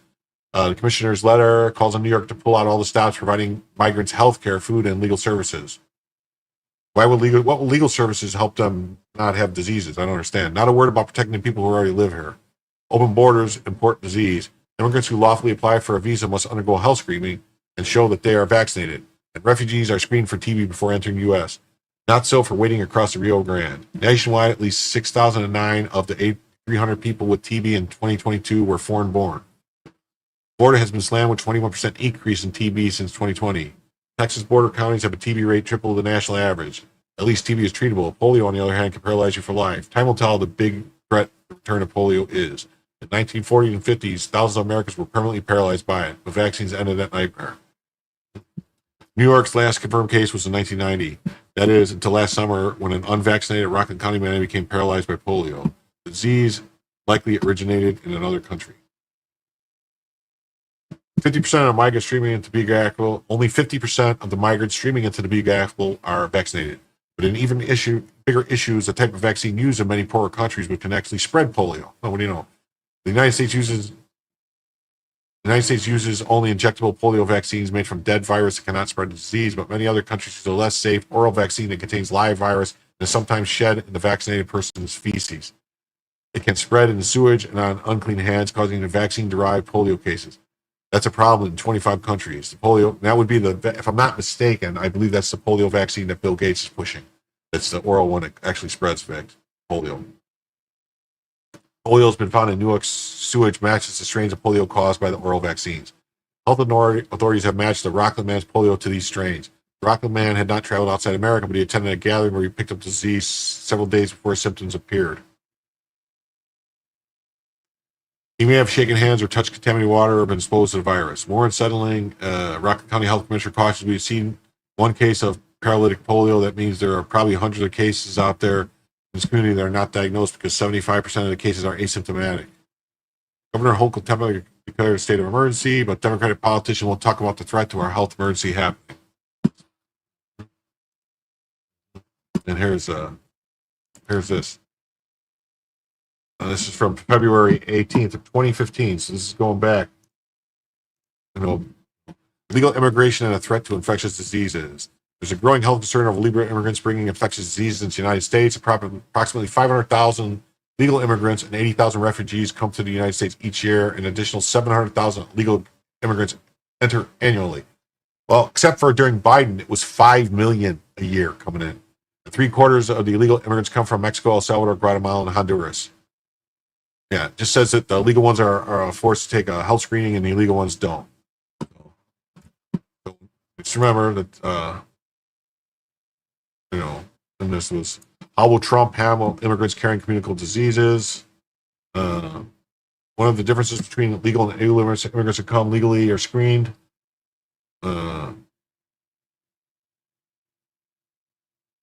The INA requires all immigrants to establish they've been vaccinated against certain vaccines, preventable diseases such as mumps, measles, rubella, polio, tinnitus, diphtheria, pertussis, influenza, type B, and hepatitis B, and other vaccines recommended by the advisory council. So, a medical exam for aliens should be provided, most definitely.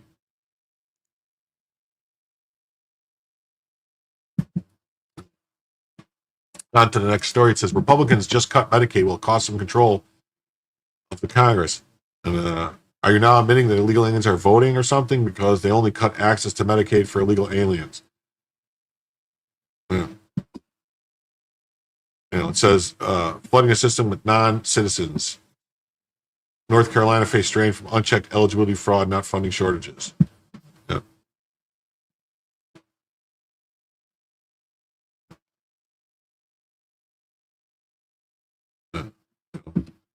We're going to go this one here real quick because Republicans just cut Medicaid will cost them control.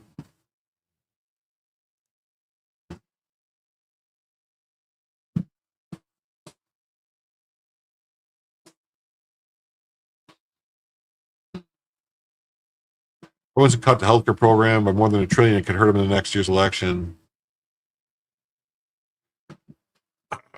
Republicans just delivered on Donald Trump's big, beautiful legislative win, and now they're fretting it could lead to some ugly electoral losses. GOP lawmakers are warning that slashing spending on Medicaid and food assistance will cost party seats in the midterms, threatening their razor-thin House majority by kicking millions of Americans off their safety net program. They're kicking illegals off the program. You'd be foolish not to worry about it, Jim Justice said at West Virginia. If you don't keep the voters right with you, you're going to be awakened to a bad, bad day. Justice voted for the mega bill despite his concerns over some of the Medicaid provisions. And they can't cut to the bone. Steep cuts would lead to GOP voters. Republicans have already lost one of their most vulnerable senators, Tom Tillis, who privately told his colleagues he would lose his seat over the Medicaid cuts before announcing his retirement. Well, he's going to lose his seat anyway because he was going to get primaried. Lara Trump is going to take that seat. Watch. Another vulnerable GOP senator posed it over this harmful impact and would have low-income families. When you don't get health care right, it tends to have outsized impacts on politics, Tillis said in a brief interview. I'm going to be right back. 1 second. People just hold on. Mental housing assistance benefits. Wow. 1 second.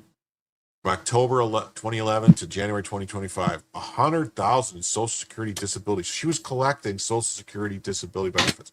I mean, that's like the last time I saw numbers, it said there was over 50 million people that are on Social Security disability.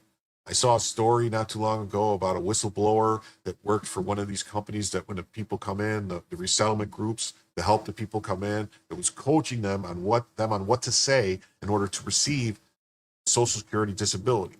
Because, if they can come in, they can start claiming these things. Once they start getting on these programs, it's almost impossible to get them out of the country, let alone get them off the programs. It says she also registered to vote and cast a fraudulent ballot in 2024 election. So do we believe she didn't vote in 2020? Or are they just not going to say 2020 because, that might upset some people because, there was that whole thing about 2020. Maybe. According to the DOJ, she was charged with... Okay, I'm back. Sorry. let's get back to the story. When you don't get healthcare rights, then probably an outside impact on politics, Tilla said. During the final bill passed in the House Thursday, delivered a $1.3 billion cut to the health program. Speaker Mike Johnson cautioned that the deeper cuts in the Senate passed could cost him a slim majority next year. He openly whipped his men to support the changes. Several Republicans said the cuts would make a bill tougher to sell to their voters. Adding to GOP angst, the Democrats are preparing to weaponize the bill, as they did with Republicans' failed efforts to repeal the Affordable Care Act in 2017. That 2018 midterm election led to a GOP wipeout in the House, with the party losing 40 seats, including some districts in Trump-leaning territory. Democrats are planning again to hitch vulnerable Republicans to cuts to the safety social net. I could have defended the House every day over the GOP rep Don Bacon, who had raised concerns over his cuts. The food aide announced he would retire from his Nebraska swing seat as the Senate prepared to deepen the cuts to the House bill.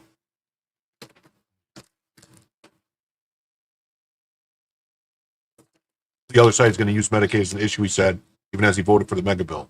I think the Senate version of the bill gives them a little more leverage to do so.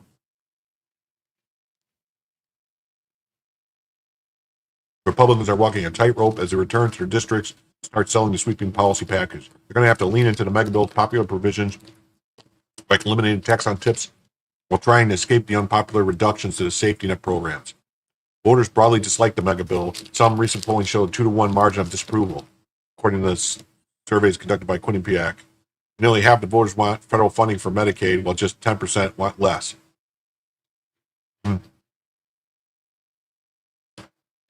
What we know from past elections that messing with people's health coverage is very problematic. Meanwhile, Democrats are rushing to capitalize on the controversy.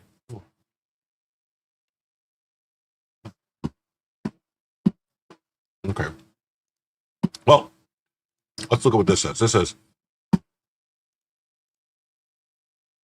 Ro Khanna says legal immigrants do get some Medicaid, but the BBB puts it all on the states. So let's hear what he says.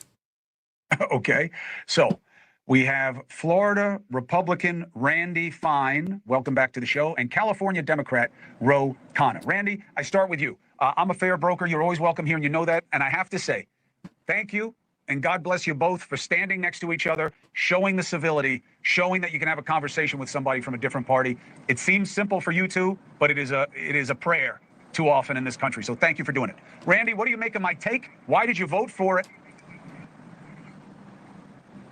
Well, I reject your take. I actually think this does a lot for regular Americans, and it doesn't reward the people that you think it's going to reward. Saying to the woman who's working right now for tips that she's not going to have to pay taxes on those, saying to the elderly person, 88% of whom won't have to pay taxes on their Social Security benefits, saying to the cop that's working overtime that he's not going to have to pay taxes on that, that's really going to help people. But the wealthy that you're very focused on, this doesn't cut their taxes. This just keeps their rates the same. And if raising rates was such a good idea, Democrats could have done that when they controlled all three branches of government, but they didn't. And you talked about the dangerous straits that our country is in right now. I think doing a massive tax increase on the small businesses that you talked about is a terrible idea. So this bill does a lot of great things, but it doesn't reward the wealthy, because I am one and I don't get tips, I don't get overtime, and I'm not worried about Social Security. I'll pay the same taxes next year that I do right now. And so I think this is a huge win for Americans, and I was proud to support President Trump today. There is no analysis that shows that any of the first people that you talked about benefit anywhere near as much as you do. I'm not saying that you don't do the tips, that you don't help the middle class. I'm saying that your suggestion that you have to help the top most in order to do anything for anybody else is specious, not backed by economic theory or American experience. And news alert, I'm even more in that bracket than you are. I think that saying that you're helping someone by keeping their tax rates the same is an argument that I would reject. And that's, if you listen to the Democrats, that's what it sounds like. It sounds like there are brand new tax cuts for millionaires and billionaires. And there aren't. I mean, look, if they want to argue in the spirit of open discussion, we should have massive tax increases on the wealthy, they should make that argument. But they aren't getting big. Yeah, I don't think it's really fair to say that they're giving tax cuts. The tax cuts already exist. They're just not letting the tax cuts expire. So if you let the tax cuts expire, the way the government talks about stuff, it's really weird. Like, they actually refer to things that don't raise it as much as they want to raise it as cuts. It's very weird. Tax cuts. Chris, you're going to pay the same next year that you're paying right now. And so that's not a huge new benefit for you.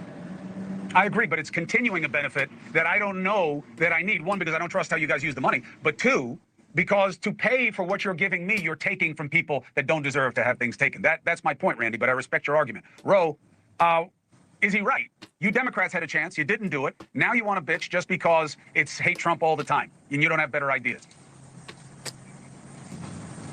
Well, first of all, let me just say I am one of those people who's extraordinarily proud of being American. One of the reasons I'm proud is you can have a Democrat of Hindu faith standing side by side with a Republican of Jewish faith having a civil conversation on your show. And we need more of that in this country to bring this country together. Look, we have a philosophical disagreement.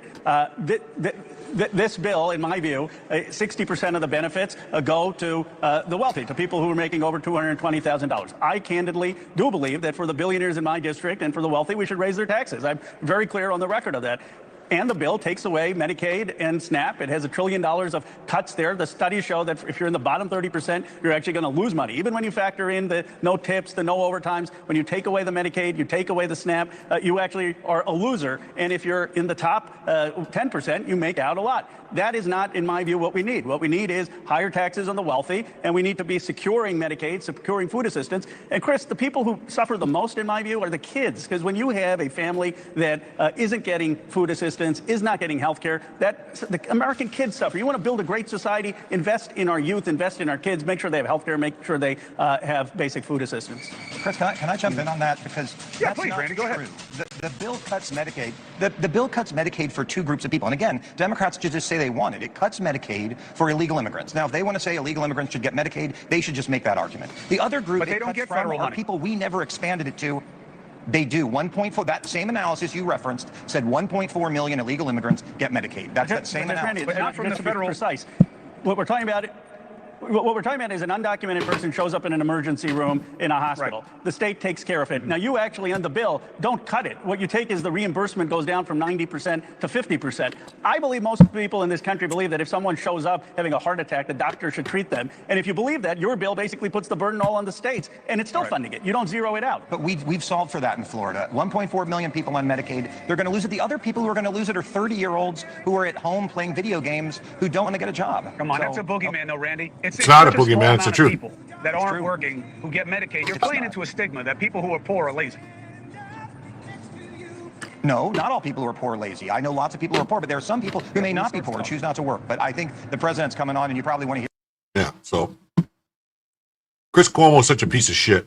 On Thursday, broadcast news station Cuomo responded to arguments of illegal immigrants get Medicaid by saying that this is referring to when illegal immigrants show up to an emergency room and the state pays for it. But the reconciliation bill basically puts the burden all on the states, and it's still funding it. You don't zero it out.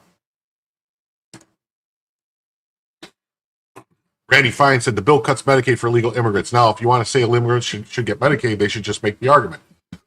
That's what Chris Cuomo cut in to say, but they don't get federal money. Fine responded, they do. 1.4, the same analysis you referenced, 1.4 million illegal immigrants get Medicaid. Then countered, we're talking about an undocumented person shows up in an emergency room in a hospital. Actually, it's not true. You saw all those immigrants that were in the hotels in New York talking about the Medicaid cards they had. Remember, there was an interview all the people to go ask them what they get. The states give these immigrants the Medicaid cards immediately. They're lying. Now, you actually, in a bill, you don't cut it. It's a reimbursement down from 90 to 50%. Most people in this country believe that if someone shows up having a heart attack, the doctor should treat them. Yeah, the doctor should treat them, but it shouldn't be covered by Medicaid. The doctor should treat them, and then that person should have to pay their bill later. Why did they just show up and get Medicaid? If I just show up to the doctor and I don't want to pay the bill, they're going to give me Medicaid? No. They're going to charge me. They're going to come and hunt me down for the money. Same thing should happen with anybody else. You should treat them, but then they should have to pay the money. They can't refuse treatment. They treat them. It's a matter of paying for it. Mm-hmm.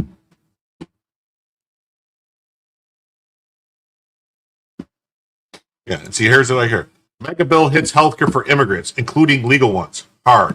So, now they're saying it's not just President Trump has targeted undocumented immigrants, but the GO bill will bar those who played by the rules from subsidized care too. Yeah, here's the thing, people,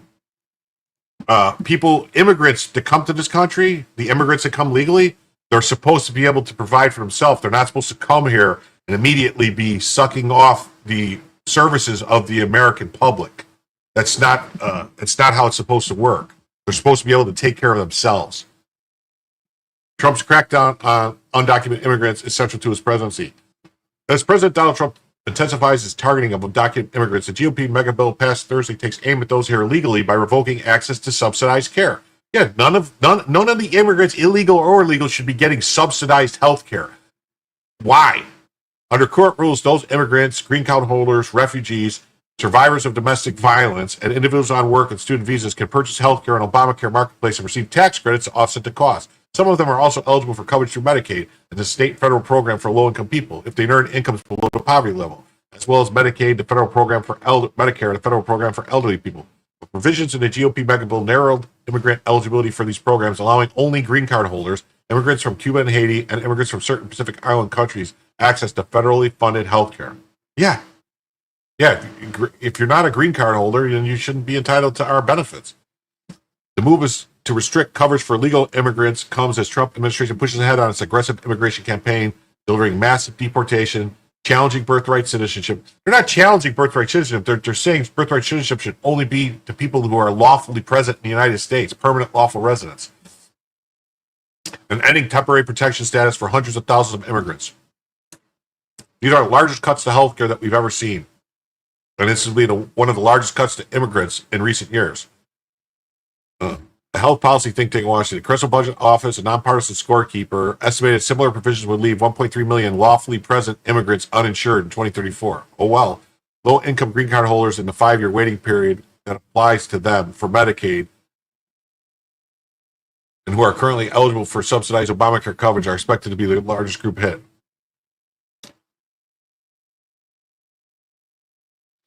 Provisions have been overshadowed by broader Medicaid cuts, and the politically fraught nature of immigration has made Republicans reluctant to speak out about the restrictions. Still, they have raised concerns in both red and blue states because it would mean their already financially burdened healthcare systems will have to bear the higher costs of uncompensated and emergency care. Oh, well, if the states want to give it to them, let the states pay for it. There's a lot of concern about how some of the immigration policies and some of the enrollment policies might play out throughout our patient population and communities, said John Chapman, chief executive of the Florida Association of Community Health Centers, who flew to Washington last week to lobby Congress and the White House on a mega bill. Over 70% of patients at the state's federally qualified health centers are uninsured or on Medicare. Wait a minute. Over 70% of the patients at the state's federally qualified health centers are uninsured or on Medicaid. And they've already reduced services to insufficient funding. Florida GOP Ron DeSantis' support for Trump's crackdown has already discouraged patients from seeking care at the community health centers, even though they typically do not ask about immigration status. If my status was not clear to find, I would not be concerned about signing anything. Vern Buchanan, vice chair of the Ways and Means Committee, told Politico, the mega bill ensures that federal health care dollars are prioritized for American citizens. Buchanan's letter with 11 members of the Florida House delegation supporting the mega bill. Under fiscal pressure, blue states, including Minnesota and Illinois, have moved to roll back healthcare access for undocumented immigrants. Yeah, California did too.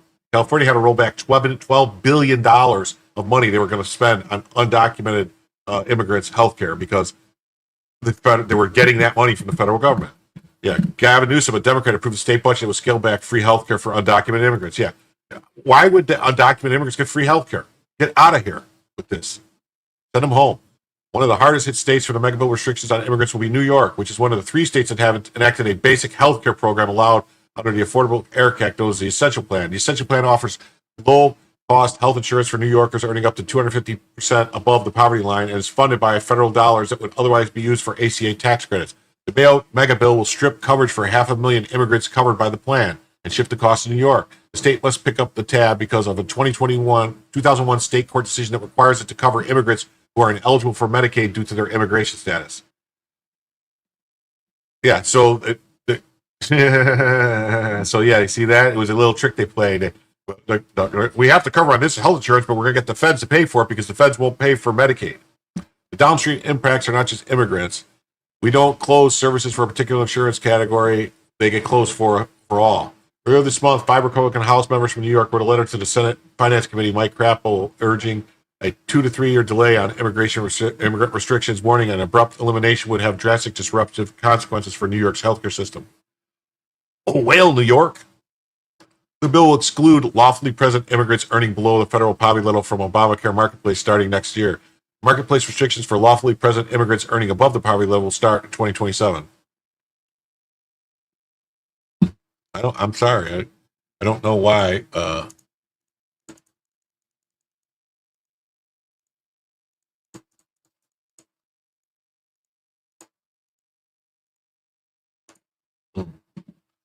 All right. On to another story. This is America is ready to celebrate its 250th birthday, but are Americans?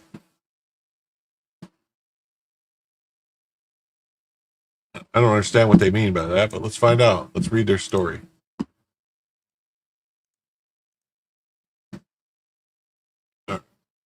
Honestly, I don't know if I'm going to get through all these tabs tonight. It seems like there's almost 60 people here. So, I did have a goal going to read all these tabs, but we're still 12 short of the any super chat goal. So America's ready to here we go. America's ready to celebrate its 250th birthday, but are Americans? We who call the United States home are preparing to celebrate the country's star-spangled semi-quintessential next year. Not just with flags and fireworks, but also some serious conversations about history and what it means to be American.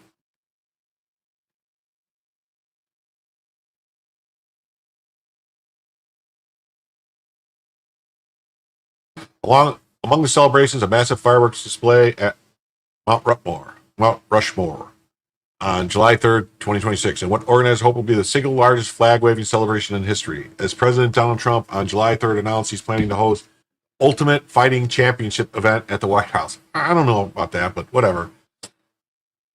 As part of the festivities, Trump formally kicked off a years-long celebration on July 3rd with a boisterous rally at the Iowa State Fairgrounds. Trump campaigned on an America First platform, and he's long invoked symbols of patriotism during his rallies, including having Lee Greenwood sing his hit song, God Bless the USA, and literally embracing Old Glory. Oh, sure, Mr. K, you can give me an IOU. Nobody has to give me anything. I just,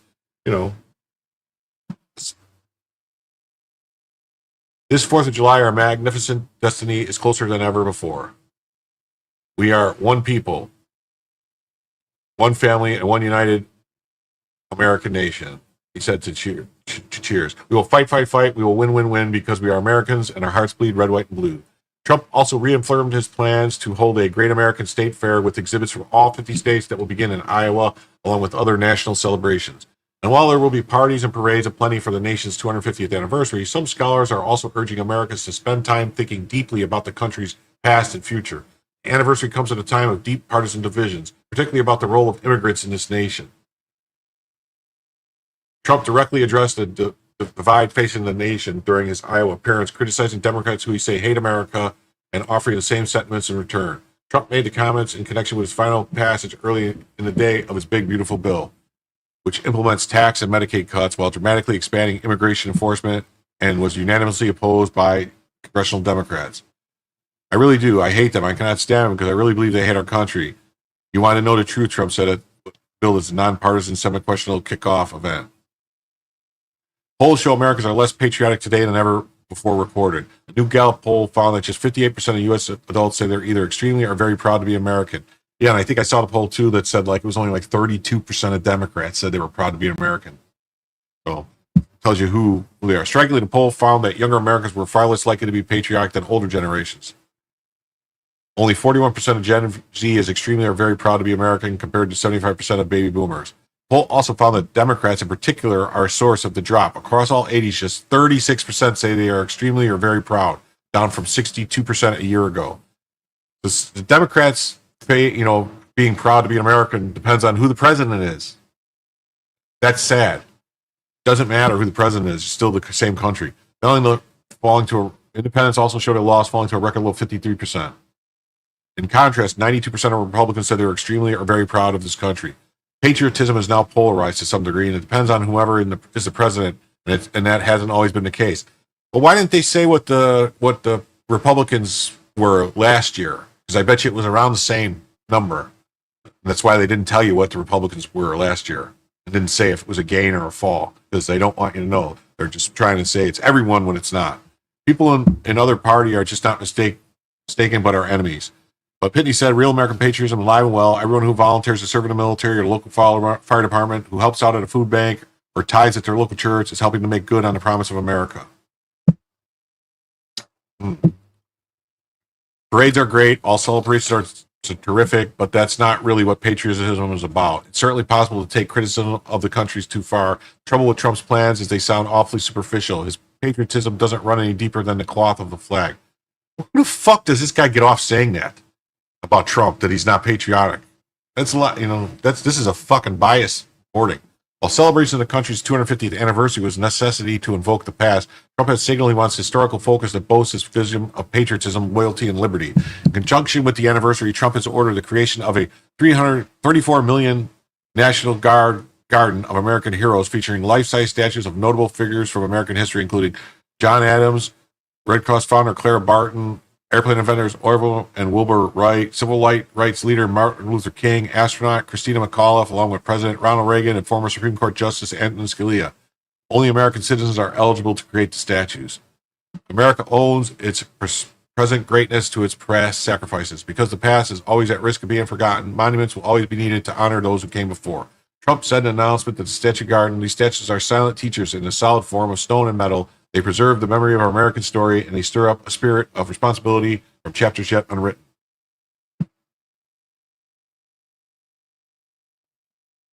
Yeah, I don't, public servants are supposed, all the people, politicians and the military, they swear an oath to the Constitution, not to a political party.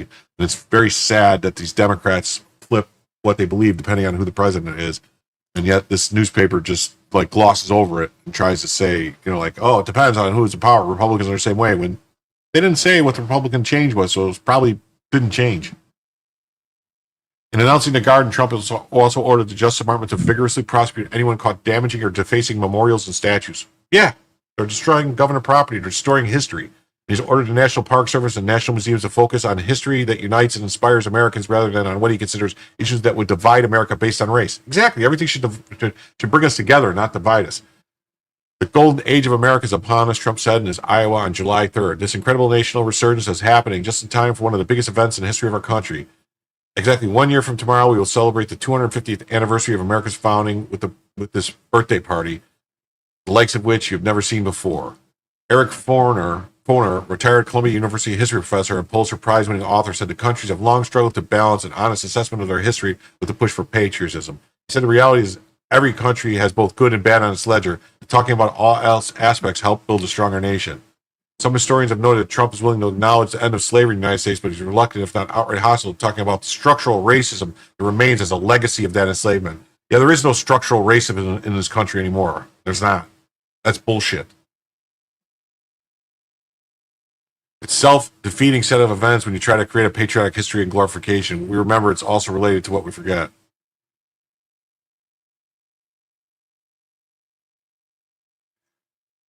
Trump's 250th celebration plans will operate in conjunction with the U.S. Semi-Quincentennial Commission, which has been working on the celebration since 2016. The nonpartisan commission, known as the America 250, is honorarily co-chaired by former first couples George W. Bush, Laura Bush, and Barack Obama and Michelle Obama. Oh, well, that's weird, since Michelle Obama said she's never felt she doesn't like the country and she's never been proud of the country. So that's weird.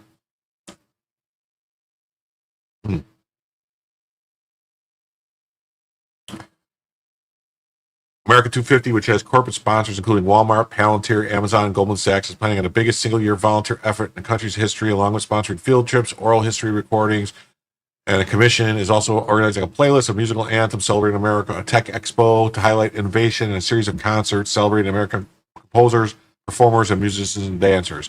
And the new executive director is a former Fox News producer and deputy director of communications for First Lady Melania Trump. America 250 is working to provide the most inspiring celebration that is of the people, by the people, and for the people. America 250's mission is to commemorate the 250th anniversary with inclusive programs that inspire Americans to renew and strengthen our daring experiment in democracy. Tamika Middleton traces her American heritage through the family's graveyard on a dirt road in South Carolina. One ancestor fought for the Union during the Civil War. Her mom still lives on the land that's been their family since the 1800s. The descendant of a formerly enslaved people, Middleton wants to see the United States line up to the promises it always made. For her, that means talking honestly and openly about the country's racist past and how exclusionary policies have hurt people who look like her.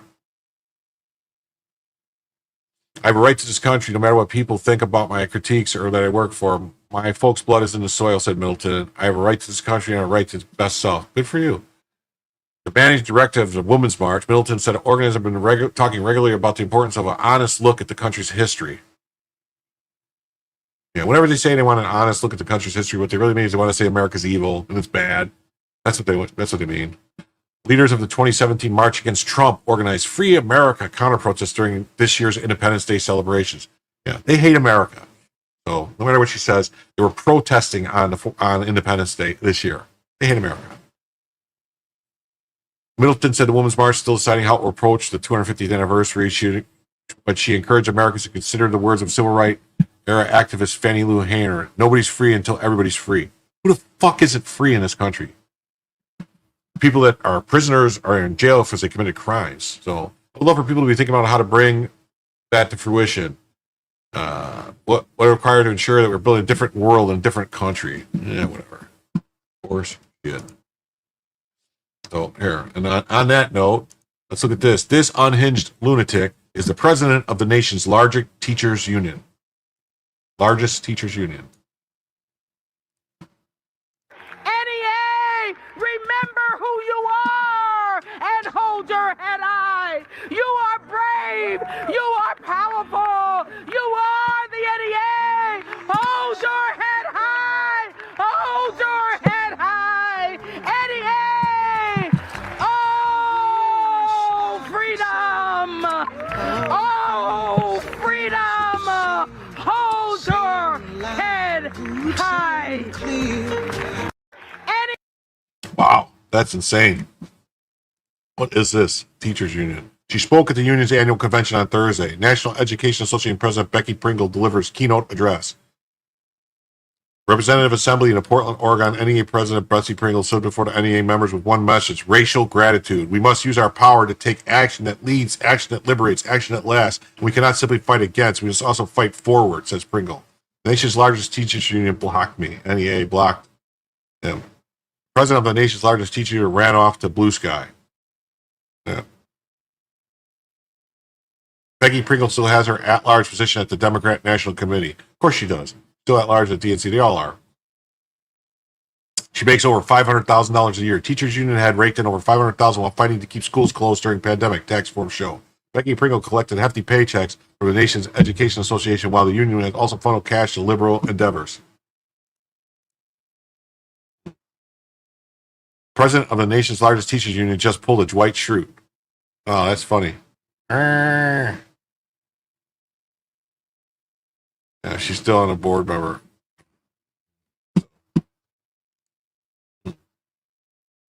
Yeah. Lives a ticket says, this is the president of the largest teachers union in the U.S. Another ad for homeschooling. The NEA, hold your head high. Yeah. Maybe there's a better one. It says, let's see what this one says. All the things are depending on us to win all the things. NEA, we have to win all the things. All the things. Win all the things. All the things. Why does she keep throwing Nazi salutes? Colleagues are depending on us to win all the things. Keep going, NEA. To preserve our democracy, we must win all the things. Delegates, we won't go back. We will keep going forward because we are the NEA. We are the NEA. We are the NEA. Depending on us. Wow. Wow. Teachers Union president mocked for channeling the Office character Dwight Schrute in totally unhinged speech.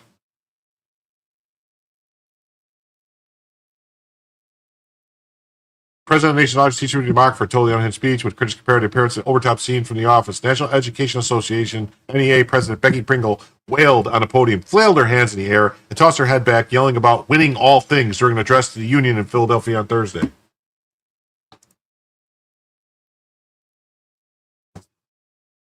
Our students are depending on us to win all things. NEA, we have to win all things. Whatever.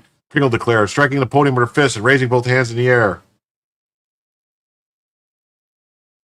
All things, she repeated, yelling so loudly she heaved for breath between sentences. We must win all things, delegates. We don't go back. We keep going forward because we are the NEA. We are the NEA. We are the NEA. Critics quickly compared Pringle's speech to the address given by the Office character Dwight Schrute in an episode during which he pounds on a podium and waves his hand in the exact same manner. Becky pulled a Dwight Schrute. She's off the rails and desperate to maintain control over the minds of people's children. School choice advocate Corey DeAngelis told Fox News Digital. Videos comparing the two speeches followed suit across the internet. Blood alone moves the wheels of history, Dwight crowd to seeing, pumping his fist in the air. It has been a lifetime struggle, a never-ending fight. I say to you, and we will understand what a privilege is to fight. We are warriors. Which repeatedly used the words of Italian fascist Benito Mussolini.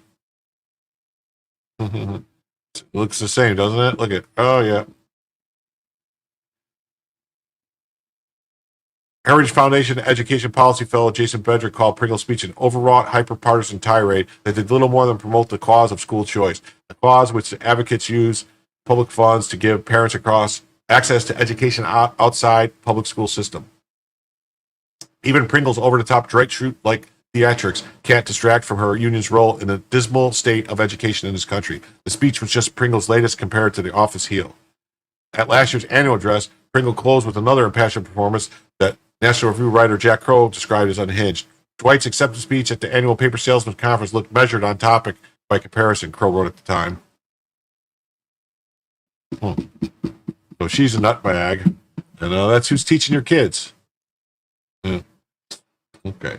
Jump to another story. It says, news story. The Times was denounced by its own writers as well as pundits because it reported news that was deemed harmful to the Democrats. Specifically, Democratic mayoral nominee Zohran Mamdani. It was a catastrophically triggering event to many on the left. As many on the left breathe into paper bags from the exposure to the opposing view in the Times, this could prove an important cultural moment for a newspaper that has led the industry towards advocacy journalism. Socialist anarchist moron Zohran Mamdani participated in an economic assault against Tesla. He's obviously not interested in protecting the jobs and safety of workers in New York City. Tesla employees have had to close the past 3 weeks in a row. This coward must not become mayor. Yeah. Mm-hmm.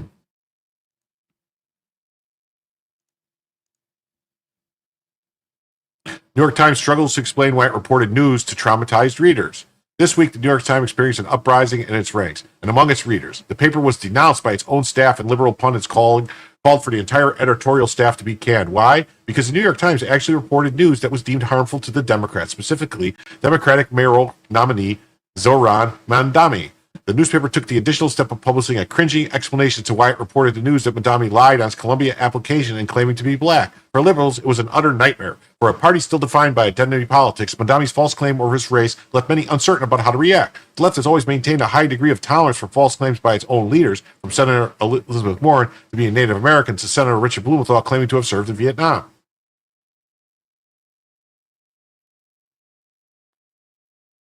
The problem is that when news echo chambers for many readers is shattered by an errant outbreak of journalism, many times readers live within a hermetically sealed news silo, relying on MSNBC for cable, New York Times for print, and Blue Sky for social media. You can literally go all day without being exposed to opposing view or fact. Then suddenly this happens. The result is often anger. It is the same response many in higher education have to triggering views being exposed on campuses by conservative or libertarian speakers. The fact that the Mamdani story was obviously news and confirmed by the candidate himself, Mamdani identified as both Asian and African American on his 2009 Columbia University application, according to the New York Times. Some accused him of being a fraud. Well, this suggests he was trying to abuse affirmative action. The Time report added, Columbia, like many elite universities, uses a race-conscious affirmative action admission program at the time, reporting that his race was black or African American in addition to Asian could have given an advantage to Mamdani, who was born in Uganda and spent his early years there. In an interview on Thursday, Mamdani, 33, said he did not consider himself either black or African American, but rather an American who was born in Africa. He said his answers on the college application were an attempt to represent his complex background,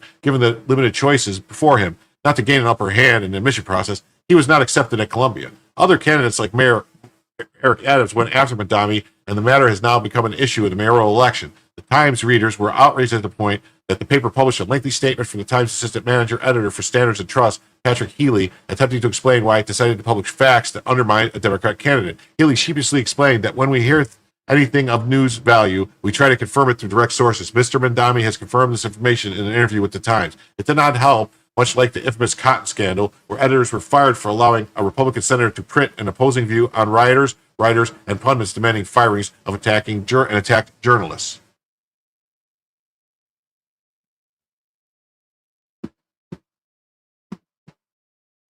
No, I'm just trying to read faster. I want to get through. I know I said I wasn't going to get through them all without the super chats. So I'm going to try to get through them all. I'm trying to read fast enough because I'm getting tired. So I'm trying to make it through.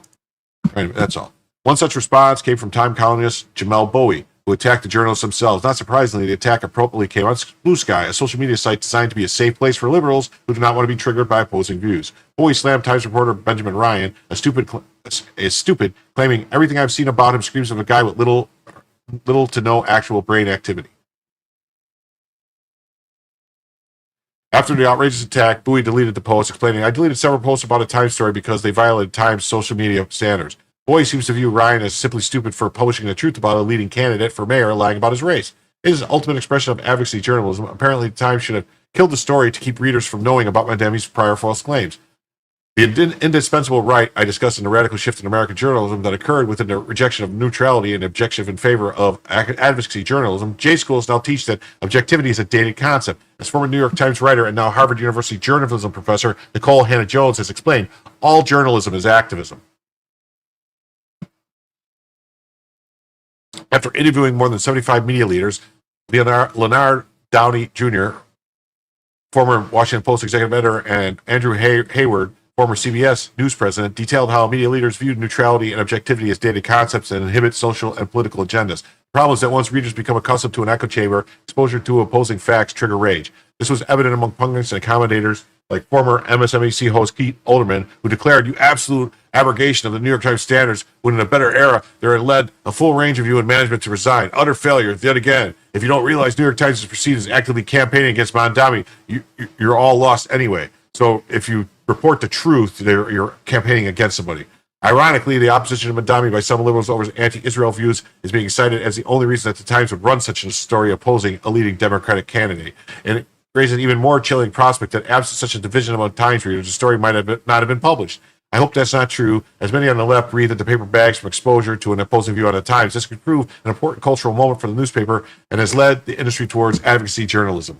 Many of us still hope that Times and papers like the Washington Post will reject advocacy journalism and move back towards objective journalism. However, this latest controversy demonstrates the revival will be difficult after years of hiring writers and editors who view neutrality as a relic of journalism. Well, it's supposed to be, they're supposed to be independent journalists. They're supposed to be independent. They're not supposed to have positions, but and it's going worse. This is still happening because then you got the debate is no longer progressive or moderate. This is very 2017. The debate is how you answer one question. Is the second Trump administration an existential threat to democracy, or is it about survival? I believe it's an existential threat. Look at them all. Look at this guy. He's throwing up the, done waiting my turn. Younger Democrats are eager to seize the control. The value of your opinion is like bubblegum plus 5 cents. Done waiting my turn. Younger Democrats are eager to seize the car keys. 3 very different politicians from New York, Virginia. Oh, sorry. Wrong thing here. And New Jersey won elections this month, and a very common theme: leadership for the next generation. Oh, Mr. K, what's up? Thank you for the $5. Says, I appreciate the effort. You're too good to us, Jim. Don't burn yourself out for us. I'm not going to burn myself out. I'm going to go. If I'm not done by 4 a.m. Eastern time, I'm going to call it quits at 4 a.m. Eastern time. I'm going to try to get through these. We'll see. This month with a common theme: leadership next generation. Yeah. One is a Democrat socialist and immigrant from New York City, its most diverse borough, a state lawmaker who inspired an army of volunteers and proved to be a social media star. Another is a former CIA officer from a purple state who offered outspoken criticism of the efforts to pull her party to the left in Congress. A third is a suburban mother and former Navy helicopter pilot who presented herself as ready to run towards the fight. As different as these politicians are, these winners are three of the most important Democrat primary elections of 2025 have something important in common. For a party that's desperate for fresh leadership, they promise it. In New York, the 33-year-old assemblyman from Queens, Zohran Mamdani, outpolled former Governor Andrew Cuomo on Tuesday, all but officially win the Democrat nomination for mayor. In Virginia, Representative Abigail Spanberger cruised to unopposed June 17th to capture the party's nomination for governor. And in Jersey, Representative Mickey Sherrill defeated 6 prominent, well-funded candidates on June 10th to become the Democratic nominee for governor. As Democrats grapple with how to rebuild the parties demoralized after victories of President Trump and Republicans last year, the results of the campaigns this month suggest a party reorientating itself not so much along ideological lines, but towards fundamental desire for generational change. Yeah, I agree, Death Angel Shadow. Well, it's opinion if you're not objective. Democrat strategists, lawmakers, and officials say their party's voters are seeking leaders who were forged by the Trump era and can chart a path for their party in a political environment remade by the president. You no longer divide along progressive versus moderate lines. I think that's very 2017. Senator Alyssa Slotkin, a moderate Democrat from Michigan. She's not a moderate Democrat. She's a far-left wackadoo. How can they call these people moderates with their beliefs? Look at what she stands behind. The party's premier think tank. Yeah. The debate is how you answer a single existential question. Is the second Trump administration an existential threat to democracy, or is the second Trump administration bad, but kind of like the first Trump administration survivable if we just wait it out? The factors reach beyond the response to Trump is how the party should position itself on policy, tactics, and messaging.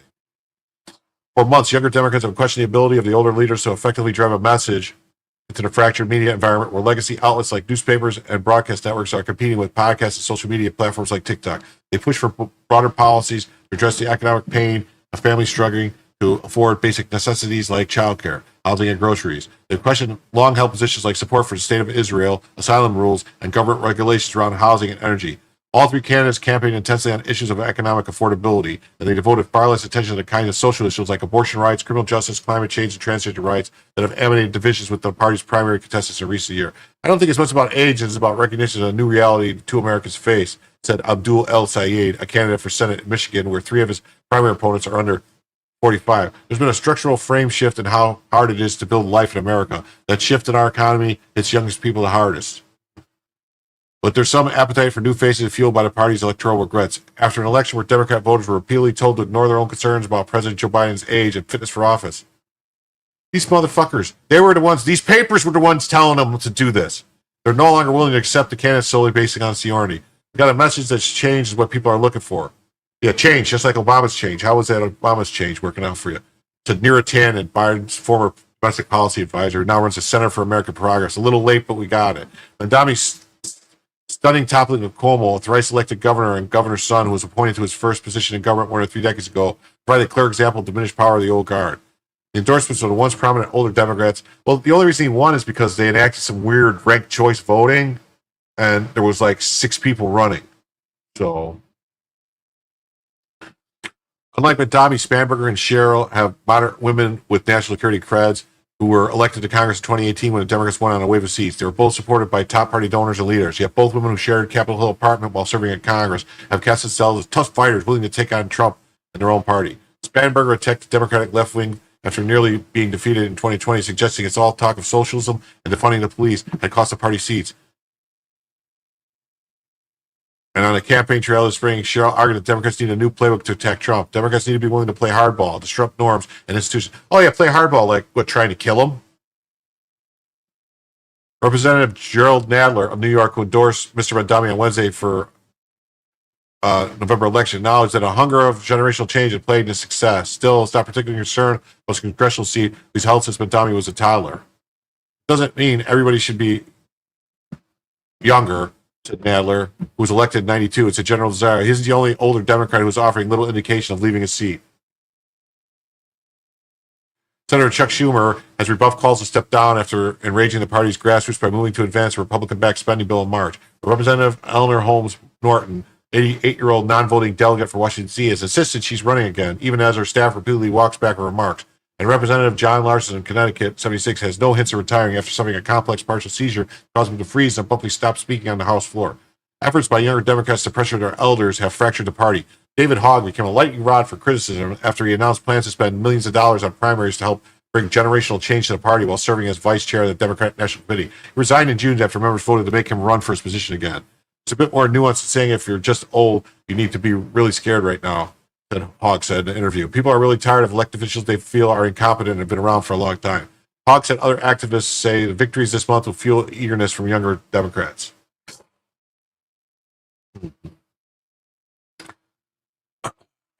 Amanda Littman, who leads the Run for Something, a progressive group that recruits younger and most diverse candidates to seek local office, said she received outreach from 11 new people since Mandami's Trump on Tuesday. Her group has registered more interest in the first 6 months of the second Trump administration than in the final 3 years of the first one.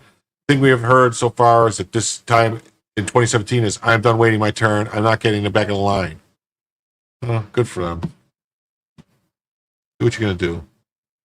All right. This is what these lefts are saying they're doing all this stuff, but they're also doing this. They're also saying Broken Arrow. Broken Arrow is the most chilling and desperate order that an American military commander can issue to call in an air or artillery strike on his own pause. This month, many on the American left are issuing their own Broken Arrow signals. Hit us, please. America's left issue a Broken Arrow signal to Europe. The term Broken Arrow carries a grave military significance, a last resort call when troops face annihilation. Turley's analogy holds weight. The left's desperation to undermine U.S. deterrence mirrors this collapse of strategic logic. Operation Midnight Hammer's precision strikes on Iran's nuclear sites in 2025 proved decisive force prevents wider conflict, yet some still push weakness as policy. Broken Arrow was a movie, yes, with Christian Slater and what's it called? John Travolta. And they said there was a sign that they lost a nuke, but that's actually not what Broken Arrow is. Broken Arrow is when they are overrun. If you ever saw the movie We Were Soldiers once and young, or read the book, We Were Soldiers, that's when they call Broken Arrow, they call all final position on their pause. So I don't know. America's first means strength through action, not self-sabotage. When bureaucrats and media elites attack our allies' right to defend themselves, like Israel's historic campaign against Iran's terror axis, they're not just wrong, they're inviting the very chaos they claim to fear. Deterrence isn't a debate, it's survival. See how the facts and timeless dismantle the myth of restraint as a viable strategy. Okay, so. Hit us, please. America's left issues a Broken Arrow signal to Europe.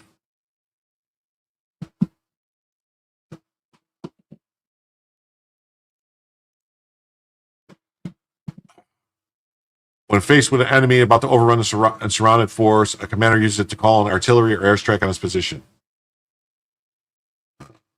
This month, many on the American left are issuing their own Broken Arrow signals, including calling on globalist allies to hit the U.S. with sanctions and other measures. They are seeking to achieve through sanctions that they could not achieve through elections. And the most recent such call came from commentator Ellie Mistel on the Joy Reid show this week. Well, I think that's actually trying to talk other countries into sanctioning the U.S. government, I think would violate the Logan Act, wouldn't it? Our country needs to be sanctioned, he said. We are the bad guys on the world stage. We are a menace not only to free people everywhere, but we are a menace to peaceful people everywhere at this point. I'm not even going to say that we're only been a menace for the past 3 or 4 months.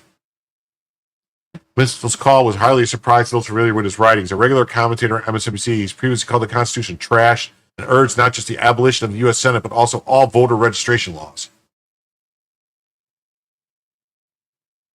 Yet he is not alone in signaling his position is being overrun by his fellow citizens. After Elon Musk bought Twitter with a pledge to dismantle its censorship system, former Democrat presidential candidate Hillary Clinton called on Europe to use its infamous Digital Services Act to force him to censor fellow Americans.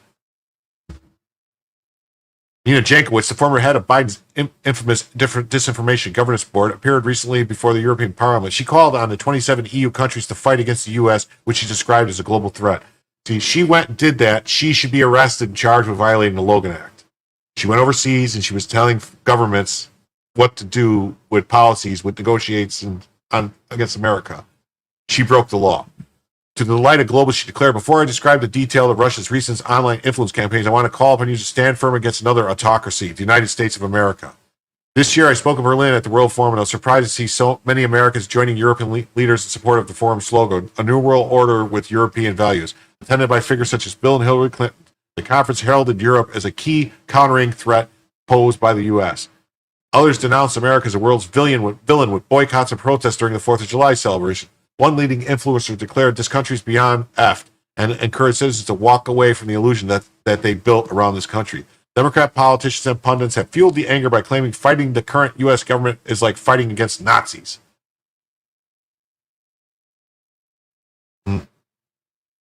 including the most recent former Vice President Al Gore. Otherwise, like Pramila Jayapal, have called ICE agents terrorists for enforcing immigration law. The crisis of faith on the left is often seen to be triggered by any adverse decision or election. In 2022, in the Pima County, Arizona Democratic Party tweeted F the 4th after the Supreme Court overturned Roe v. Wade. This year, 4th of July celebrations were canceled in Los Angeles under the claim that officials feared a mass arrest by ICE.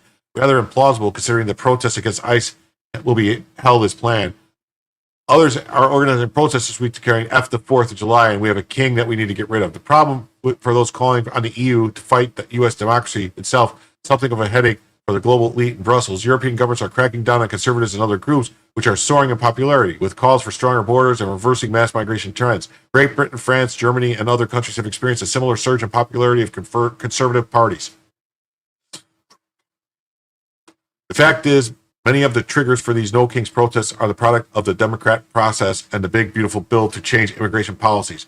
Citizens voted for change and successfully secured it, and some people are angry about it. At the same time, our courts continue to function as designed, reviewing these orders and policies. Trump has won some and lost some before the Supreme Court as constitutional limits are defined and enforced. In my forthcoming book, buy his book, buy my book, Rage Against the Republic, The Unfinished Story of the American Revolution, I explore the future of American democracy of the 21st century in light of the economic and political movements, including the current crisis of faith of many on the left over our fundamental values and institutions. The irony is that the crisis is largely centered among the most privileged class, yet recent Gallup polling show patriotism is at an all-time low.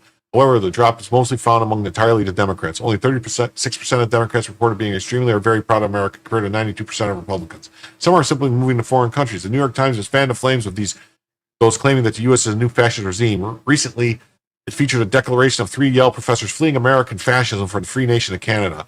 In their piece titled, We Study Fascism and Why We're Leaving the United States, the professors explained that the lesson of 1933 is that you get out sooner rather than later.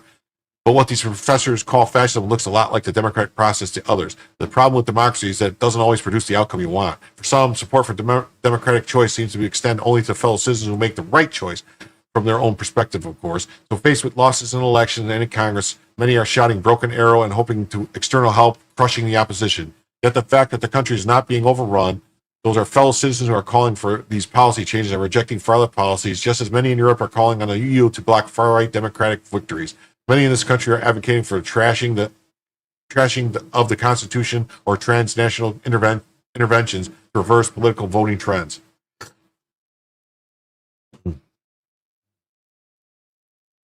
The fact is, the far left is not truly surrounded. They have simply retreated into smaller and smaller echo chambers rather than engage with the rest of the country on these issues. Viewed from within the protected spaces of MSNBC or Blue Sky, you can feel surrounded, but it remains a type of self-isolation.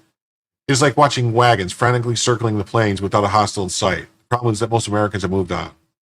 In the end, the calls for global intervention are the final desperate call of America's self-isolated left.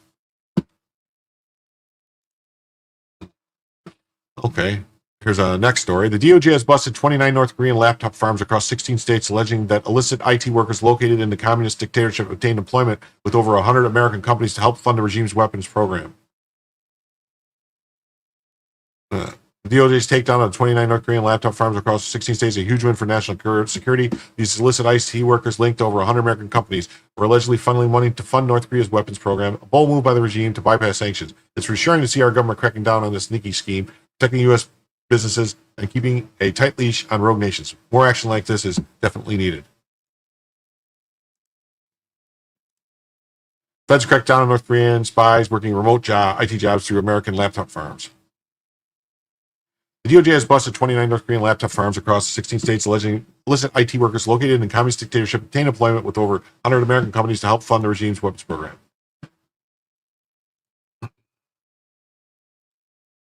The DOJ announced this week that it has conducted a series of actions targeting North Korean IT workers who have successfully infiltrated American companies. The operation included 2 indictments and arrests, searches of 29 known or suspected laptop farms across 16 states, and seizure of 29 financial accounts used for money laundering and 21 fraudulent websites. Gotta drink something.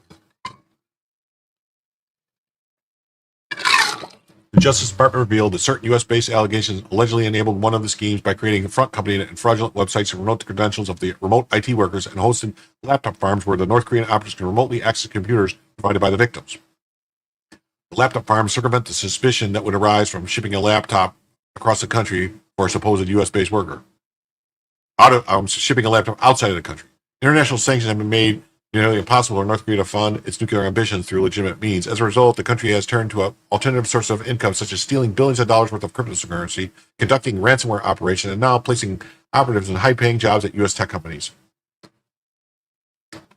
The State Department, Treasury Department, FBI had previously warned in 2022 that North Korea had dispatched thousands of high-skilled IT workers worldwide, often misrepresenting themselves as foreign or U.S.-based teleworkers. These operatives use virtual private networks, VPNs, virtual private servers via PSs, purchase third-party IP addresses, proxy accounts, and falsified or stolen identification documents to evade detection. Despite the revelation of these funding operations, North Korea has not been discouraged. In fact, Google Cloud reported in March that the threat has evolved, with North Korean IT workers expanding their reach beyond the U.S., particularly focused on Europe. They've also intensified extortion campaigns against employers and moved to conduct operations in corporate virtual desktops, networks, and servers.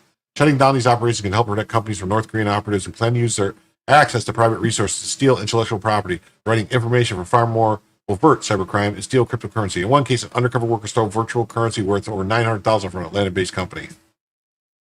Wow, that's crazy. I thought the North Koreans were just printing super dollars. Oh, here we go. That's a good one. That's a good one. Democrats seem to think poor people are stupid, Scott Bessent says. Bessent is correct. Yeah. So you remember this when they thought he was stupid because he was poor? Yeah. Only in D.C. is a 20% hike to Medicaid over 10 years. Only in D.C. is a 20% hike to Medicaid over 10 years considered a cut. Medicaid should focus on helping the vulnerable people it was designed for. Work requirements are broadly supported by the public and are already implemented in many states. Able-bodied adults are not vulnerable. All right, let's hear what he has to say. First of all, that affordability and saving Medicaid, let's separate those. And only in DC is a 20% hike over 10 years a cut. So Medicaid funding will go up 20% over the next 10 years. The people who Medicaid were designed for, the pregnant women, the disabled, and families with children under 14 will be refocused. The able-bodied Americans are not vulnerable Americans. So a work requirement or a community service requirement, that's very popular with the public, and many state programs have that now. First of all, Medicaid's 20% hike is a smokescreen for systemic theft. The program's collapse isn't about funding. It's about millions added to the rolls who never paid in, including illegal immigrants exploiting ER mandates and state loopholes. Work requirements are a start, but the real issue is structural fraud. The big beautiful bill slashes $1.6 trillion in waste while redirecting cares to veterans and citizens who funded the system. Arkansas proved work rules expose the truth. Bloated bureaucracy and non-citizens abuse drain resources from truly vulnerable. Deficit fear-mongering ignores where the money actually goes. Foreign nationals and administrative bloat, not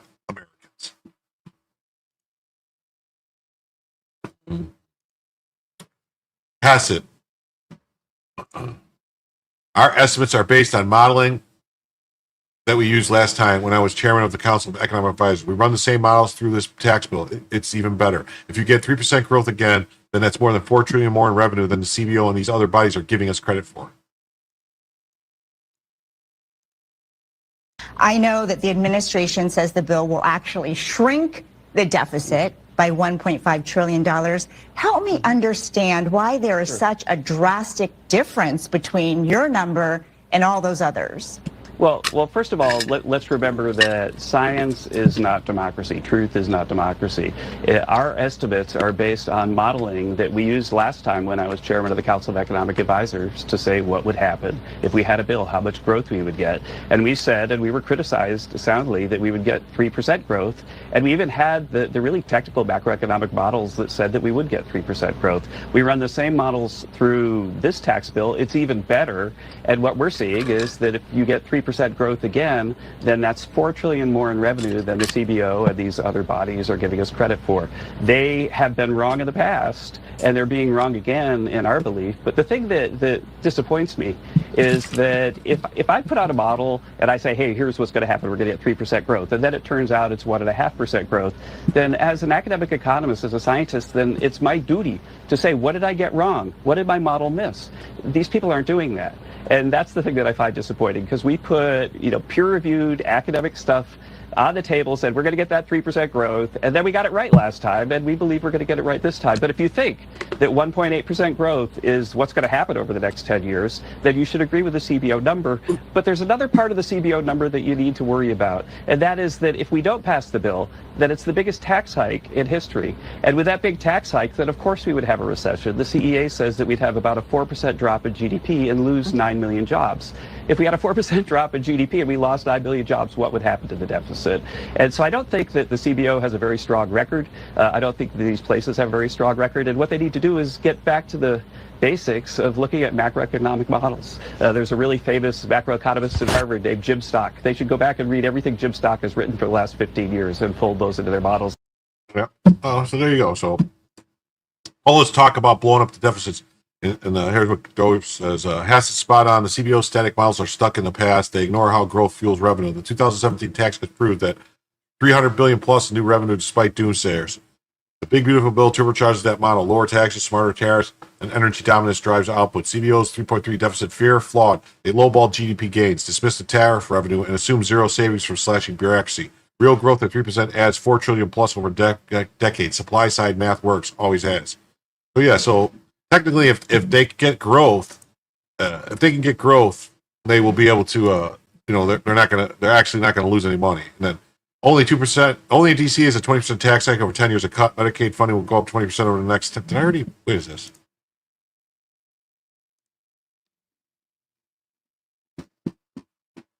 Oh, I already. This is the same thing he said. It's just posted by someone else. So never mind. I'm not gonna play this. Okay. All right. Breaking. Treasury Secretary Scott Bessent just summed up the immigration crisis for America perfectly. The big lie was that this kind of immigration didn't hurt working people. Now economists have come out and said, oh, what a surprise. Even the laws of supply and demand work in the low-end labor market. For years, Wall Street has done well. Now it's time for Main Street to do well, and they can both do well. Let's hear him say it. And look, what we saw was this mass unfettered immigration across the border, whether it's 12 or 22 million people who came in, suppressed working people's wages. And for 20 years, the big lie was that this kind of immigration didn't hurt working people. Now, economists have come out and said, oh, what a surprise. Even the laws of supply and demand work in the low-end labor market. So I talk about in that editorial what I call parallel prosperity, that for years Wall Street has done well. Now it's time for Main Street to do well, and they can both do well. And that's the one big beautiful bill. That's the beauty of this. It helps Wall Street and Main Street too. And okay. Joe says Bessent nails it. For decades, DC pretended mass migration didn't create wages for blue-collar Americans. Now even economists admit basic supply-demand reality. The big, beautiful bill tackles it head-on, slashing foreign aid theft while boosting domestic output. Every illegal worker flooding the market steals opportunities from citizens who paid into the system. Medicaid's collapse proves it. You can't fund care for lawbreakers and protect taxpayers. Real growth means prioritizing America's first, not global labor arbitrage scams. Wall Street's gain should not come at Main Street's expense.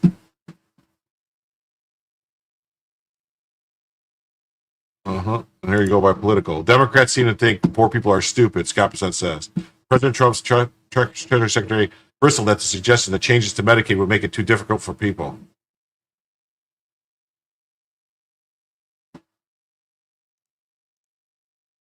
Treasury Secretary Scott Bessent on Sunday said Democrats who attack Republicans for adding work requirements to Medicaid are demeaning the people who rely on the government health care program. If I'm not mistaken, it's not just work requirements. They could also volunteer. It's like 40 hours a month or something only that they have to work. They're meeting the people that rely on health. It's a group of Democrats who unfortunately seem to think that poor people are stupid.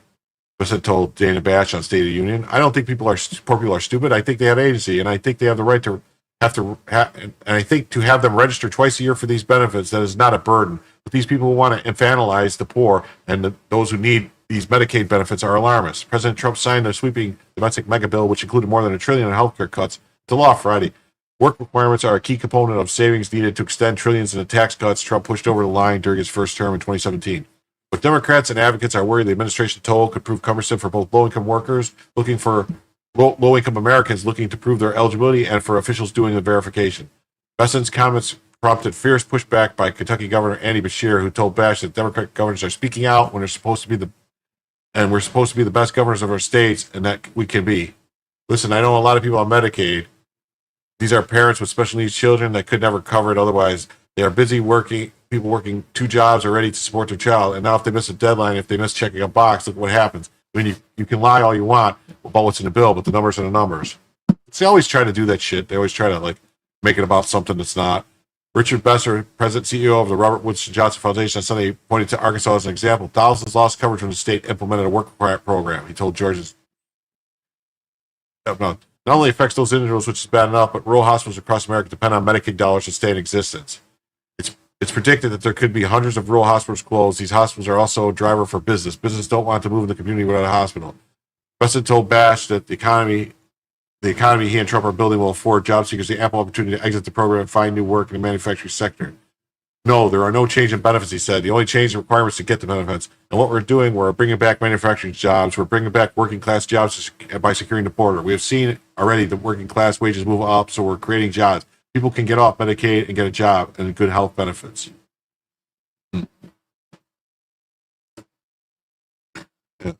And here's I'm going to show you now. We're going to get into the Democrats still pulling the old Russia. Sheldon Whitehouse Senator Sheldon Whitehouse says someday we'll discover what hold Putin has over Trump. Whatever it is, Trump Russia is for real. Why would you continue to promote Trump Russia collusion? Haven't you been told that this has been debunked? This is getting out old now. Are you still doing nothing to address this perpetual Russia collusion story? Protected by the speech and debate clause allows Sheldon Whitehouse to lie to the American people. Well, and from The Atlantic, the paper that lies about every friggin' thing, Donald Trump is giving Vladimir Putin every incentive to keep killing Ukrainians. The American president wrote Vladimir stop on his Truth Social account in April, but the Russian president did not halt his offensive. Well, then that proves it. That just proves it. He wrote stop and Vladimir didn't listen, so that means that Vladimir Putin controls him. Holy shit. Donald Trump repeatedly promised during his campaign he would end the war on day one, but he didn't do it. He didn't end it on day one. He couldn't do it. The invasion of Ukraine does not let it continue. It accelerates. Almost every night, the Russia destroys more of Ukraine from the air. Wait, I thought, no, you guys said Ukraine was winning. You guys all said Ukraine was winning. You said Russia was on it, they were losing. You said they couldn't win. You said Ukraine was winning. That's what you said. So which is it? Yeah. Ukraine's top commander has said that Russia is preparing a new summer offensive with 700,000 troops spread across the front line. Russian soldiers are continuing to be wounded or killed at extraordinary rates. Between 35,000 and 45,000 casualties each month. I think they're lying about those numbers. That's part of the problem. While billions of dollars worth of Russian equipment are destroyed every week by Ukrainian drones. Also, if they're doing all this, then what do you care? Yeah. And the independent fact-checked essential bullshit. You guys are full of shit. The Atlantic sucks. Yeah. And because here, it's right here. Here's the proof. Senate Democrats launch investigation into Trump's pause on Russia sanctions. Yeah, here we go. See? It's Russia. The 3 Democratic senators said Thursday they were launching an investigation into the Trump administration more than 5-month pause on new sanctions against Russia related to its war in Ukraine.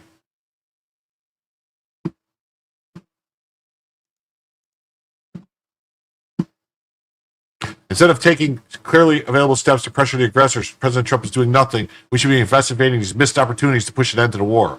Gene Shaheen, Elizabeth Warren, and Chris Coons can all suck a fat one.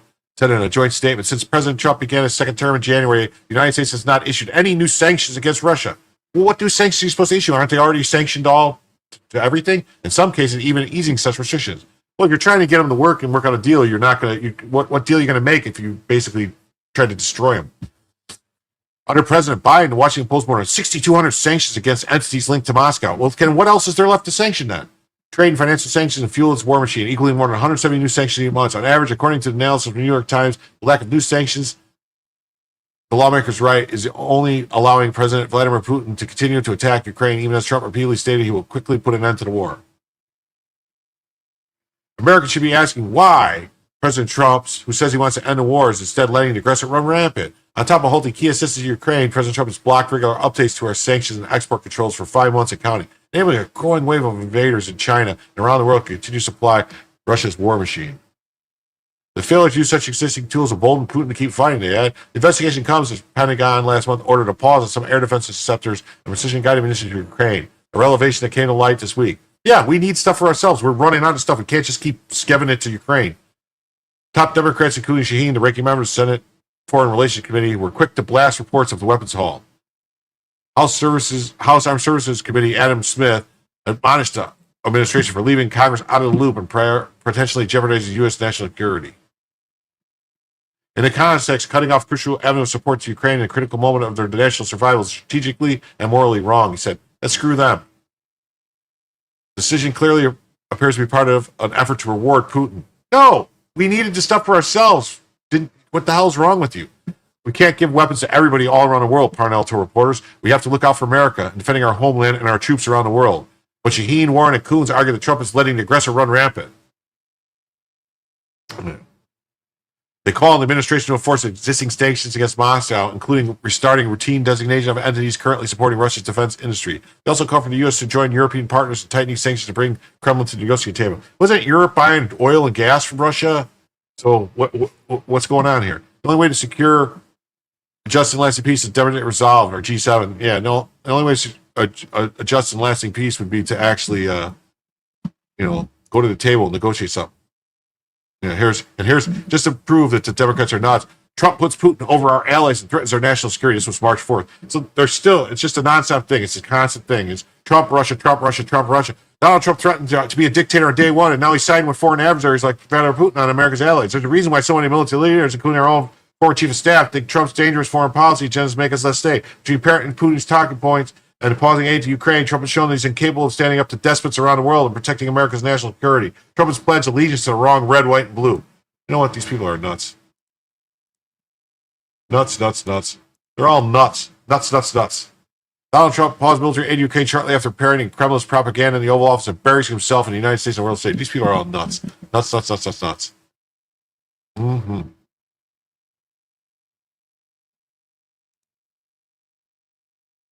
Mm-hmm. Yeah, see, look. Who the hell voted for your lying ass? See, here's a little breakdown. No, nothing, no collusion, no nothing. You know nothing. You've got nothing. You're nothing but a lot of talking a badge. You got nothing. No collusion. You got nothing. But you're going to keep talking about it because your constituents that you brainwashed through MSNBC still believe it. They're probably still sitting there worried that Russia's going to shut off the electricity in the wintertime.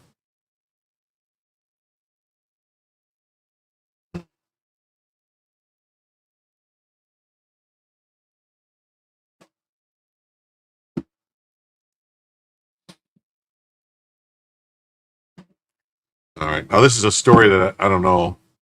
I didn't know about covering, but we're going to talk about new ultra low. 10-year-old boy, 2 13-year-old girls, and a 14-year-old boy, and a 32-year-old man were just arrested for armed robbery of Baltimore. As Mayor Brandon Scott is chanting BLM, and as Senator Chris Van Hollen is sipping margaritas with MS-13 gang members. Baltimore City Police say 4 children and an adult man are facing charges after an armed robbery tied to a stolen car. City Police say they were called to East Northern Parkway Saturday night, where a victim said he was robbed by 4 children at a bus stop. Police say those kids got back into a car, which was found later on Gorsuch Avenue. Police say that car was stolen on Falls Road Friday night. Police say 5 people bailed out of the car and were captured. Those suspects, a 32-year-old man hurt, trying to escape, along with a 10-year-old boy, 2 13-year-old girls, and a 14-year-old boy. Baltimore City Police say 4 children and an adult man are facing charges after an armed robbery tied to a stolen car. Sorry about that.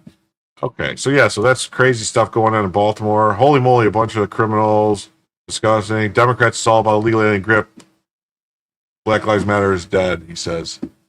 Okay, and then here's this, another story, another little thing here. It says she lost her SNAP in Section 8 housing and says she's not meant to work, so she's going to go to the Social Security office and demand money.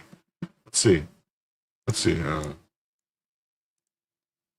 Y'all, I'm just going to go on down there to the little Social Security office and sign up for me a little check because I must be crazy if I think I ain't got to work. I just don't think I was put on this earth to work like that. I know I wasn't. I'm a mess right now. I can't eat, can't sleep. Are there really people like this? Are there really people like this in the world that actually believe that they don't have to work, that they just get the government to just do stuff like that? I mean, I don't get it. I don't get it. But here, we'll jump to another story. It says lawfare coordinator Norm Eisen is not happy with his BFF John Roberts and his illegitimate MAGA Supreme Court over the ruling that the Trump administration can deport legal aliens to third countries. Therefore, he and their lawfare squad are preparing even more lawsuits to thwart the will of 77 million Americans. I have no doubt that Democrats will pack the court the first chance they get to do so. Republicans need to strike first by nuking the filibuster and passing voting laws. This is 5 minutes. I'm going to speed it up, and I'm not going to listen to all of it. I'm going to go 1.5 speed. Let's go. In the 2025 elections in New Jersey, and then in 2026, it's going to be a referendum. I predict it's going to be a thumping loss at the ballot box for Donald Trump, who's also struggling in polls. This is not what the American people want. And shame on the Roberts Court. I've written about the need to reform the court. A number of the justices who are there illegitimately because of manipulations in the United States Senate. And we're going to have wholesale reform because the MAGA majority on the Roberts Court are enabling Donald Trump's unconstitutional, illegal, cruel, and inhumane behavior. But do you have any concern that in kind of some backwards way, because this new One Big Beautiful Bill passed, it gives a massive amount of money to ICE's budget? And so even though they're kind of carrying out these draconian plans, even though their legality is questionable at best, even though they have a Supreme Court in their pockets to allow them to perpetuate this stuff, that we're actually going to see more and more and more by virtue of the sheer deluge of funds that they're going to be getting as the result of this bill. I've spoken about this before, but ICE's budget, if it was a military, it would be the 16th biggest military in the entire world. ICE will have more funding than Brazil and Israel's military in total. Well, the line that the Supreme Court has drawn is that before individuals are deported, they're entitled to due process notice and an opportunity to be heard. Now that once that minimum has been achieved, Trump is running amok, sending people to third countries. Brian, we need to surge. Nobody would have thought that we'd get almost 200 orders stopping different parts of this is what a seditious conspiracy sounds like. He's basically trying to undermine the government, and he should be sanctioned, and any of the lawyers that take these cases should also be sanctioned. Corrupt MAGA majority on the court has not been able to intervene in that sheer volume. And when you called me and asked me if I'd come on, you said, "Are you working?" I said, "Yes, I am. I'm preparing the lawsuits for next week." So myself, Democracy Defenders Fund, the wonderful democracy litigating organizations that we work, other actors defending the Constitution, like the state AGs, like the labor movement. That's what's made possible. We have to double down, and we intend to do it. We're going to work twice as hard. Unfortunately, the collaborators in the United States Congress and in the Supreme Court, Article 1 and Article 3 MAGA majorities collaborating with Article 2, Trump and his cronies in the executive branch, are going to make a lot of work for the courts, but we're just going to keep on going. And I will say, I got to be honest about the threat. I have to be honest about how corrupt I think this decision is. Don't take my word for it. Read the minority's dissents excoriating what happened. Really, it's the first case. Today was a follow-on. It's the first case that's so terribly broken unanimous minority opposition in part one. Today was just part two of enforcing that. Even against all that, we've been able to push the ball forward. Politico has a story this weekend that, notwithstanding the Supreme Court's terrible decision in the I mean, you hear that, right? He said Politico. So he's admitting that this is a concerted effort with the media, his Democrat allies, him legally. He's got people in the courts that he is working with that he knows. They need to start arresting these people. They're doing a coup using the courts. They need to be arrested. In the CASA case on nationwide injunctions, we've just seen a flurry of class actions and other positive rulings this week in which the courts and the litigants are keeping on going. As you know, we were on file with a class action about birthright citizenship. Within 2 hours, I came on your show to announce it that day that terrible Supreme Court decision. Yeah, they got a class action of birthright citizens. Somehow they certified a class of unborn babies. If unborn babies could be certified in a class for protections, doesn't that mean that they're people and they can't be killed? Doesn't that mean abortion should be ruled completely illegal and murder? Because somewhere, something doesn't make sense here. Just saying, this guy might have been a little too clever for his own good. was announced. The hill has gotten steeper. We're just going to run twice as hard. Well, of course, for everybody watching who's looking to help the efforts of those people like Norm, like the folks at State Democracy Defenders who are actually fighting this stuff on the front lines in the courts. Yeah, we're not going to advertise for these clowns. But yeah, so U.S. Supreme Court drops, shocking, whatever. He has done more damage to this country than just about anyone else, except for maybe Obama. The filibuster, like the parliamentarian, is a fiction to protect entrenched interests. Students need to go back to South Dakota and take the governor's chair. Being kept warm for him. He will not lead even in a majority on 80% issues. To be fair, Norm Eisen said he's willing to house at least 12 members of TDA in his 4 homes. Mr. Eisen needs to be held accountable in the appropriate way. That's right. That's right. He sure does. Sure does. Well, now we're going to jump into another story, which is a little controversial, but let's see what this says. Butler was the first rally that CNN covered, and they brought a slow motion camera to it. Another first. They knew Trump was going to... This guy's saying, did they know Trump was going to be shot and wanted to film every gory detail? Fox News alert, Secret Service whistleblowers are coming out of the woodwork, furious about last week's press conference where the director, Ron Rowe, admitted the agency failed but wouldn't fire anyone. Trump's entire protective detail's been an illusion. The rally in Butler was the first time the Secret Service sent counter snipers to a Trump event. And those snipers were communicating by text message without Wi-Fi. Only the locals had radios, and according to the Washington Post, the Secret Service wasn't even in the same room as they were. They were in a completely different command center on the opposite side of the farm. Basically, the Secret Service was playing a big game of telephone while Crooks was stalking the grounds. Who signed off on this disastrous plan? According to whistleblowers who've spoken to Senator Josh Hawley, it all comes down to the lead site agent, who they claim is inexperienced and incompetent. Senator Josh Hawley's been speaking with these whistleblowers, and he joins us now. Senator, what have these whistleblowers been telling your office? Well, what they've been saying, Jesse, is that... I think that's where it's going to go. I think that's where it has to go, because if you could certify a class of unborn babies and say they have the rights to be citizens of the United States, and they have standing to be certified, they definitely would have the right to be alive, wouldn't they? To not be killed, because you can't deprive citizens without life, of life, liberty, or people. You can't deprive people of life, liberty, or property without due process of law. So,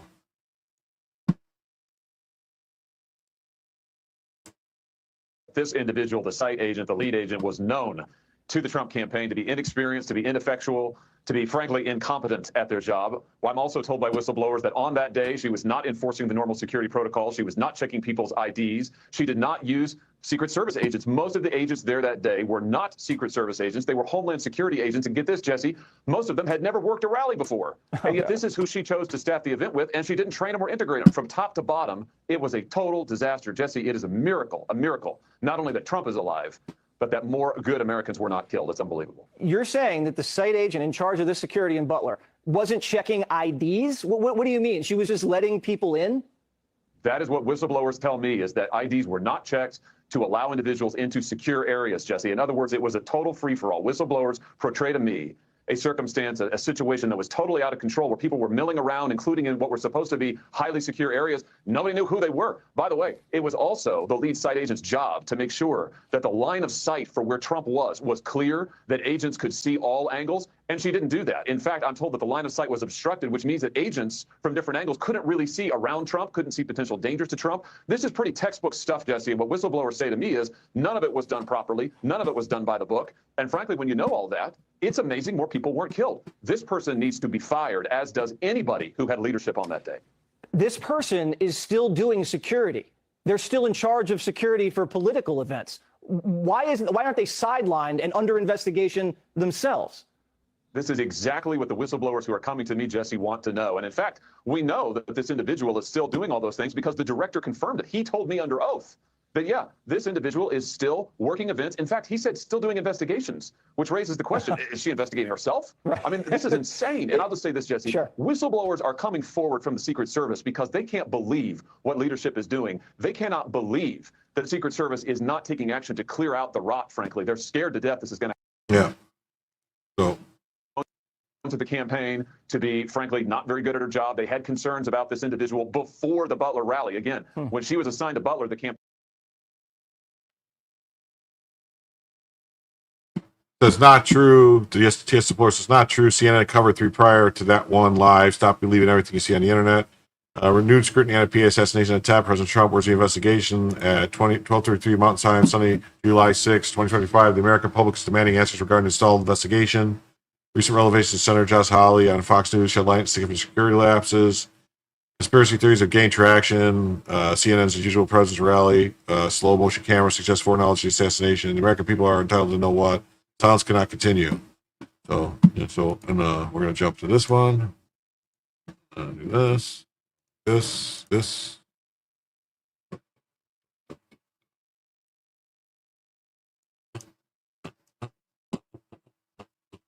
Okay, we got like 5 tabs left, and then that'll be it for the evening. Unless anybody has something else they want to talk about. So, 0 federal investigations of the 2020 election fraud allowed in 5 long years. Lab-based U.S. finance pandemic, mass mail ballots despite laws prohibiting them, counterfeit ballot stuffed jobs, 5 targeted cities, 81 million votes, 49% all voters say no way. 62% of voters say cheating affected 2020. AG Barr blocks active investigation. 65% say J6 was Fed surrection, prevents debate.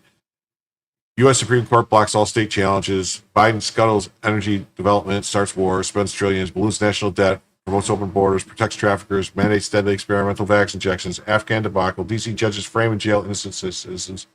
64% say the FBI is politically weaponized. 72% say America is becoming a police state. October 24, are you better off? 56% say no. Trump turnout beats the cheat machine, reelected. June 2025, 48% support special prosecutor for 2020 election fraud investigation. Wow. Wow.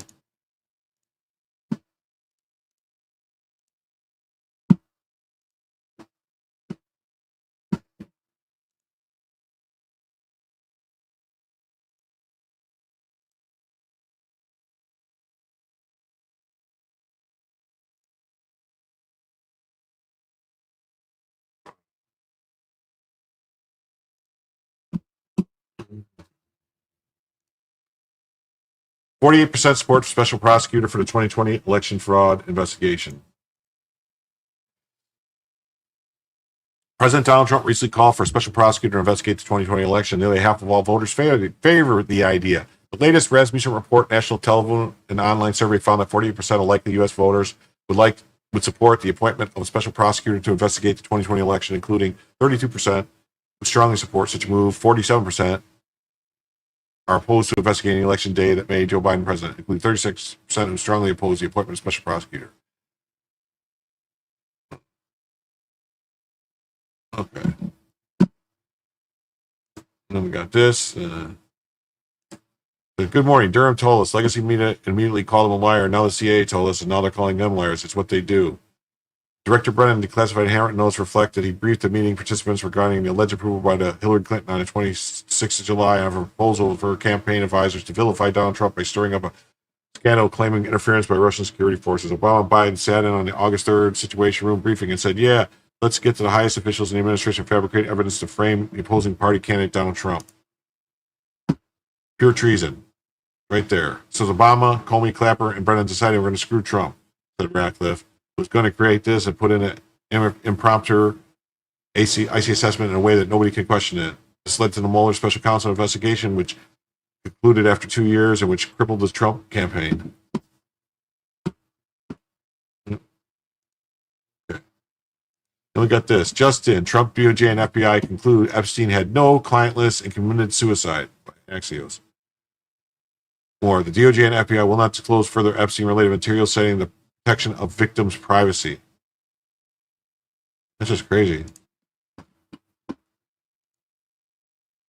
Yep. The DOJ and Epstein blackmailed nobody and died by his own hand. Right here. Yep. Consistent with our prior disclosures, a review of confirmed that Epstein harmed over 1,000 victims. Each suffered unique trauma. So he had 1,000 victims, but he didn't have any clients. That's weird. That's really odd, isn't it? Very odd. Very odd. Odd.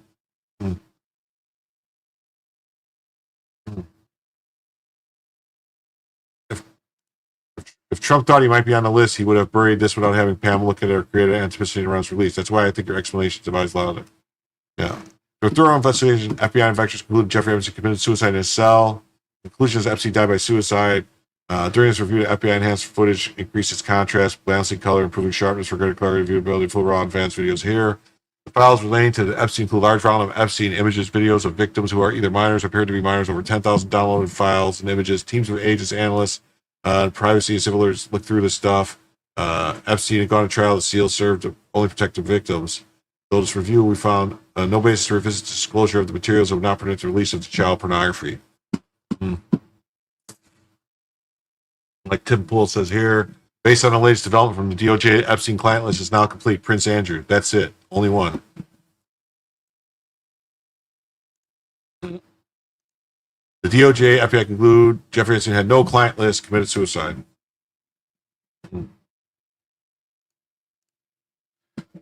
Weird that they use a picture of Trump, right? President Trump's Department of Justice found no evidence that Jeffrey Epstein blackmailed powerful individuals, maintained a client list, or was murdered. He's all kosher. A memo indicates that security footage showed no one entered Epstein's Manhattan prison area the night he died in 2019, supporting the conclusion of suicide. He had a clients list. The administration finding contradict conspiracy theories, especially those pushed by former influencers and now top FBI officials. They have since accepted the suicide conclusion. Epstein's associate Ghislaine Maxwell is currently serving time for trafficking, but no additional charges will follow. Despite past speculation, the DOJ and FBI will not disclose further Epstein-related materials, supporting protection of victims' privacy. They need to disclose who his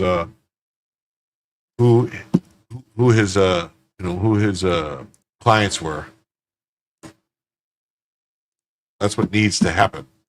That's what needs to happen. Needs to happen. Needs to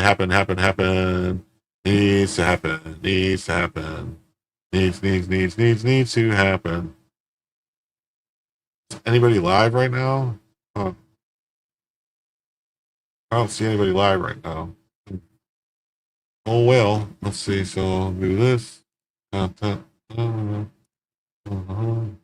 Customization.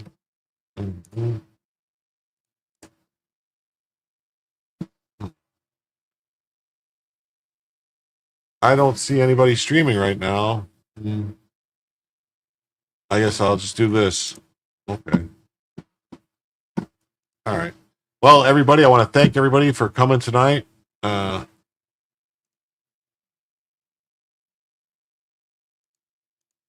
want to thank everybody for coming tonight. It's been a great show. I want to thank everybody who contributed, who stayed for the end, who watched everything. I will be streaming tonight, Monday night at 10 or 11 o'clock, probably 10 o'clock again. I think I like 10 o'clock better. I want to say thank you to everyone, and thanks for being here, and thanks for letting Jim tell you the news.